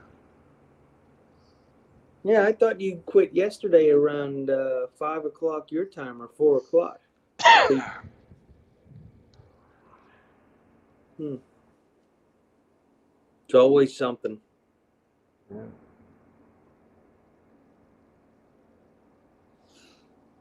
Well, enjoy your phone calls. I'll be waiting for you when you come back. Well, I'm not calling, I'm reading mail.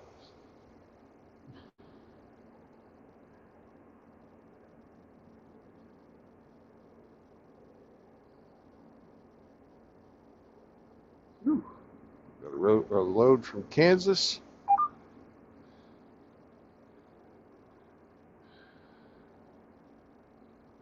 Down to Fort Worth.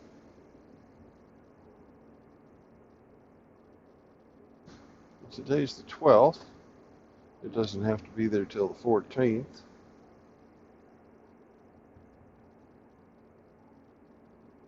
$500 miles.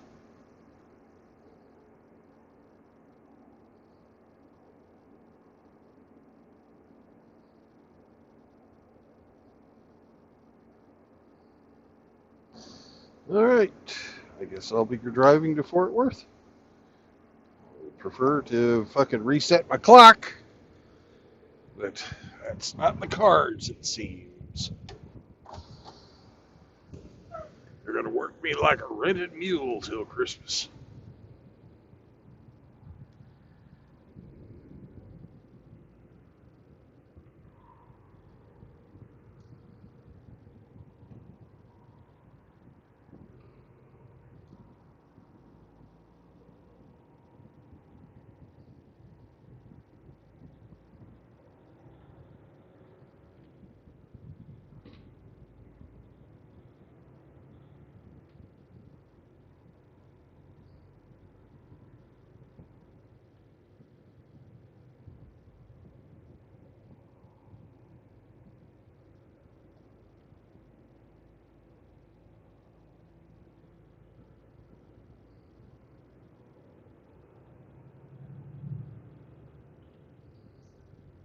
It takes 7 million people to move America, like my mom. Fucking 98% of over-the-road truckers. 98%, not just, if it's just all truck drivers, it's 85%. But 98% of over-the-road truckers are men. But they want to hire women, not the people who actually fucking do the job. Really goddamn sad.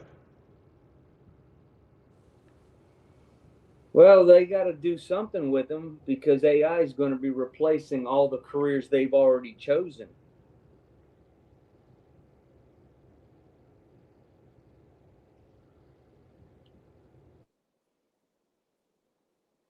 In a long time till all the dishwashers are replaced with AI dishwashers. Well, I'm talking about HR, all the office work. I know what you were talking about. I was making a joke. But I thought the dishwashers, that's why we were importing so many illegal aliens. To cut the grass and do the dishwasher. All the stuff Americans don't want to do. That's what they say. That's what they tell us anyways. Yeah, that's what they tell us. That's how I've always considered that an incomplete sentence.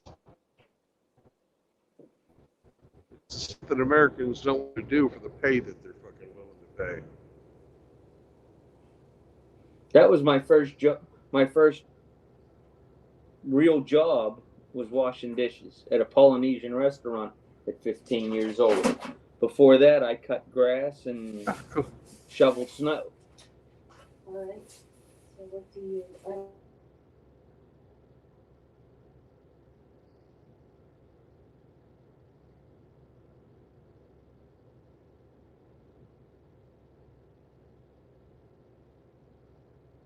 Here's the brand new freight shakers.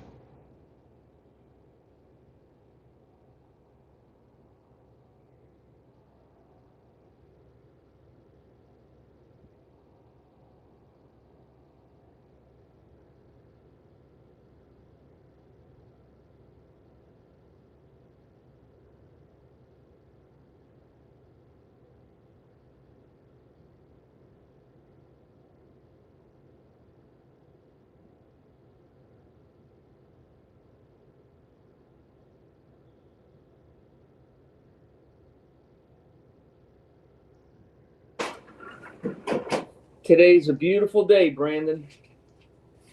It really is. Cindy bought me a cherry pie for dessert after dinner. Hey, look, there's a tricycle. I missed it. Must have been on the other side.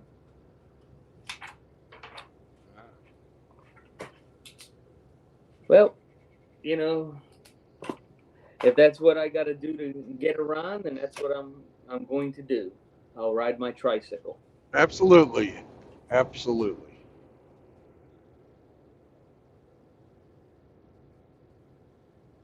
$3 off gas.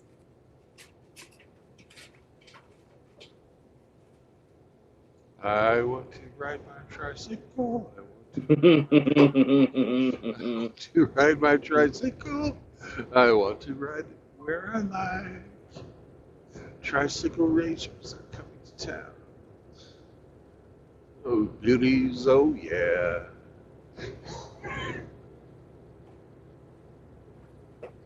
Tricycle, tricycle. How was your movie?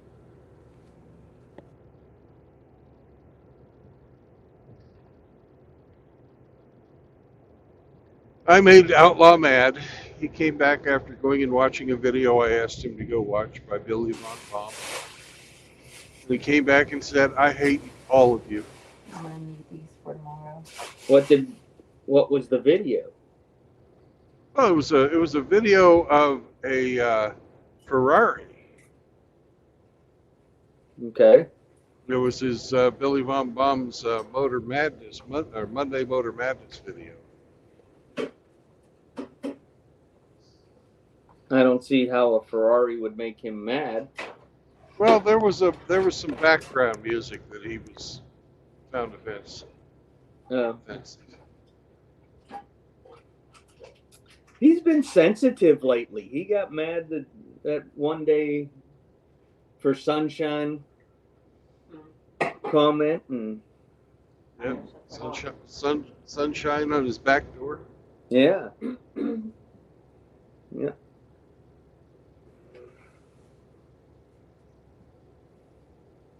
Must be that time of month. Too windy.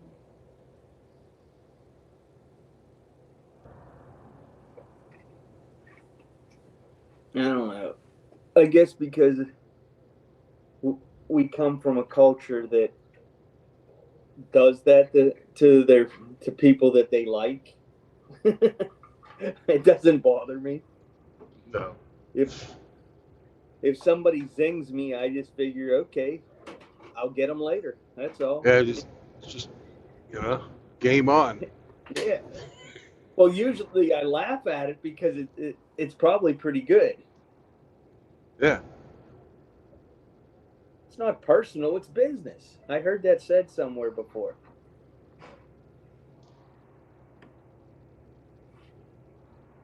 Oh.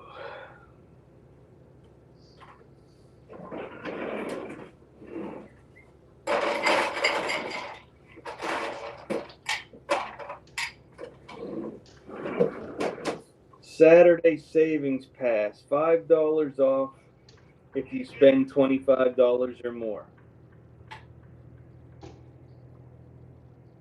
Where? Family Dollar. We just got the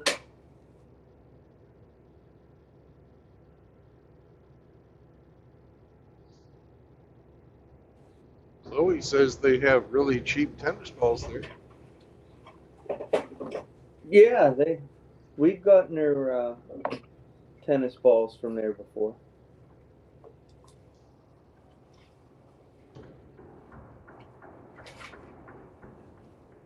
Cindy just picked up another sticker. It's of an American flag in the shape of a Labrador Retriever. So I guess this country really is going to the dogs. It really is. But at least this one's loyal. So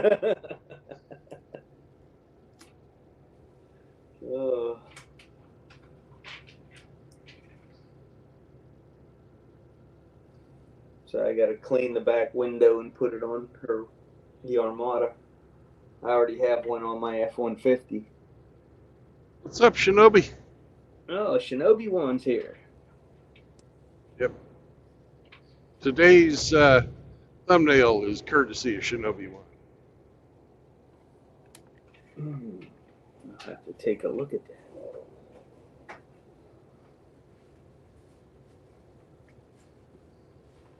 Oh, that's interesting. I was thinking, it showed the amount of love that he has for me. It's a ninja cuddling a pig. And one on his shoulder. Yeah. Nice. The one The on one his with you and shoulders. Sam with Hemi in the background jumping over the moon's pretty good too. Yeah, the pig on his shoulder is it's symbolic of hamming it up.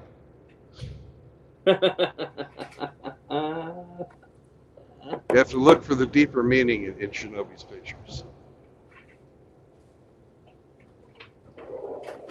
Frost asked if I liked the Godzilla movie. Yes, I did. I would recommend seeing it, but it is unlike any Godzilla movie you've ever seen before.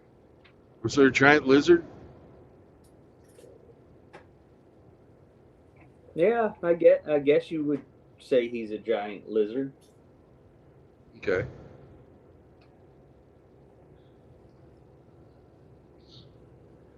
I'd have thought Godzilla would have a deeper voice, but I guess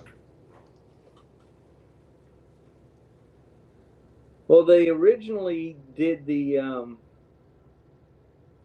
voice of Godzilla by modulating the sound of a lion's roar. That's where that came from.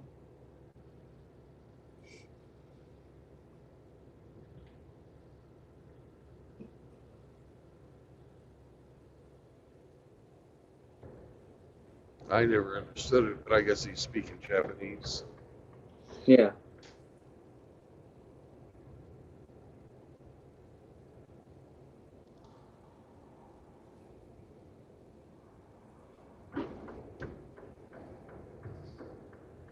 Yeah, his laser breath was completely different in this movie from all the other movies too. Just a different take on it. But I did like the fact that it went back to right after World War II, like the original Toho movies. Yeah. So that was nice.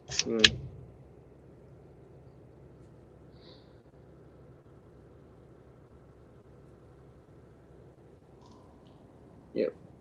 It was a nuke testing fucking anti-war movie.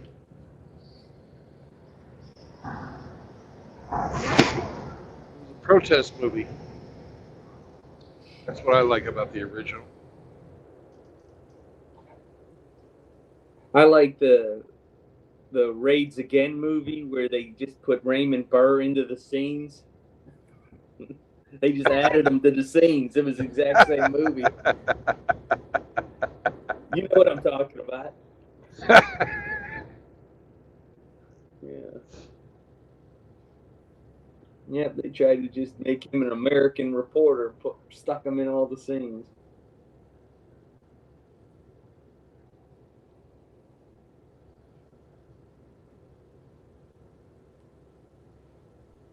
Old Ironsides. Yep.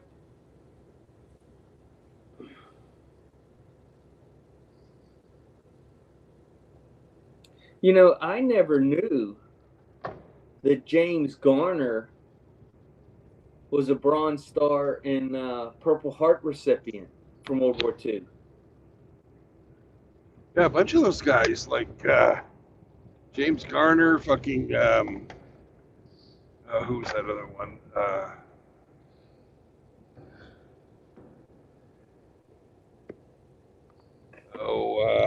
Charles Bronson. Yeah. Johnny Cash, right after the war. He's the one that cracked the Russian code that they were using to contact East Germany with. Yeah, he was in the Air Force. What's his name? James. What became a general in the Air Force? Jimmy Stewart. Yeah, Jimmy Stewart. Yeah.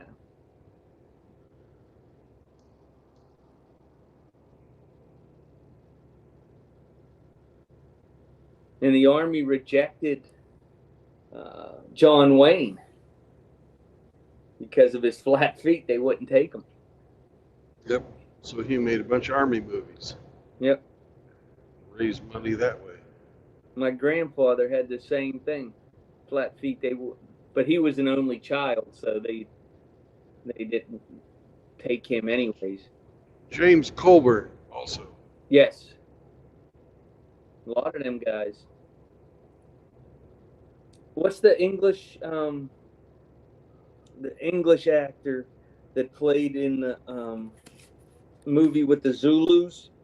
What the heck is his name? He was a Indo-Pacific veteran. What the heck is his name?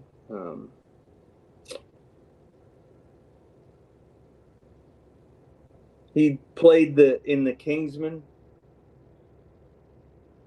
I know who you're talking about. He was also in The Man Who Would Be King and Yeah. a bunch of other fucking movies. Yeah, made a lot of movies. He was in A Bridge Too Far. He was the colonel in charge of the armored unit. That was David Niven. No. That's not the one I'm thinking of. What the hell is his name? Consult Prophet Google when all else fails. I wish you wouldn't call it Prophet. Why?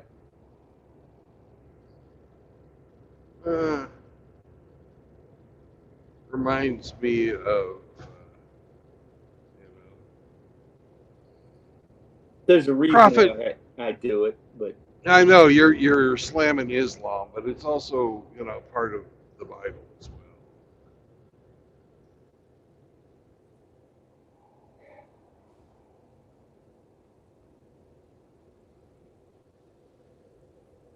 he also played in Blame It on Rio. Never saw that.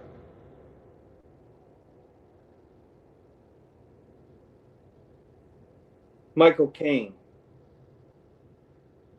Michael Caine, yeah, he was a bunch. Yeah, Michael Caine is who I was thinking of. Yeah, he was over in Indochina when they called it that.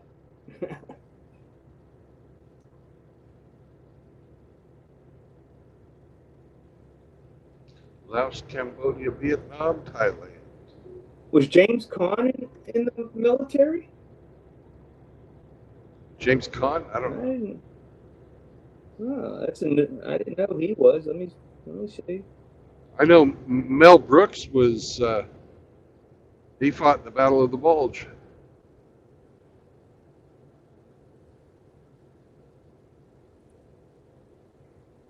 And during the Battle of the Bulge, Brooks's unit was surrounded. And I don't know if this is true, but this is a story that Mel would tell. That they put up a loudspeaker and started playing them Jewish music.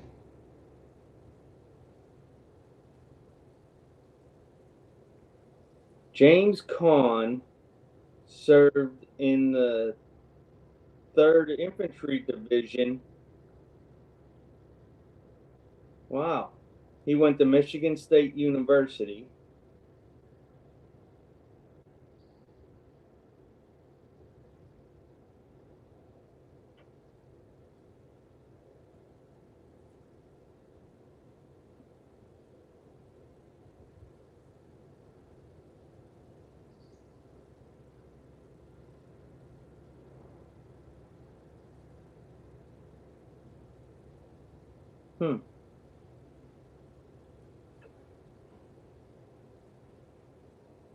He was let me see here.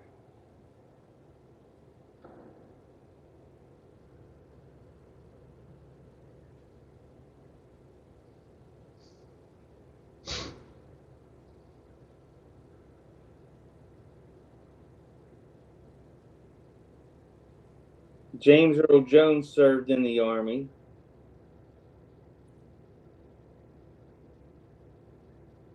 He's not old enough to have been in World War II, was he? No, but I didn't know that he served as a lieutenant during the period of the Korean War, but never was sent overseas. Well, I knew Jimi Hendrix was in the Army. Yep. Yeah, he was an airborne guy.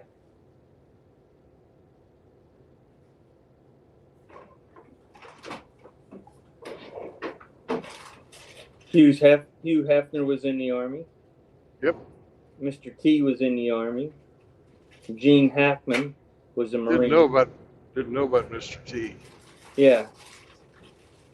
He was an Hackman. MP. Hackman I knew about. Pat Sajak. Wow. Yep, Army.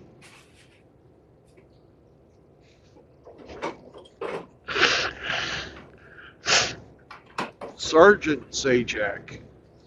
Carl Reiner was a teletype operator and French translator in World War II. Don't know who she is. Carl Reiner created the Dick Van Dyke Show and a bunch of other TV shows in the 50s and 60s. Drew Carey was a Marine. I knew that. Yeah. Kirk Douglas was a Navy lieutenant in World War II. He was a communications officer for submarine warfare. Yep. Mel Brooks. Dennis Franz from NYPD Blue served in the Army's 82nd and 101st in Vietnam. Montel Williams, we know about him. No, excuse me. Harvey Keitel. Wow. I didn't know he was a Marine. Not surprising. He was a badass. Yeah. I Mr. think Fox.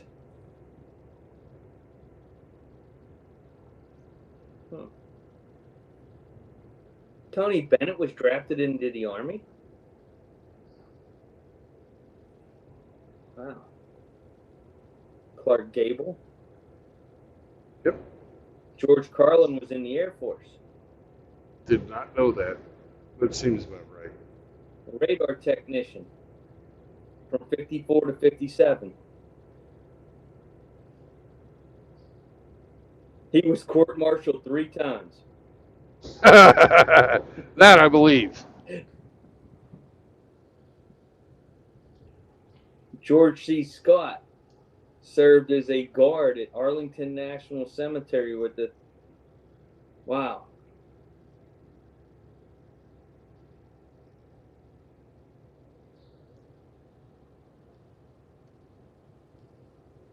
Christofferson was an Army helicopter pilot in Germany. Yep. Now, was he a warrant officer or was he a lieutenant? I think he was a warrant. It just says helicopter pilot. It didn't give his rank. Yeah. Most likely a warrant officer. Then Paul Newman, he was a radio man and a gunner aboard the Bunker Hill.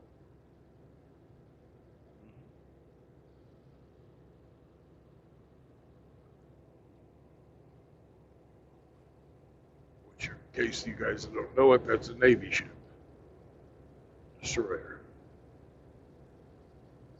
Ice-T was in the Army with the 25th Infantry Division in Hawaii. He went AWOL. And he stole a rug. Stole a rug? Stole. He stole a rug. He was accused of stealing a rug, went AWOL, and came back and returned the rug. Okay.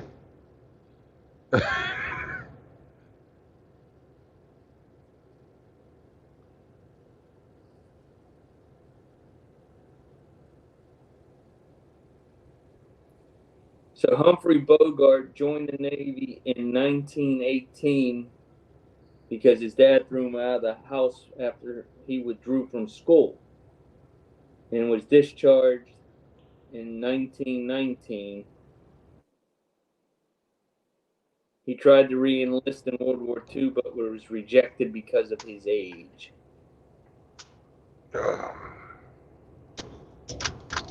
Eastwood was a swimming instructor at Fort Ord, California. That doesn't count.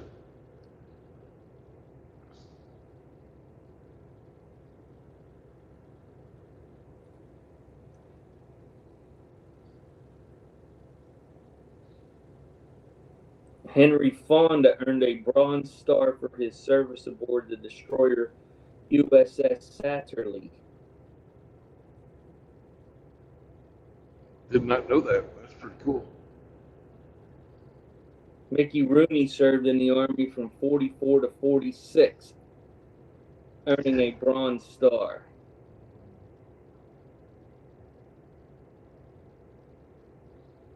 It doesn't say what he Say did. for what? Then they had Elvis, Drafted. Chuck Norris was an Air Force policeman. Yep. Adam Driver from Star Wars sagas was a Marine.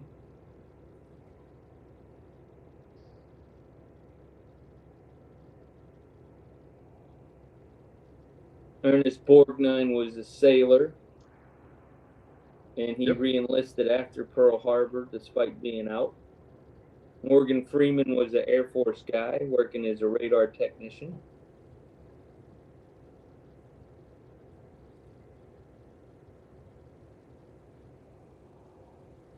I never heard of the band 98 Degrees. Huh. Every member of the band 98 Degrees? Never heard of them. No, their lead singer, Drew Lachey, wanted to be an Army medic. He did his basic at Fort Leonard Wood and then went to Fort Sam Houston.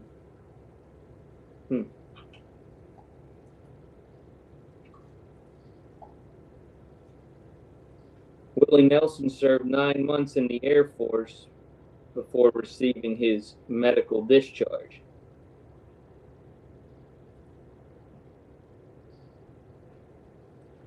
Gene Wilder was an Army medic.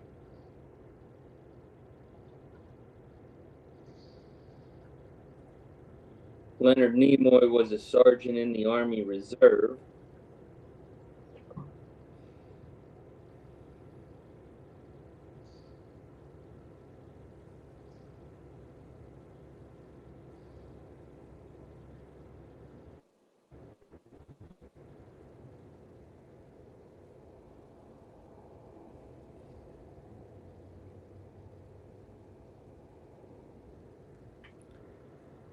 Johnny Carson was training as a midshipman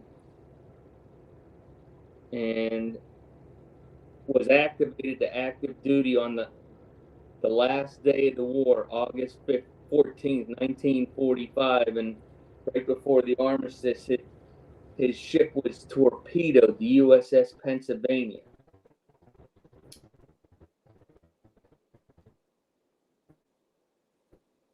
Alan Alda joined the Army Reserves. It was Hawkeye, right?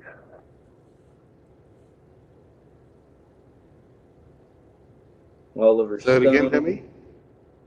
He was Hawkeye, right? Yeah. No.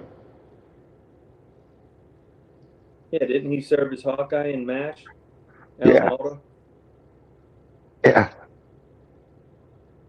Hawkeye and Pierce. Yeah, I didn't really watch that show, so I'm not an expert on it.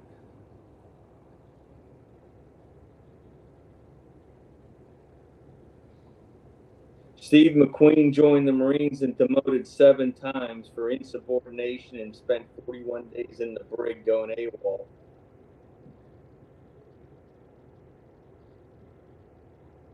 Nice. He eventually remade the rank of sergeant and was honorably discharged in 1950. Crazy.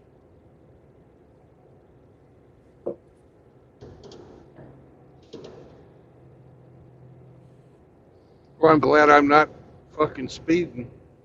DOT cop right just passed me.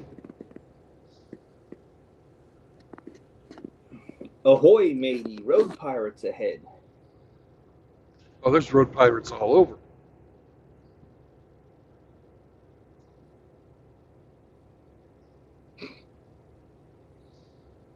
and a tow truck falling right behind him.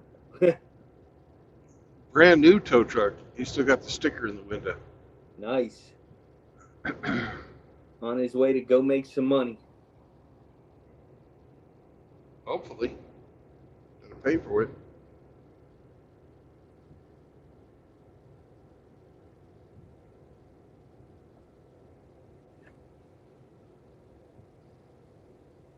I never understood those DOT people. Are they trained mechanics? No. So how the hell do they know what's right and wrong? Don't make any sense to me. Sounds just like a harassment squad.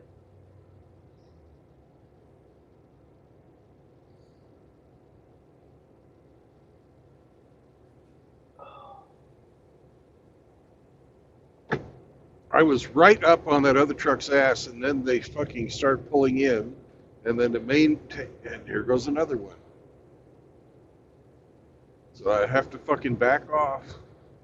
Oh, these people, these fucking squishies are pissing me off when they do stuff like that.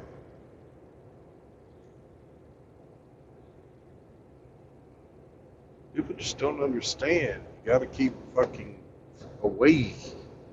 Stay away. Don't get close. Now, granted, I've got 5,000 pounds of fucking plastic in the back. I'm pretty sure I could stop today. But if it was, like the load I'm going to have coming out of Kansas City tomorrow, it'll be heavy.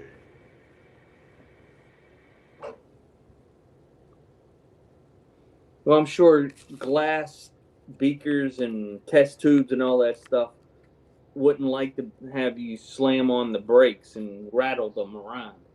Well, everything's plastic. Oh.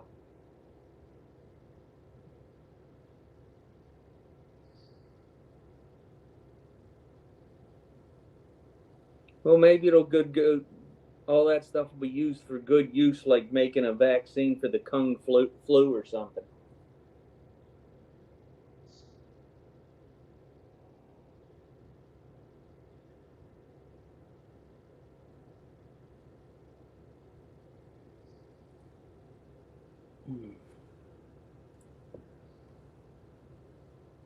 Ooh. What are your thoughts on surrogacy there, Grinch?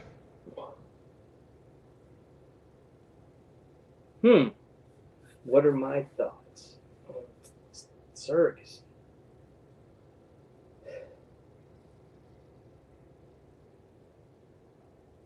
I don't know if legally they can be trusted.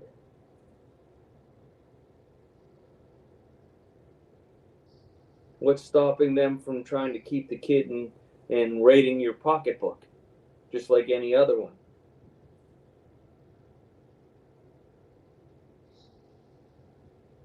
I don't know.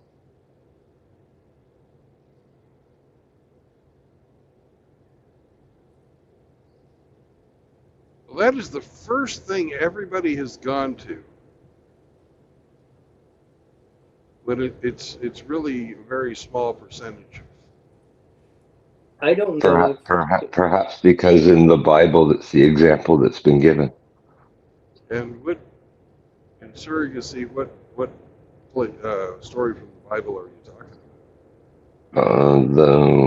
The wife Sarah that couldn't give Abraham a child, and she gave up her slave. And then when the time came, the slave didn't want to part with the child she carried. Names escape me. I can look it up.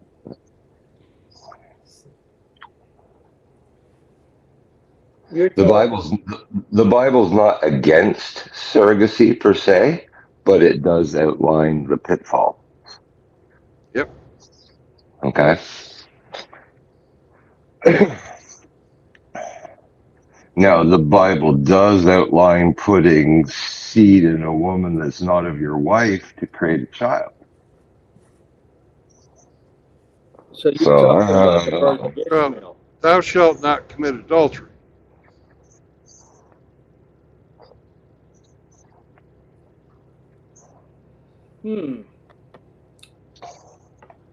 I've never really, to be honest, given it any thought it was because Hagar, the I story of never think. Hagar and Yeah, the story Abraham. of Hagar and Ishmael. Abram. Yeah, there you go. Sorry, Abram's wife bore him no children, but she had an Egyptian slave named Hagar. So she said, Abram, Lord has kept me from you and children. Take her. And then later on, they were both banished.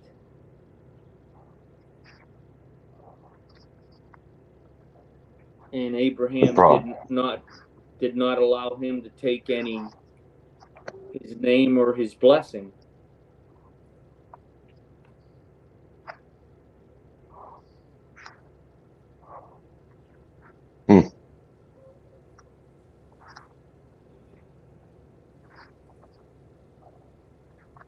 I've never given it any thought because I was never in that position to think about it.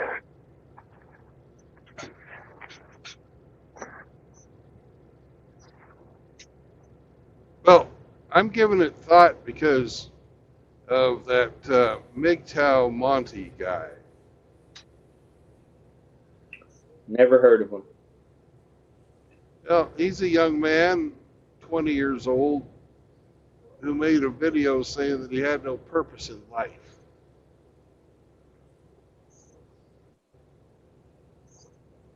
I would hate to be in that position.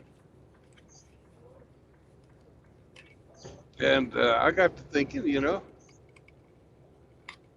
what was the real trigger in my life that got me to settle down and start being an adult and doing, good things?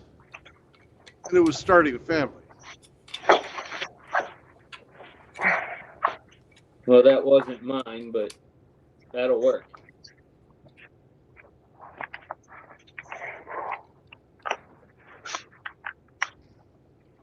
My instance where the day I considered myself a grown adult was from my platoon sergeant. Called me in the back office, and without saying a word, we just started fighting. Then when it was all done, he said, "All right, are you done?" And I was like, "I don't understand what just happened." Well, I'm tired of you acting like a little boy. You're a Marine, you should be a man, and you're an NCO, you should start acting like one. And that's when the light hit me. And if Staff Sergeant Nzunza didn't do that, I don't know if I would have ever grown up and make the change, because I was always going out doing stupid shit. But he cared enough to, put the whooping on.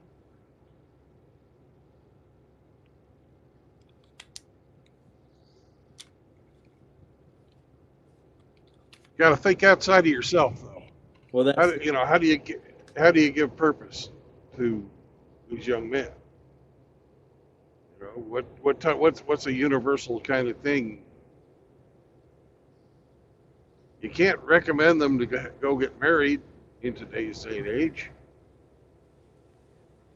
I don't know if you would agree with me, but I know what, as somebody who teaches morals, ethics, and values, I know what my first response to him would be, that he needs to read the Bible to learn the purpose and the lessons of life, because everything's there. And once you make that connection, what the plan is for each of us, then suddenly the light bulb should come on. Well, that's not what you did. That's not what I did. No, I'm but not that going would to. be the I'm not going to advice I would say. give. I'm not going to say go do that. I'm not going to say don't do that because it's obviously great advice. But that's where the I would not surrogate. recommend people physically fighting. What happened if it backfired?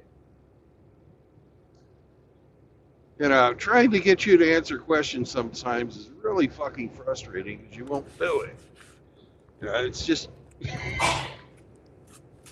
if you think it's okay, then yeah. If not, then no. If you haven't given it any thought, then we should drop it. Well, no, I'm thinking about it while we're and I'm musing while we're on this topic. I don't think I'm morally opposed to it. Yeah. I just my fear is what I originally said, and I'm sure that's why everybody else goes to that same thing, because you look at the people we've all been there, and we wouldn't wish that on anybody. Well, do you know what the biggest problem they have with surrogacy is? No. The biggest problem they have with surrogacy is freaking paternity fraud.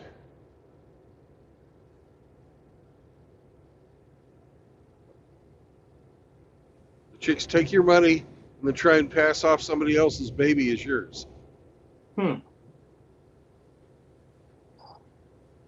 Well, wouldn't that require artificial insemination? Well, your part does.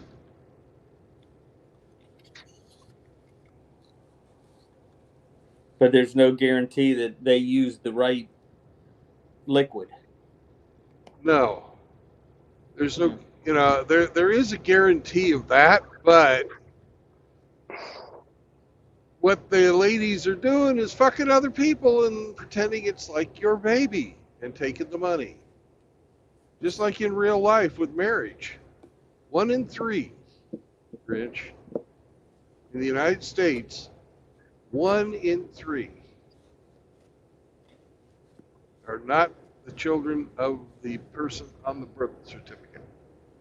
I've heard that before. Yeah, me personally, I don't think I would be willing to go down that road. I don't know if I have enough trust in another human being for that. I definitely don't trust the legal system, and I don't think any I lawyer wouldn't in the do world can protect me. I wouldn't do an American fucking surrogate. For God, no.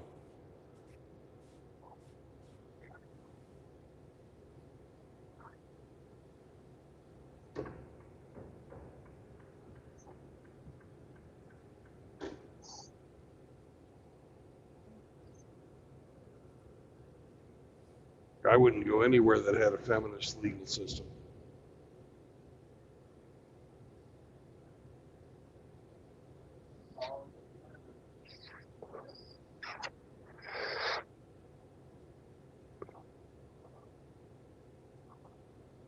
Now, Moki asked if I like 70 times 6. And now I would recommend Moki going over there and doing some surrogacy, so that way he can have bicycles that hold multiple people. Well, 70 times 6 is 420. Yeah. Yeah, he asked me that every day. You know how Moki is. Yeah. Yep. I'm just waiting on Moki to open up his bicycle shop. Yep, the town bicycle. That's it. With an E.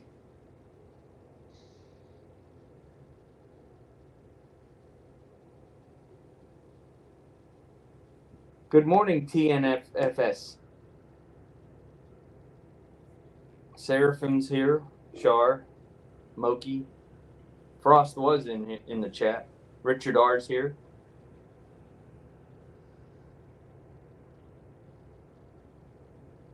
I don't know if I have any use for the surrogacy though. Even even if I was in that age group, because I don't know if, like my sons, it's not as important to them to carry on the family name as it was for me.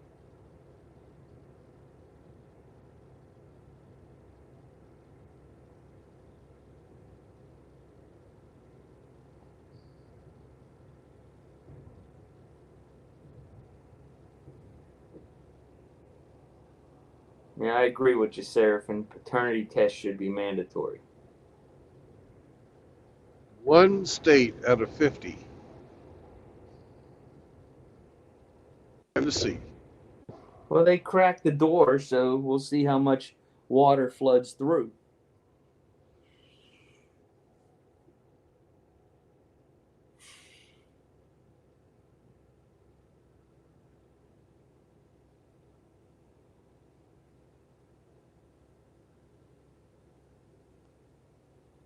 But I do think that for every one of us that see the truth in the situation, there's probably more simps that are blinded and don't care and just throw their money at whatever the situation is.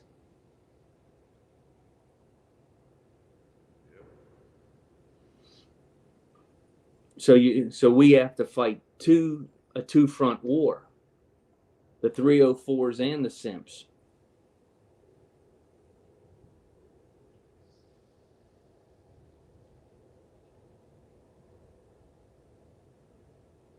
Yep. I detest both equally, for what that's worth.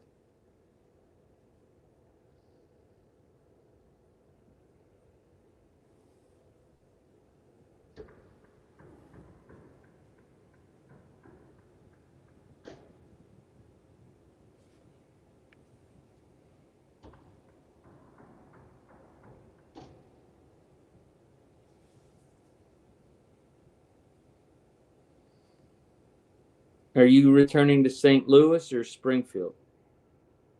Neither. I'm going to Kansas City. Oh, Kansas City. Okay. Well, maybe you can get some barbecue for dinner tonight. Probably not. Hmm.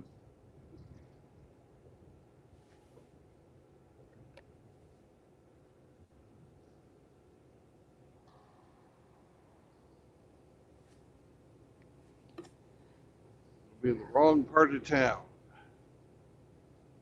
Going to Lenexa, which is like southwest Kansas City.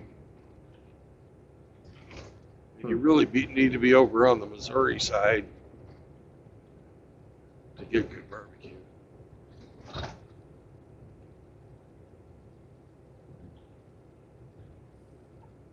Around where I am, the only barbecue places are, well, upscale. Oh. That don't sound as appealing. No, it's not.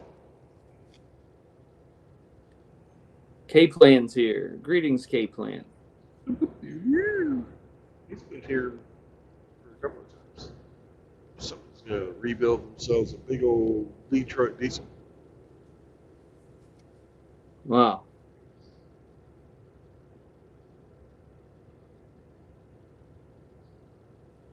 Three cylinders. Each one the size of your thigh.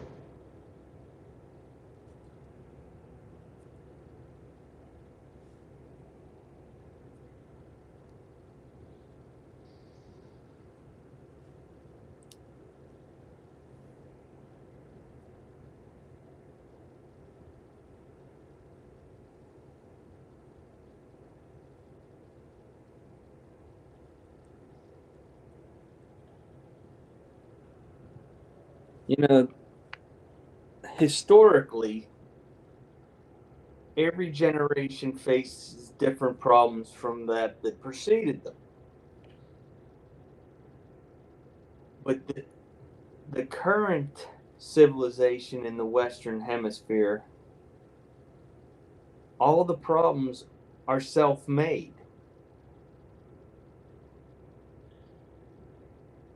I don't see how you resolve that dysfunction.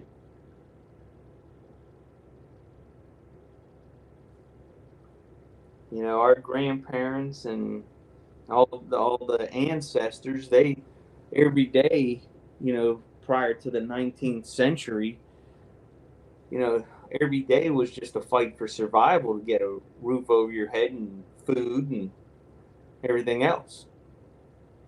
We don't have that problem per se, but every problem we have, we just made it all on our own. Oh, my social media it just looks so bad. Oh, yeah, can't take it. What's up, Narc?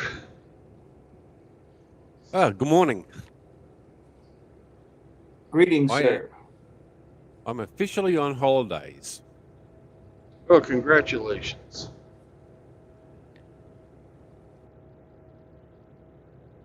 And thank God for that. I couldn't stand any more of their bullshit than when I had to.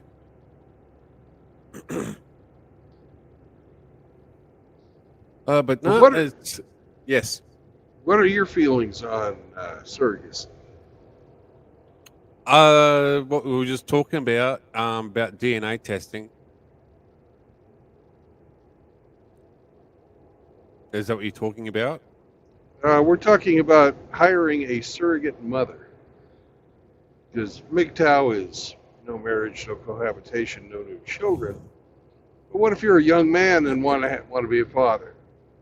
No, because you forget yet again when the person says, you know, okay, I'll give you X amount of money and all that, and I have no feelings for the baby. Well, she might say that at the beginning, but at the end, she might go, oh, no, I want the child, I want to keep the child. You have no say, you have no rights. So you're back at square one, you know, being a single mother. So, no, I think it's completely dangerous to go down that route. Yes, there might be some women that will do that for you, but I don't like the idea. Well, it's actually less than 3% of the cases where they want to keep the baby. The biggest problem is paternity fraud, where they're trying to pass off somebody else's baby as yours, then collect the money. Yeah, you know, Rusty made a very, very good point. Says once you have that child, now you have a contract with the state again. Just doesn't have a woman involved, but now the state comes into your life. That is a good point. I didn't even consider that. You de facto now have a contract with the state, and they can come and demand how you raise that child. You know, you don't feed it properly, you don't nurture it properly, blah, blah, blah. Insert excuse here. But based on the way the laws are, if you have a child, the state has ultimate power over that child, over you, through arms like Department of Children's Services or Canadian. Up here, what we have is yeah, you know, same type of shit.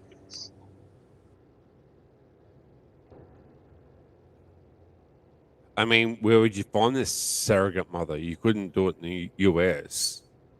Because remember, gents, she's got the magical muffin. She's got rights. You know, you still got to, you know, anything medical or whatever. You know, the child needs to find out who the biological parent is, and yeah. Well, there's 4 major places where there's big surrogacy markets: Eastern Europe, Central and South America, Africa, and Southeast Asia. That's where people generally go to buy or rent a womb. 60% of the women who do surrogacy are actually married and are just really poor. So, Well,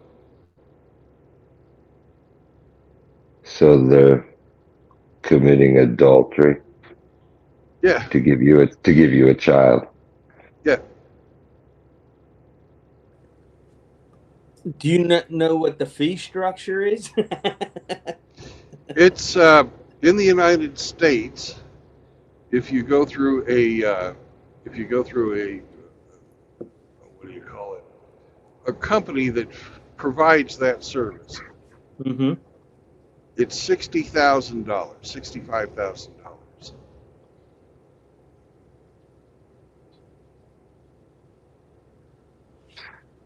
So it's a quarter of going through divorce. Hell of a lot less than a quarter for me, but yeah. Well, I'm just saying, for if you figure the average is right around 250 grand, the average guy loses. So,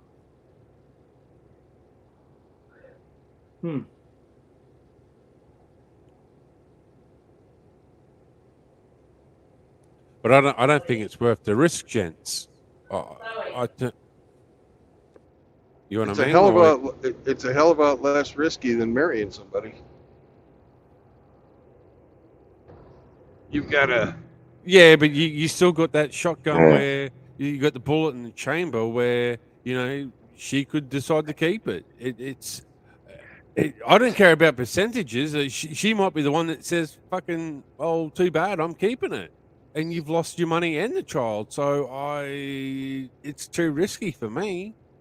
As much as I'd like to have a child and whatnot, I just too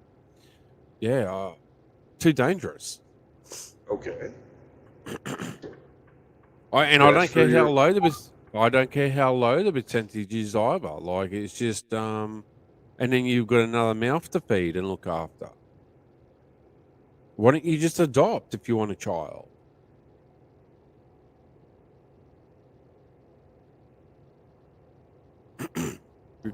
If I was going to do it, if I was 30 years younger, I wouldn't want to raise somebody else's child. And no agency would ever give a child to a single. Like, no, good luck adopting a child as a single man.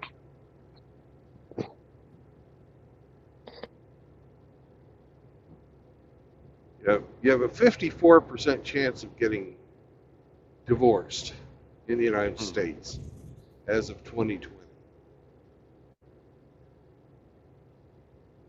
The woman has between 94 and 96% chance of gaining custody of any child that you have in a marriage.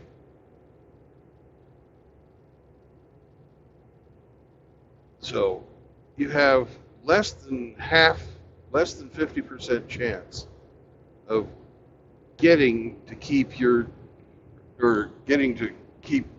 child with you and your wife for the entire time they're children. Most divorces happen about 7 years into the marriage, 7 to 13 years. Some marriages last longer, but most don't.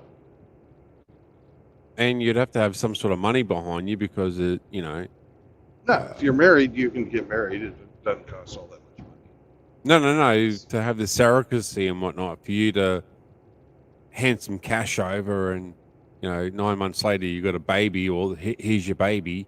Yeah, it's $65,000 American. So once you bring the child, say you went to Southeast Asia and you brought the child back to the States and get the Social Security number, the certificate of birth, and all this stuff, and you're the father, what's stopping that woman to claim that she's the birth mother and she should be in the United States with him, with the child?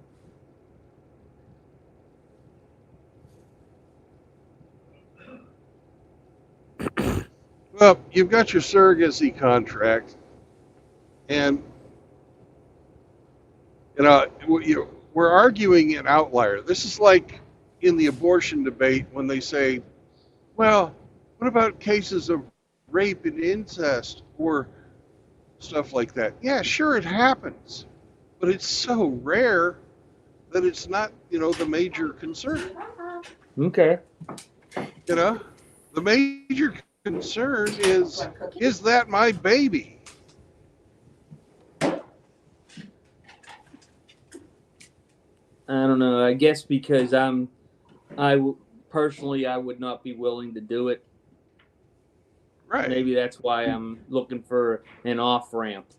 But I'll just say no. I don't think I would do it. Okay. Well, I mean, just be like me, man, and just Would you recommend it? no. Because again, the woman has rights. So eventually she could come into the United States and demand her child back. And she's a woman, she has rights. So therefore, you fucking fall on your sword. I mean, I can't have children, all right? So therefore, I've owned up to the fact that it's just not going to happen. Or meet a new woman out here if I was to get divorced. Sometimes you just got to look at it and go, the your cards are dealt with you, the rice were rolled, and things aren't just going to happen. You have to accept it. And yeah, man, it is what it is out here. So as much as I'd like to have kids and have my own family, it's just, yeah, it's done and dusted. So Well, you're in a unique position if you're, if it's impossible for you to have kids, then, it's not even an option for you. but see, If I'm understanding you correctly. Yes. So you have to make that decision. Are you willing to go through life and know that you cannot be a father anymore? And you have to be at peace with that. So that's where I'm coming from.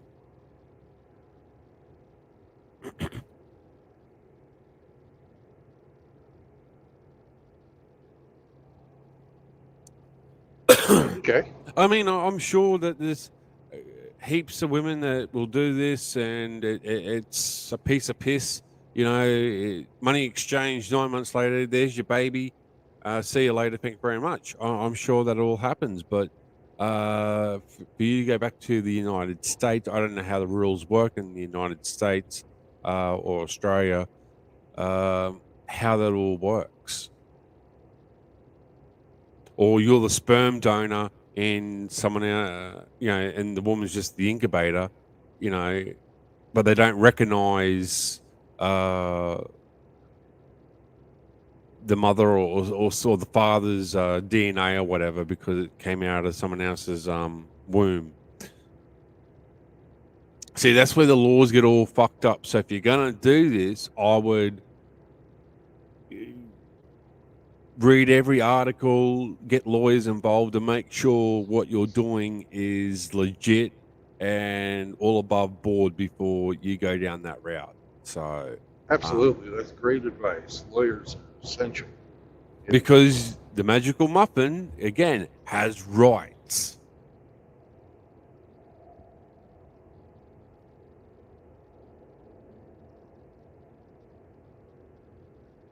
And you know what that court system's like? They like to bend the rules. They like to,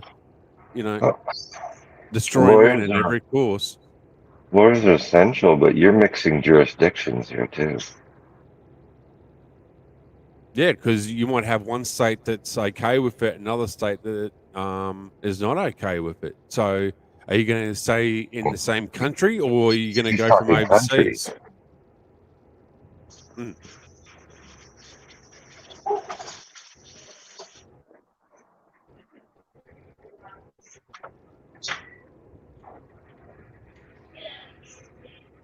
And listed the countries that have these markets. None of them were in America.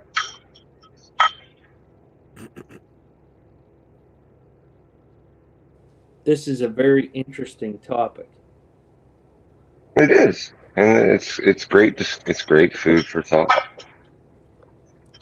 You know, I think nothing about You know, anybody what they. this is a true. This is a yeah. This is a true MGTOW question. I would not What do try you to dissuade how do you anybody. build the future?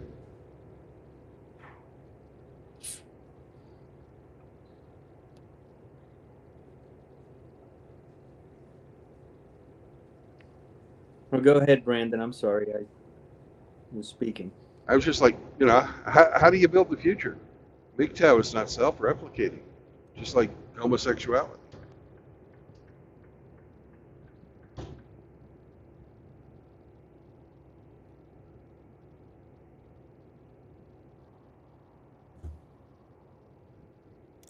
No, women will submit eventually. When there's no way out, they will find an option to, have a child.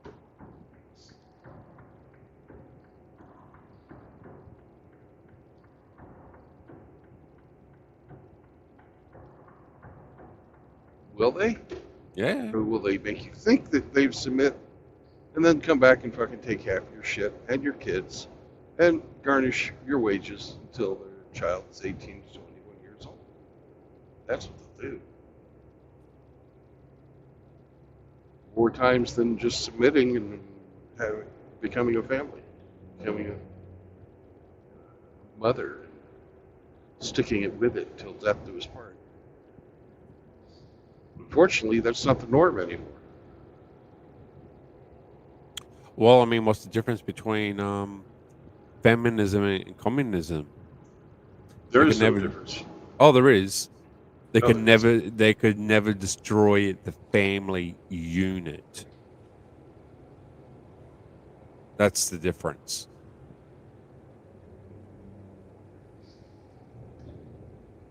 So Feminism is communism in a skirt. That's all. yeah, but in a difference. But what I'm saying is they could never destroy the family unit. The family unit was strong. In a communist country. Because when you take away everyone's rights and everyone's freedoms, you don't have anything. So all you got is the person beside you. That's what I'm trying to get at.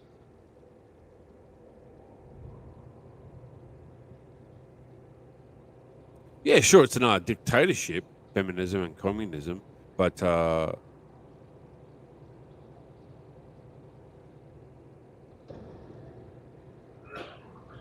you're not being dictated to. God, you sure are. You most certainly are being dictated to with feminism.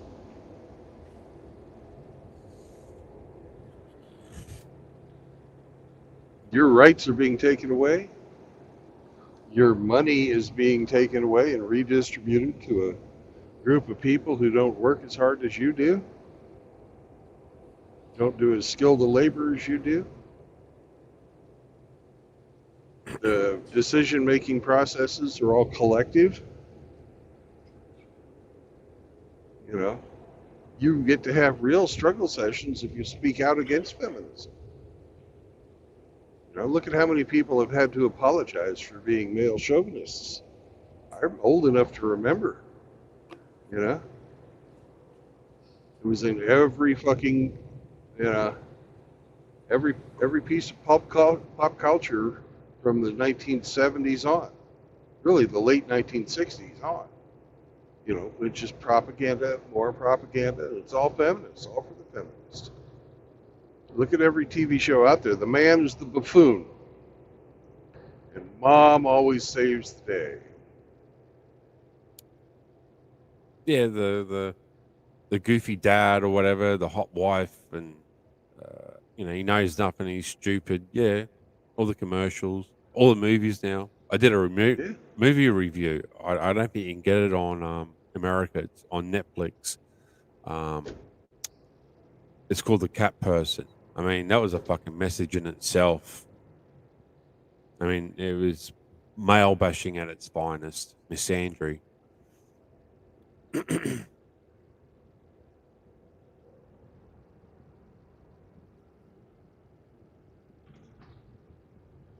But again, we've allowed it to happen. I don't It believe never I used did. to. It never used to be this way about hating men, and when the women stayed home and cooked and baked and looked after the children, we went to work. It never used to be that way. Now it's all evil that men have all the good jobs, and Well, that's their narrative. yeah, that's the narrative. But again, very rarely do you see women in men's jobs. They want the cushy jobs, the CEO jobs. And every time they get into a fucking position like that, they asshole it, especially in politics.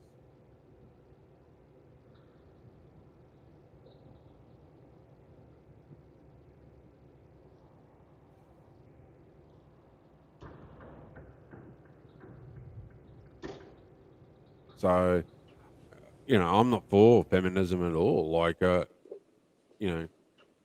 been brainwashed into believing all this stuff.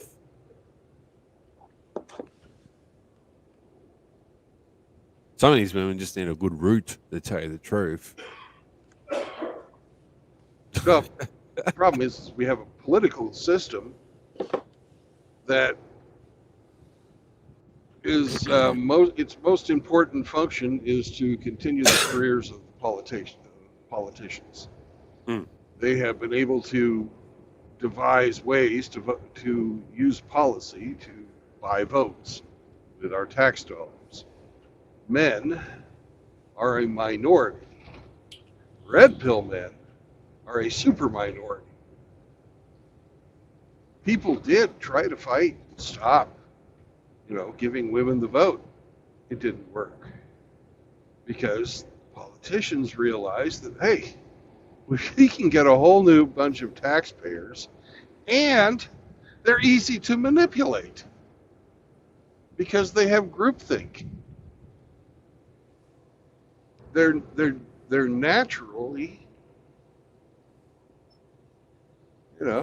natural fucking communists. That's why all this collectivism appeals so much to females.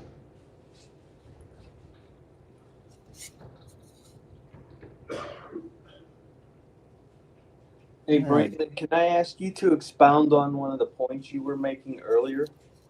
Sure. You were talking about the self-replicating problem that the MGTOWs have because they're not able to have the kids. Yeah, I said we're not self-sustaining. We're not. Yeah, that would put us in the same category as the alphabet mafia, doesn't it? Well, in that sense of biologically not being able to produce children, yes. Yeah. That's a weird position to be in. To have something in common with them. Because it's not I don't think it's the MGTOWs. Should we make a push to get into all the schools and push our propaganda? Yes. Yes. All right, guys. Outlaw, what's up, brother? What's up, buddy? Welcome back. Welcome back, man. I had to run errands. It was not me. So, Mom's. when you ran over Aaron, did they call the police or the ambulance? I had to go to the power company and deal with them. Oh, Cheetos. Cheetos. Oh, that's Hemi's favorite. Truckload of Cheetos. Cheetos. Me. It's good. It's good fun. It says so right on the back of the truck.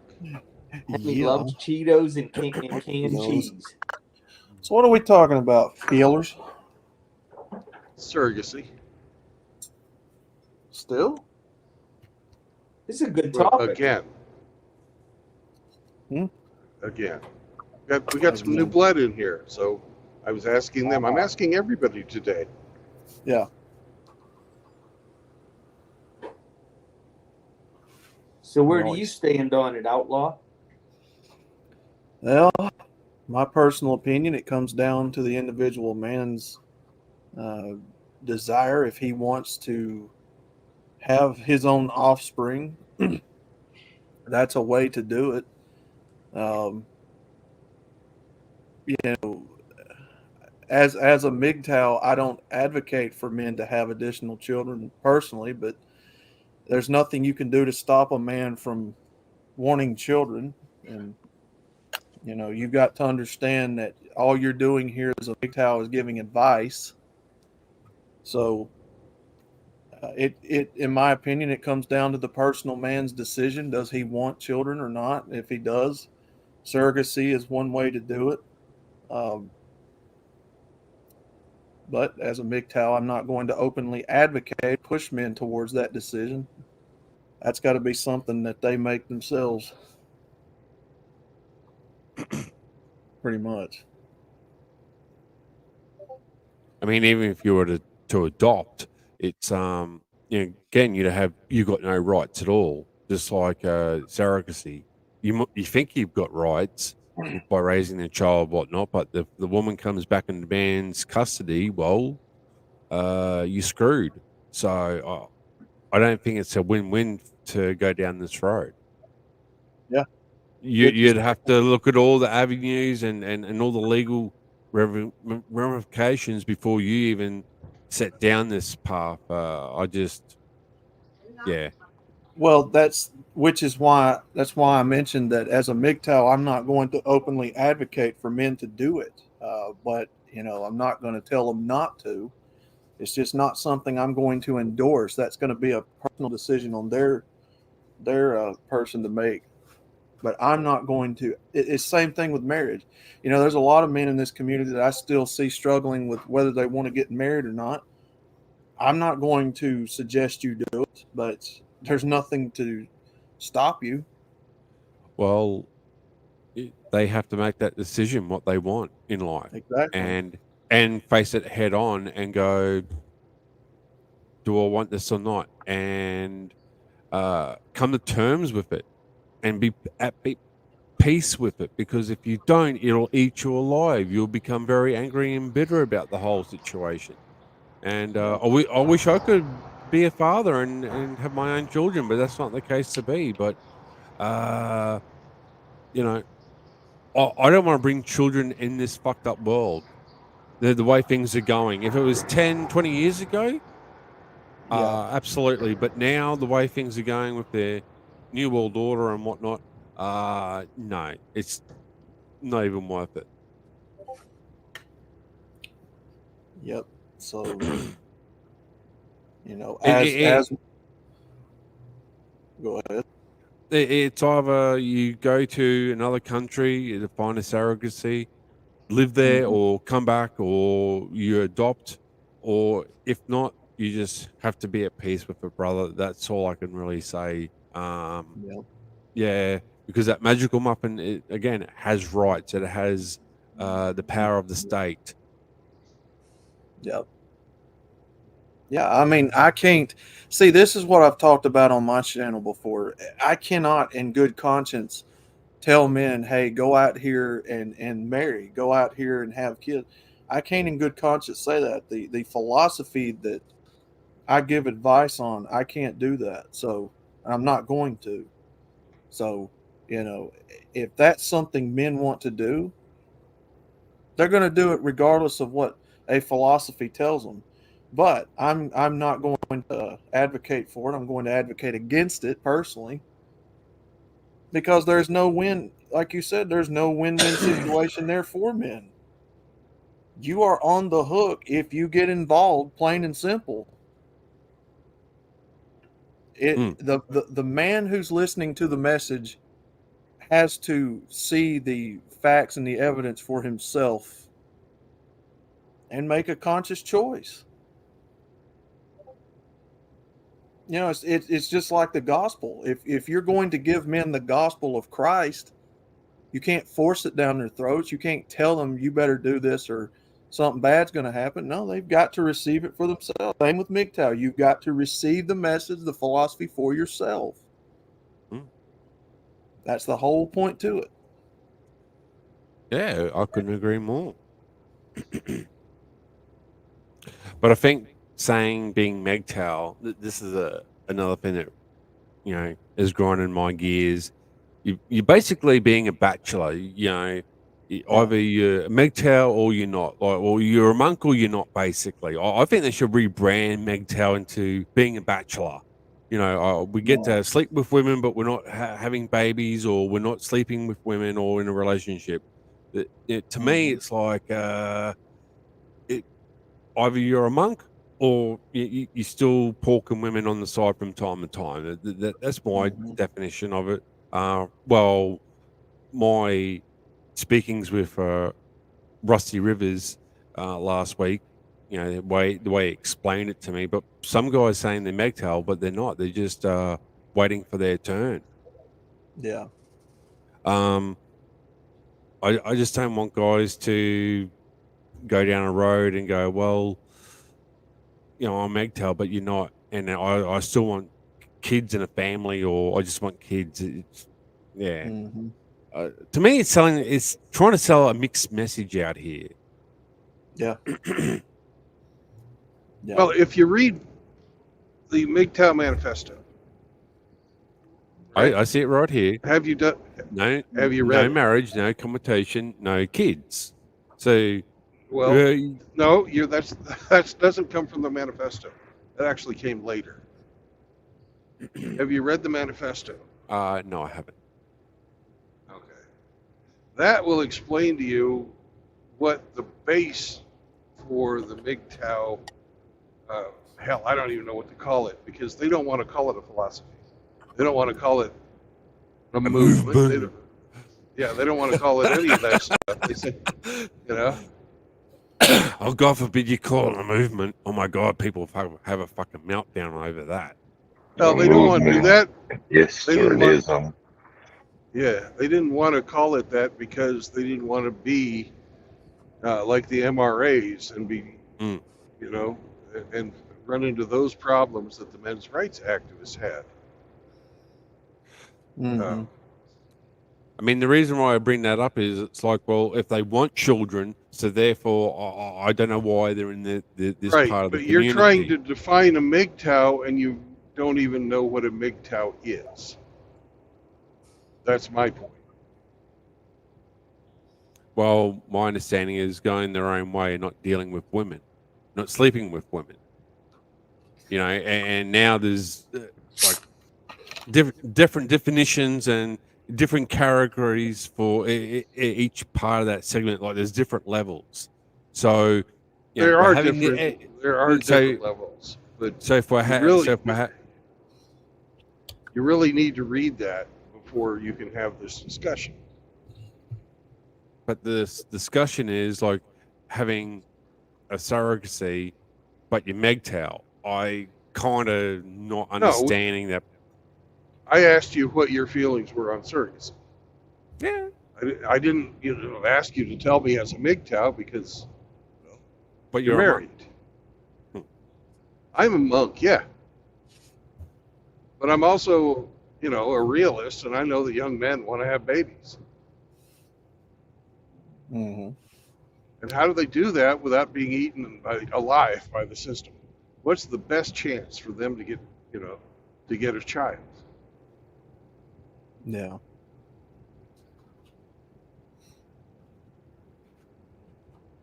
There's nothing sure in this world. There's nothing safe in this world. But 54%. My God, those are shitty fucking odds. Marriage is out. Having a baby with a woman without some type of a contract. That's just fucking suicide. That's financial suicide. You're committing yourself to the flip of a coin when the coin is weighted to come up tails, fucking 54% of the time. It's 54 flips out of 100. Those aren't good odds.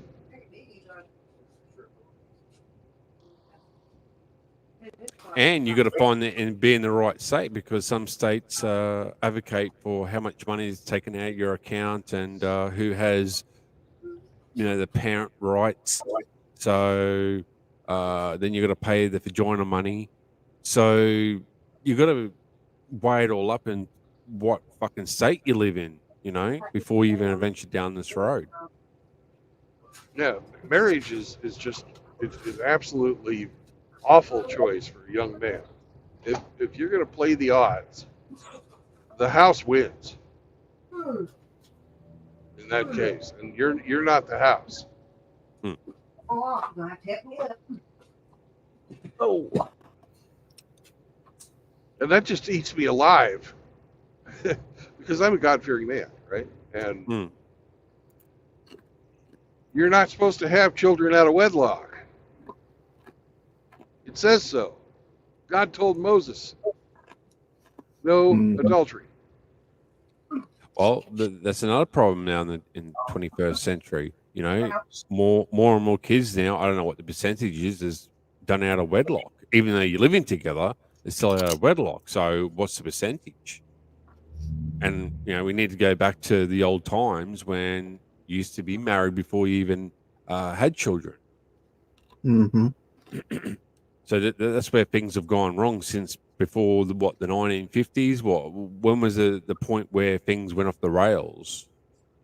1960s. A lot of people will point to a couple of things happening simultaneously. No fault divorce. Yep. And the birth control pill. So people have and at the third leg of that stool is Social Security, not Social Security, but welfare, where the state stepped in and became the third partner in the marriage. Shinobi says, what about Batman? He adopted. Can MGTOW do that? Well, I've already said that. But a lot of guys, I don't know, real sour about, looking after someone else's child. But I mean, this is not like, you being a stepdad. This is like you being, going to the adoption agency and, because you want to. Well, it's a personal choice. So if that's what they want, is to raise, somebody who shares genetic material with them, that's what they want. We can't judge that, If that's what it takes for them to take on the responsibility of a child, that's their, that's their decision. It's not my decision.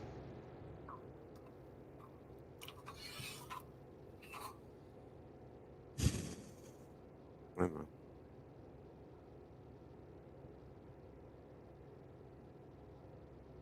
The whole no marriage, no cohabitation, no kids, that came about because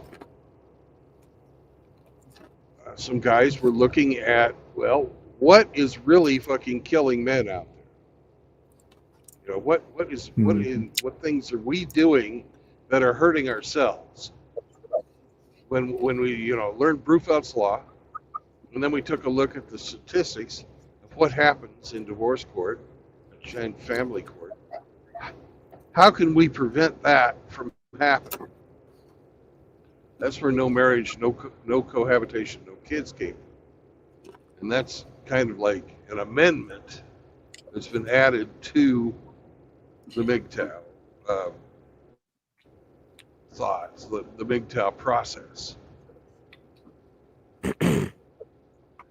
MGTOW itself has three bullet points as well.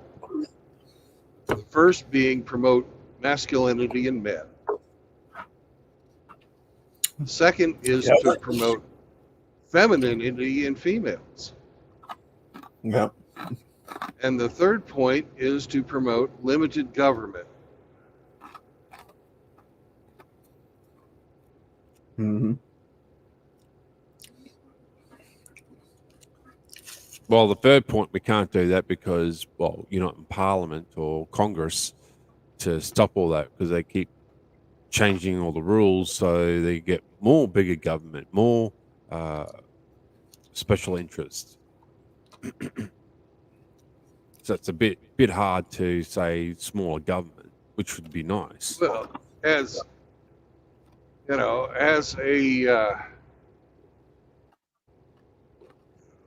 MGTOW, you can do things personally that will limit government. You know, it's small. It's it's not even a drop. It's smaller than like 1/1,000,000th of a drop in the bucket. But if 1,000,000 men do it, then it becomes a drop in a bucket. If 50 million men do it, then there's a noticeable difference. It's not, it's not that, if you want to starve an animal that takes a portion of your kill, don't kill as much. If you're a hunter, if you're paying taxes, try not to engage in activities that will require you to pay taxes. Don't break any laws. Well, I think this MGTOW is making a difference, or the red pill, whatever it is making a difference, because governments are all around the world are watching now, because the birth rate is dropping and dropping. So they're going, we need to do something about this. We need more people in the system to get married, and people are not. So they're very concerned. They are watching. Yeah. That's why I said the thing about one man making his choice simply, If you That's the beautiful thing about it. Yeah. If you choose to do it that way, that's your choice. You're not breaking any laws. That's the beautiful thing about it, because the government gets backed into a corner because they themselves preach, that women don't rape women and all that. So it's, the government understands that you can't force men and women to procreate. So it's one of the beautiful things about it. You sit back and watch them tear their hair out, trying to figure out what to do. But of course, like I've said before, they're not going to sit idly by and let men just walk away and live a bachelor lifestyle. They're going to come after you. They're going to take what they feel entitled to, whether it be taxes, whether it be your time. They're going to come after us men one way or another. Oh, they are. But here's the thing that really is sort of funny. At the same time that they're wanting us to have more children, they're promoting fucking the whole rainbow mafia. Yeah. Yeah. Now, how does that make any sense? Let's promote a whole bunch of people who can't have children biologically. Mm-hmm. Because, by God, we want the votes and the fucking cash donations from them. Yeah.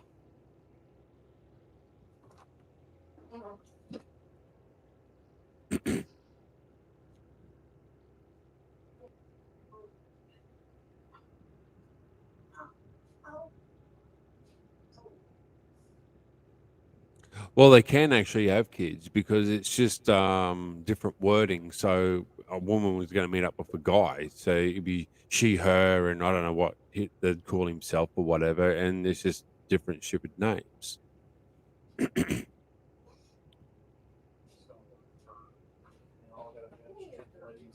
But they're trying to make us into individual people out here, so we don't have children anymore. Which the world is too big anyway.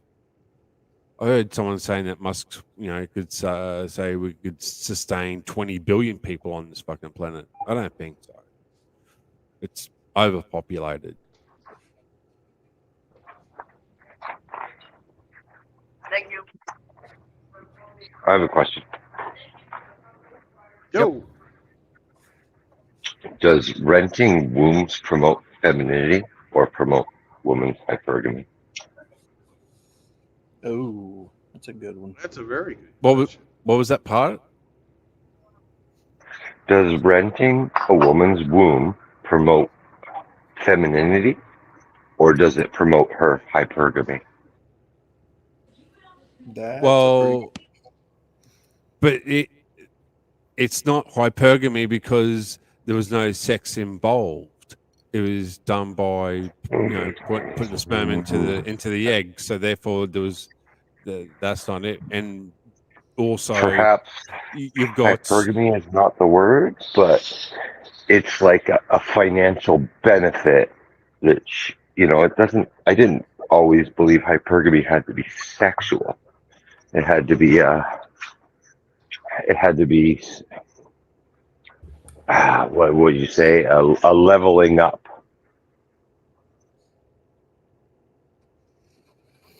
But it's her body, it's her choice. So I don't know about femininity. Like, I mean, that word is more like the way they dress, the way they act.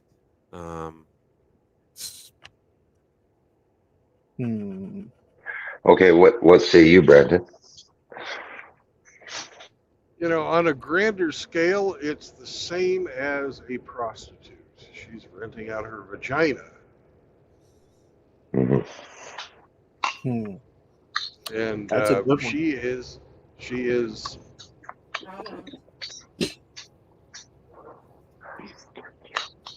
It really depends on how you define femininity. Is having a baby not the most feminine thing you could do?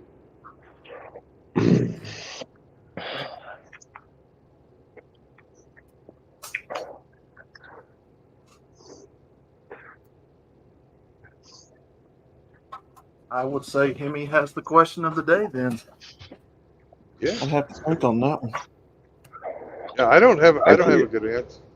I don't have a good I'd answer. say yes. Yes. Having a baby is the most feminine thing they could do, but it's like they're giving away that baby. Like that's probably the most feminine thing they do too.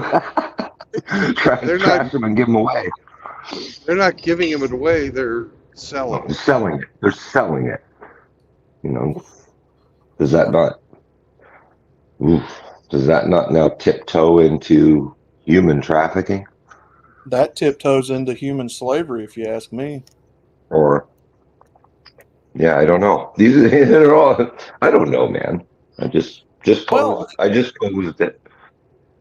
Well, that comes out of the. Well, I mean, Hemi, look at it. If you're buying and selling people, and babies are people, they're human beings. That to me sounds like slavery. Well, isn't that the same as what you would? You can't adopt for free. You have to buy that child. Yeah. I think the slavery part comes into it if you force it to work. But if you just raise it as a child, raise it as your child, that's slavery.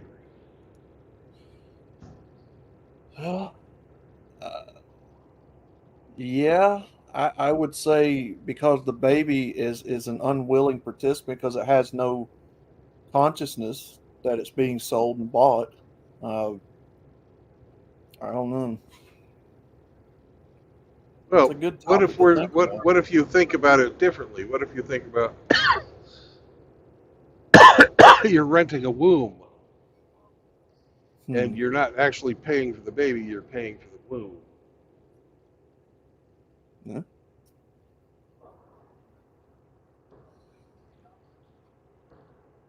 It's a good topic. Good thing to think upon. I don't have an answer for any of it. Yeah. Well, I know I haven't gotten any answers either on a different question. I'm going to have to call my work, so I will be right back. Mm-hmm.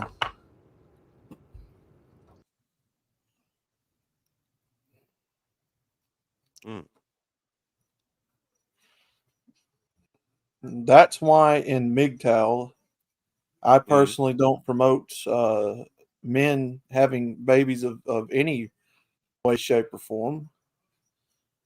So I don't go into the analysis of it like that or the depth of it. But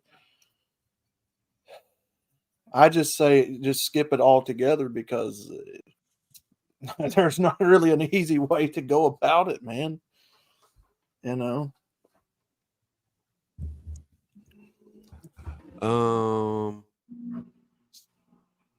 The courts have ruled that once a man's sperm has left his body, it's no longer his property.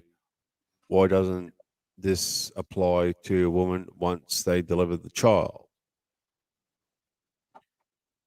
Yeah, again, like Logically, it should, but you know why. You know the agenda of the courts. yeah, so it's their rights, you know. Yeah. Again, I wouldn't venture down this road, like unless you had whatever state you live in or what country you lived in, and you went down that, got a lawyer involved, and you wrote everything out. Because if you go to another country, that person might not understand they don't have any rights, or they do have rights. And one day they go, I want to find out what that child is, or that child goes, I want to know where my mother is. What do you do then? Like, yeah, it's a dangerous slope to go down, and I don't think men should be thinking about that. Either you want children and you start searching down that path, or as I said, you're going to make peace with a brother like I have, and not and realize that your time is up and that's it.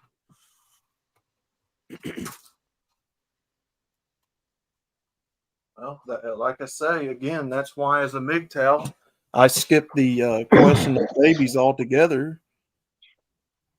Me personally, I do, and I advocate men not do it. But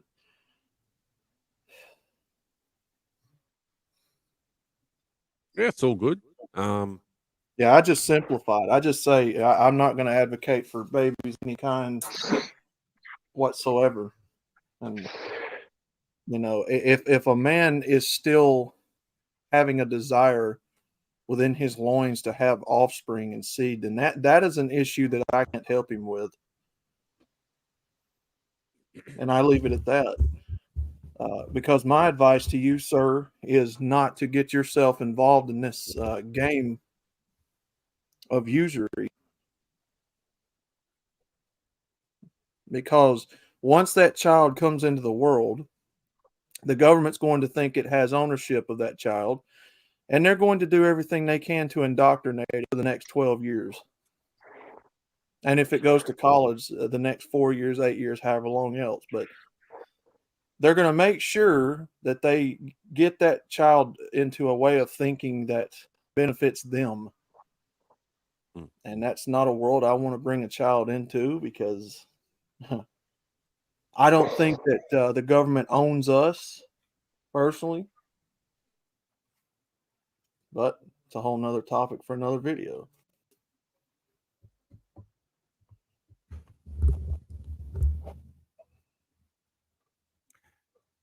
Well, I mean, there's no easy way around it. Like either you want children and you want to go down that path, or you don't, and you gotta make that choice and be happy with whatever you do. But not in this world, not in this climate of right. The way things are going at the moment. This new world order, no fucking way. If it was 20 years ago, yeah, I'd be all for it, but not now. Not the way people have rights and you got no rights. No, it's just too dangerous. Right. So I just say, to simplify all of it, men, I'm not going to advocate for any kind of child bearing or child raising for my part of it. Just don't even consider surrogacy. Don't consider adopting. I mean, because so both of you would not recommend it. Right. MGTOW is not about raising children. MGTOW is about a man going his own way apart from women and children. So I simplify it for my own self, and I don't advocate for none of it. But if a man wants children, I understand. And I wish you Godspeed in this current climate, but I'm not going to openly advocate for my for my conscience sake on it. Oh, I mean, that's not for me. That was for the other person that was speaking on the subject, and Right. I felt no way. Even adopting, no, because you're doing it out of love. You're doing it to raise a child. To give that poor child a better Right. future. And again, Mhm. the child can leave you any time and go back to their parents, or the court can force. So again, you have no parental rights at all. Right. So going down that path is a no go as well. Mhm. So what do you do? But what do you do? Hmm. It's either you go to another country, or you just suck lemons and go, oh well. Yeah, there are men who will do that. Passport bros will leave the U.S. and they'll go overseas. I mean, you're obviously not going to stop men if that's what they want to do. So the only way that I can even respond to anything like that is just I don't advocate for it. So, uh, people are going to do what people want to do, regardless of any advice, of any religion, of any doctrine. It don't matter. They're going to do what they want to do. The part where I come into play, and other MGTOW I believe come into play, is just helping them avoid as much trouble as possible by not advocating for this stuff. I don't advocate for adoption or surrogacy personally. I follow that tenet of MGTOW very closely.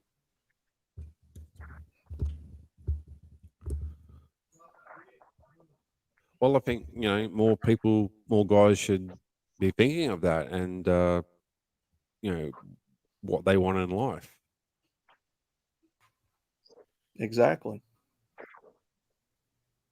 One of the biggest red pills men need to understand is you can't help everybody.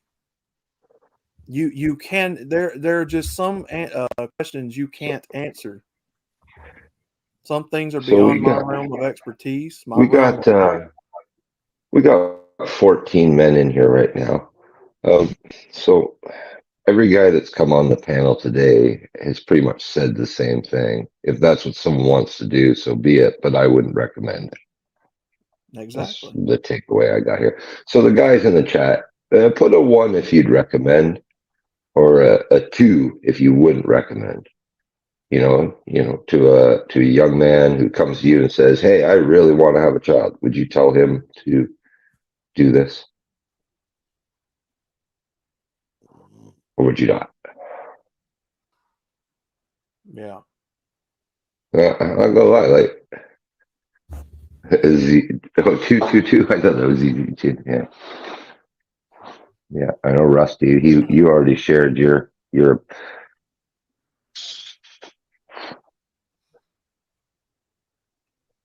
So whatever the reasonings are that these guys come to this conclusion of 2 may be different, but the conclusion's all the same. Yeah. You know, seems all the same. Anyway, I don't know. I thought this morning, ooh, I'm going against the big boss here, but no, I couldn't. Angler, the question was, would you recommend surrogacy or not recommend surrogacy? 1 for yes, 2 for no.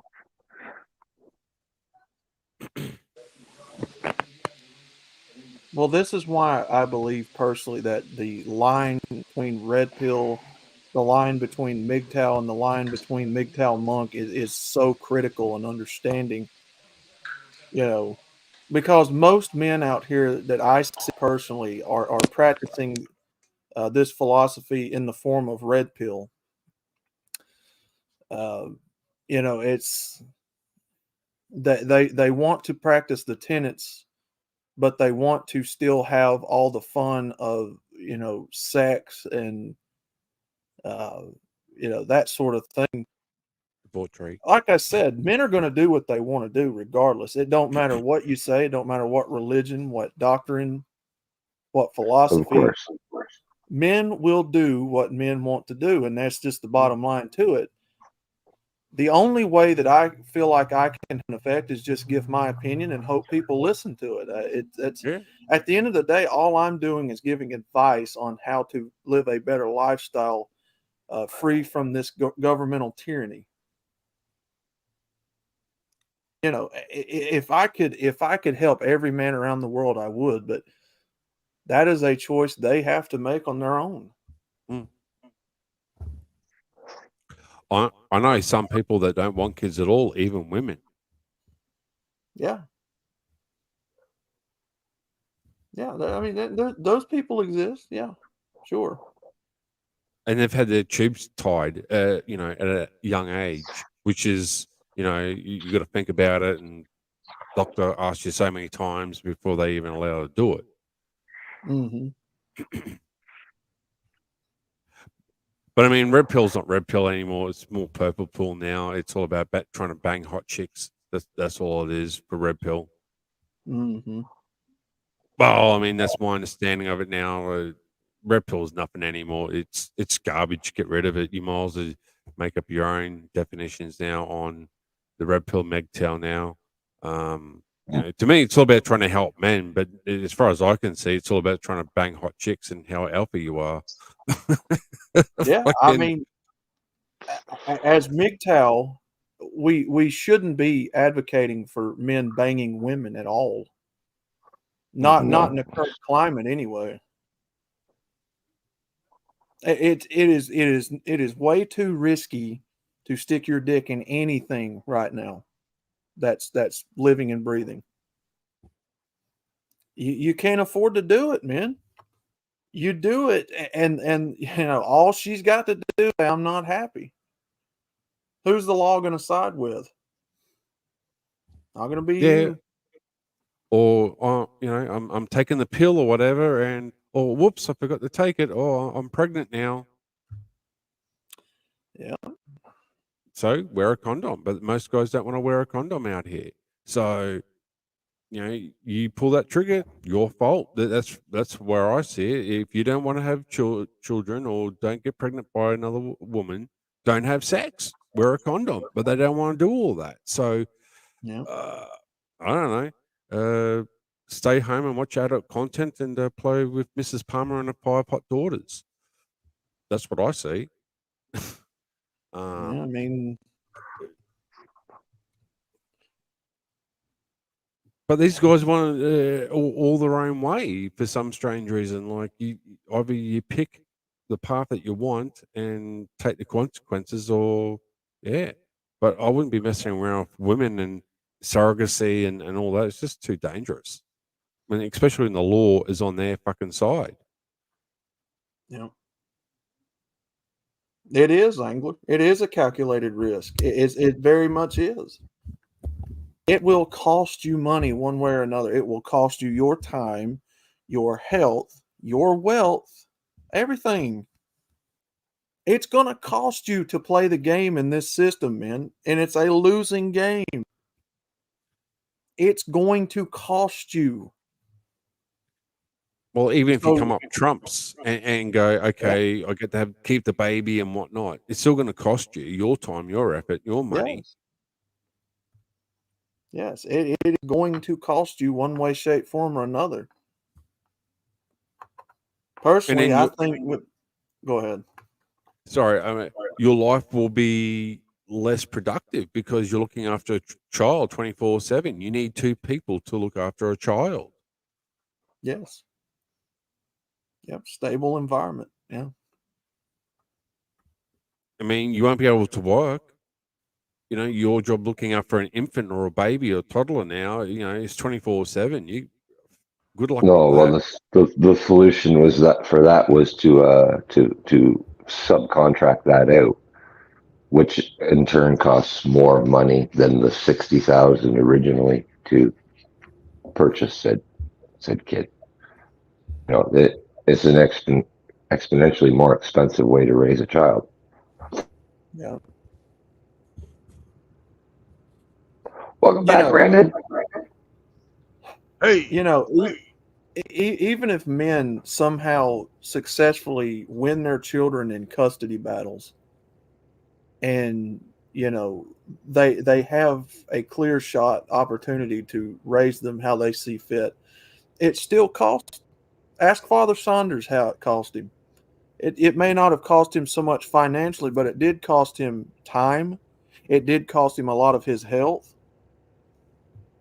It'll cost you in one way, shape, form, or another, gentlemen. I'm telling you.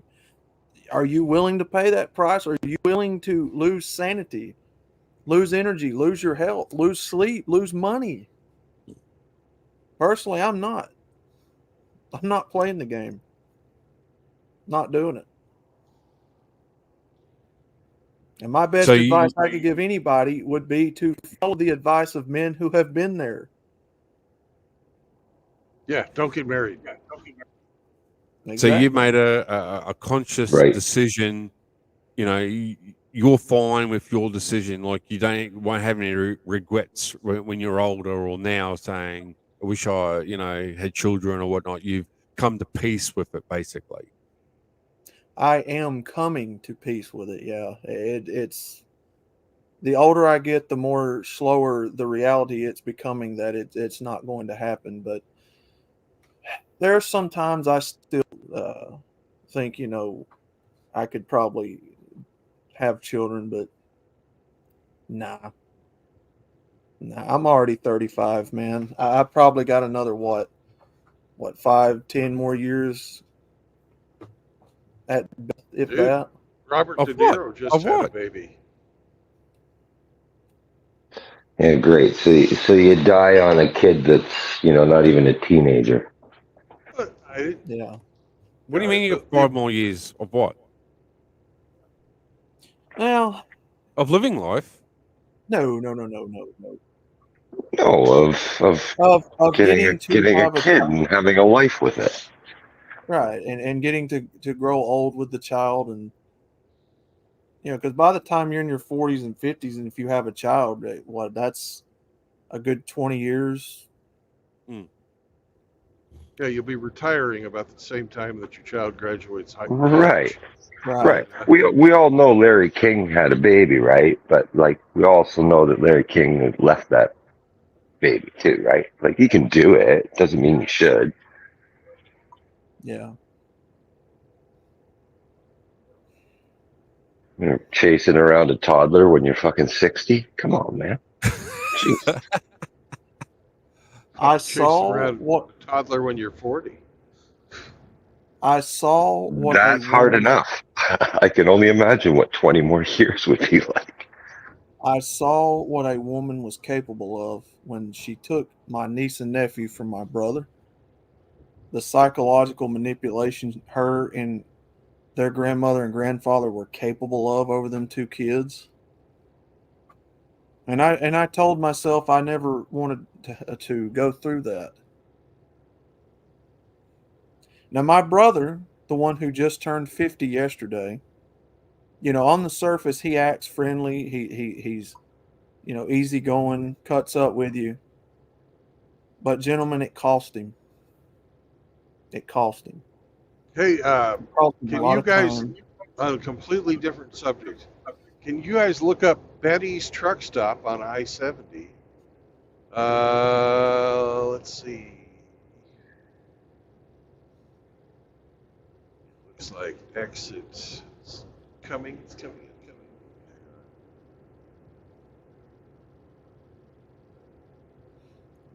You know, it Um, cost my exit Okay, 74.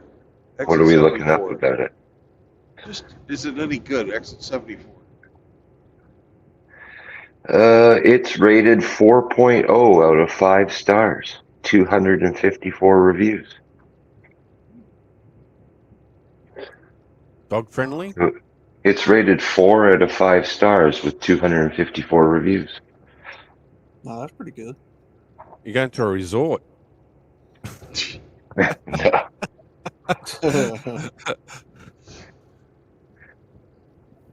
Let's take a look. So, did your brother get the children back or no? Or what happened? Because I it don't know was anything about it. it was an on and off thing. They came to live with him for a little while, and then you know, those teenage years came a calling, and they wanted to go partying and drink, and so they moved back in with mommy because mommy let them do what they wanted to do. But she was able to psychologically manipulate them into thinking that he was a piece of shit, that he was the problem. And Says great food, Brandon. Sorry, outlaw. All right. Do they Go have ahead. showers? I'll look. You know, on the surface, he's a friendly guy, cuts up, but it took his toll. It took its toll on him. You know, deep down, I know it kills him inside to know all that time that he lost with them. They turned on us, the family. The kids don't have anything to do with us anymore. They don't even come down this way anymore. They don't call. The older sister's already had 2 children. The youngest one, the son, is an alcoholic at 25.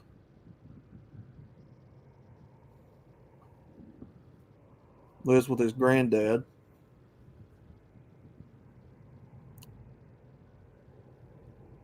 What do you say? I find it on the trucker path, but there's no information as to the amenities provided. So you'll have to ask. Yeah. That doesn't look like fucking 5 stars to me, pal.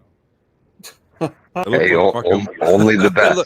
Only the best. It only looks like fucking half a star. All inclusive. Sorry. Yeah, Angler, it is rough, but you know what? It's one store a billion. So if they say the food's good, Yeah, the food. First review was 5 stars. A nice picture of the dinner. He Instagrammed it. On their page, it says 24-hour diesel ATM convenience store, deli, motel, parking, lighted area, restaurant, RV, gasoline, and trailer drop. So it doesn't say anything about a shower. It just says motel. Okay. Is that the gas station in front of him? Yeah, that's part of it. And it's Shell fuel. But the food is supposed to be really good. There's a lot of great reviews and photos of a full plate of food. Yeah, this is Cenex. Hang on a second. I'm going to look it up. I'll be right back. Everything looks good on Instagram, remember? It's all fake. Mm-hmm. No, we've got that sort of problem as well. Certain extended family don't want anything to do with us. Actually, my sister saw ex-boyfriend, whatever, their family members are bitching and complaining, oh, how come your nieces don't want anything to do with us and all that? I don't know. You know, you go talk to them, even though I don't talk to them as well. But yeah, man, like people are being brainwashed into believing certain things, and yeah, the child believes it to be so. You know, it's it's unfair that you weren't allowed to voice your opinion, your option to get the children back, and say, hey, we love you. Here's all the Christmas presents we bought for you. Here's all the cards, and it's bullshit. So I completely understand why you're advocating no children at all, no marriage at all. I mean, there's no shame on that. I completely understand. You've seen devastation firsthand. So, of course, you're not going to want all that. My tale is just another tale in the sea of millions of stories that these men could tell. And it just serves as another reminder that there are real problems that go far beyond just men and women in this culture. There's a lot of moving parts and problems at play in this world. Can I ask, the woman involved, did she have the telltale red flags? Would it seem the crazy hair and all that, or was she like the mousy sort of woman, and you didn't realize until fucking years later what a monster she was? Yeah, she's an alcoholic herself. She's got that wild look in her eyes. You know, yeah, she. There were signs there, but like most all other men, you know, my brother was young. He just saw an opportunity to have sex, and Hmm. here came along his firstborn, and then he had, you know, his way of thinking. Then he had to make it work. So,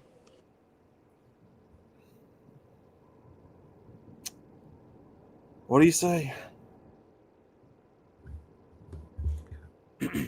I mean, just because the red flag, you can't see the red flags, doesn't mean they're not there. I mean, Right. that's the thing that a lot of guys in the community don't understand. It's not the crazy hair or the fucking tattoos or piercings.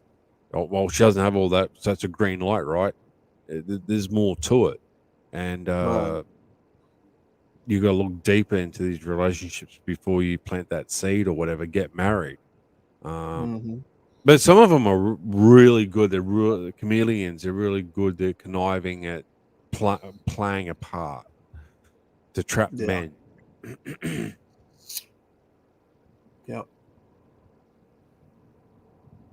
She did.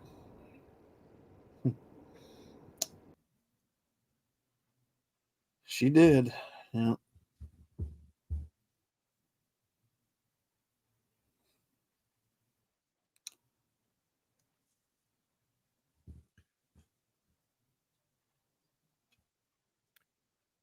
Yeah, so I mean, they have children and all that. It's not really worth the time and the effort and the money.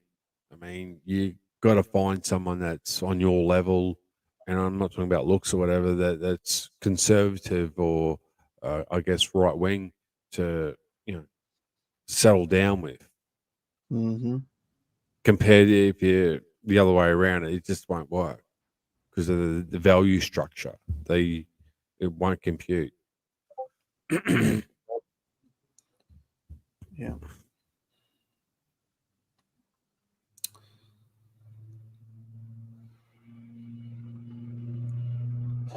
He he he. It's not the hiding the 1K cock stare. It's something completely different. It's until you've seen it, it's that sort of look, that wild child look, and until you've seen it, it's not about dick. It's they want to go out and party there. They want to explore the world and be the main guest at their own party, uh, eating all the buffet and all that. It's yeah. Once you've seen it, that sort of look, that sort of stare, like the lights are on but no one's home. Look, you'll Yeah. you'll see it. You'll understand. Yep. They're fucking dangerous. And again, just because they don't have the all the traits, all the colored hair and the fucking tattoos and all that, oh well, it's good to go. No, no, no, no.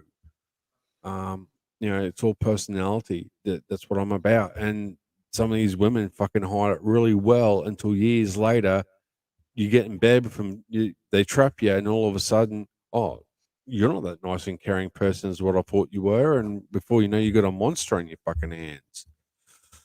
Oh yeah. So Absolutely. it's they're out there, man. They're out there in droves. Um, so you got to be very careful who you pick to sleep with. So again, I understand where you're coming from. Yeah. And you know the children. It's cliche to say, but it's so true. The children are always the ones to suffer. But at some point, those children they became self-aware of the situation and decided to choose for themselves. So they have just as much as guilt in this as anybody else. You know. I mean, do you reach out? Do you so you come over, or nothing? You've let it slide now. Yeah, they're to the point now to where they're so focused on their careers, and they've moved on from situation, and they're both working now. So it's, if they do call, you got to call them. It's just, it is what it is, man. Yeah, I mean, I feel sorry for your situation, and again, fuck them. Like it's like you don't want to call me. Well, okay, I understand, and it's hard. Like some people don't give two shits about you, and family. Fucking, I tell you, you can't live without them. They're your biggest haters, mate. Your biggest fans. They're The about. mom. Go ahead. They're about. You can pick your friends, but not your family. Yeah. Well, the mom is even worse of a problem now, because she openly posts stuff on Facebook with the son drinking at parties, and every time he's got a picture of him holding a beer, all she can do is laugh, react to it, and stuff. It's just, the mother is just a no good piece of shit. Mm. Clearly these women are not all cut out to be mothers. I've said that before, and I believe it. Not every single human being is cut out to be a parent. Absolutely. No, sir.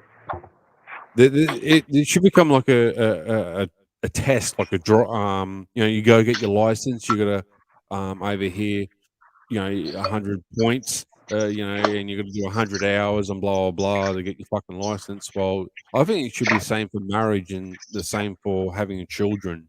Mm-hmm. Sure. Yeah, I believe that. Have to get a license for a dog. Yeah. Oh, that's great. Just more government intervention into the family.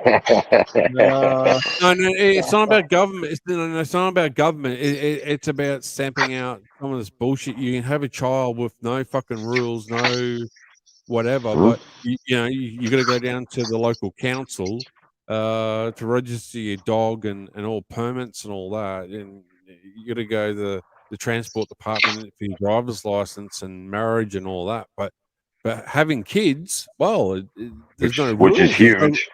There's no regulation. Which is why I say, gentlemen, you will, if you go down this road and become a father, you will pay for it in one way, shape, form, or another. Mm. It may not take so much money out of your pocketbook as some fathers have.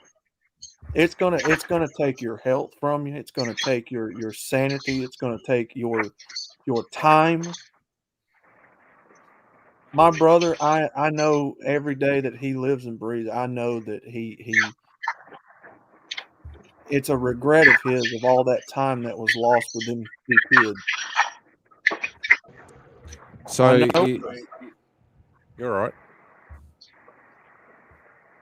you can see it sometimes, and if you look at an individual, they don't have to say a word. You just understand. You just know. And you can look at my brother, and you can read him. You can tell. It takes toll on him, and it's still taking its toll on him. And it will take its toll on him for the rest of his life. Yeah, every time there's a family event that you're not included in, it opens up those old wounds every time, every fucking time. Yeah. Hi, Sam. Is that your butt? Yeah. Uh-huh. Oh, hello, puppy. It's back scratch time. Oh, that's a spot right there. Oh yeah, yeah, yeah. Hey Sam, you got to piss? You got to go potty? Huh? You gotta do a dub. All right. Come on, puppy.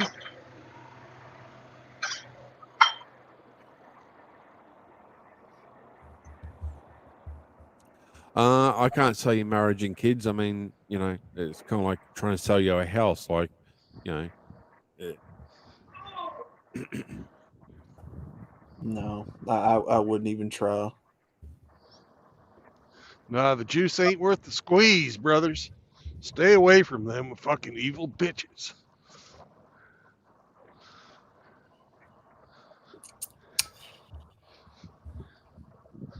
Yep. Sam says he doesn't want to be on video pissing. no. Thanks for sharing that. Thanks. Yeah. Hey, I'm just making sure you don't, we don't have any doggy porn. Uh-oh.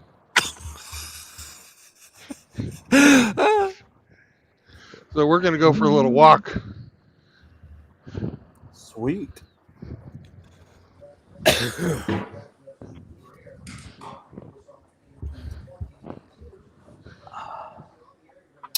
No, that's not our truck.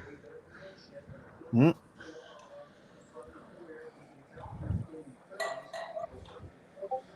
That's not our truck. Where's our truck?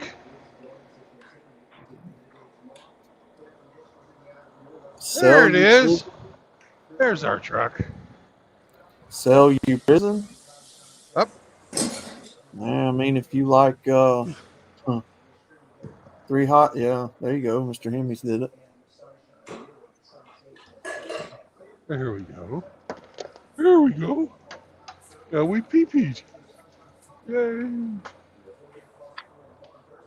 Here's a sow's ear. Make a silk purse out of it. He doesn't want it. Oh, pig's ear. Oh, yeah. Nice. Nice. Nope. He thought about it. Nope. Oh, he'll get it. He's just more interested in what I'm doing with my hands. You're right, Sammy. Huh? I don't know Senior this. True Blood.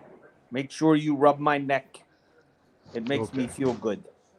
Ooh, that's good stuff. Ooh. Ooh, you know the spot, Senior True Blood. Me ears. Oh, yes. That's good stuff. Yes. All right, Sammy. I promise I will bring you back something delicious. Mexican pizza. That's what we're having. Tacos. That's fucking Tacos. wrong. Mexican pizza. Bleh. That's like Italian strudel. It just ain't the fucking same, man. It ain't the same. Well, I think Led Zeppelin sang it best. The song remains the same. Well, that's the song. I'm talking Same about old food. song and dance. You can't, yeah. You can't fool a fat man. No. But I'm gonna take you guys in there. And we're gonna have a look at Betty's. It's actually Betty's Beaver. Oh, Benny's Beaver. Busy Beaver. There's been 2 trucks pull up, so it's getting busier. Mm. Gotta remember, it's only 3:30-ish, which means that it's pretty close to 4:20, Heavy. You're eating with the blue hairs. We'll Uh-oh. see. They certainly have the blue hair car. What is that, an old Mercury? That says Oh, Grandma. yeah. It's a Grand Lincoln. Marquis. Oh. Yeah, look at Grand Marquis. Going to go in and see if they have any golden showers. Grand Marquis. They don't, but they've got Jesus.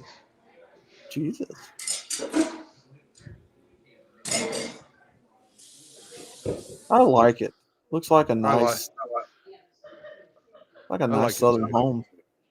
Mm-hmm. That's what a lot of our southern homes down here looks like on the inside. Yeah. They got that old 1960s wallpaper and wood paneling. Say what? No, just I was checking out the restaurant, and I'm talking to some idiots online. All right, I'll be back. I'm gonna Idiots. Well said. Wow. We've been promoted. Now you know how. Now you know We how I have feel. been promoted. Damn. Now I know how he talks about us when we're not around. That's right. You got to hear it when I know you can't hear me. Anyways, Well, you've been told. You can get Route 66 toys. Any Grinches? No, but there's a dolphin. Toys. There's a dolphin for Rusty. Oh, dolphin! Not my kind of toys. I don't like them.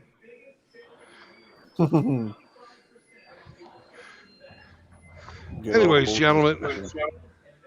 Looks good. I don't think it's going to be around much longer. The staff looks sort of long in the tooth. But I'm going to eat here tonight. We're going to take a whore bath. I've got wet wipes. So I think life is good. I'd certainly rather eat this food than the goy slop they have down the road. Oh, God. That's right.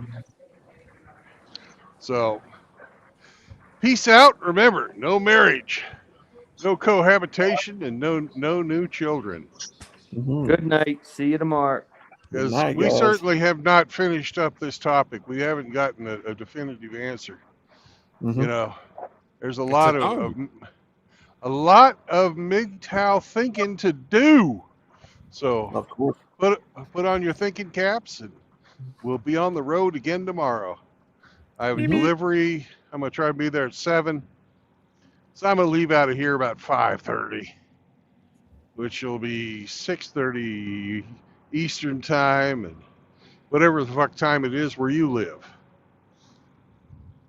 So have a good night and be safe. Love one another. And I'll catch you all on the road tomorrow. All right, guys. We'll see you later. Have a good night, Brandon.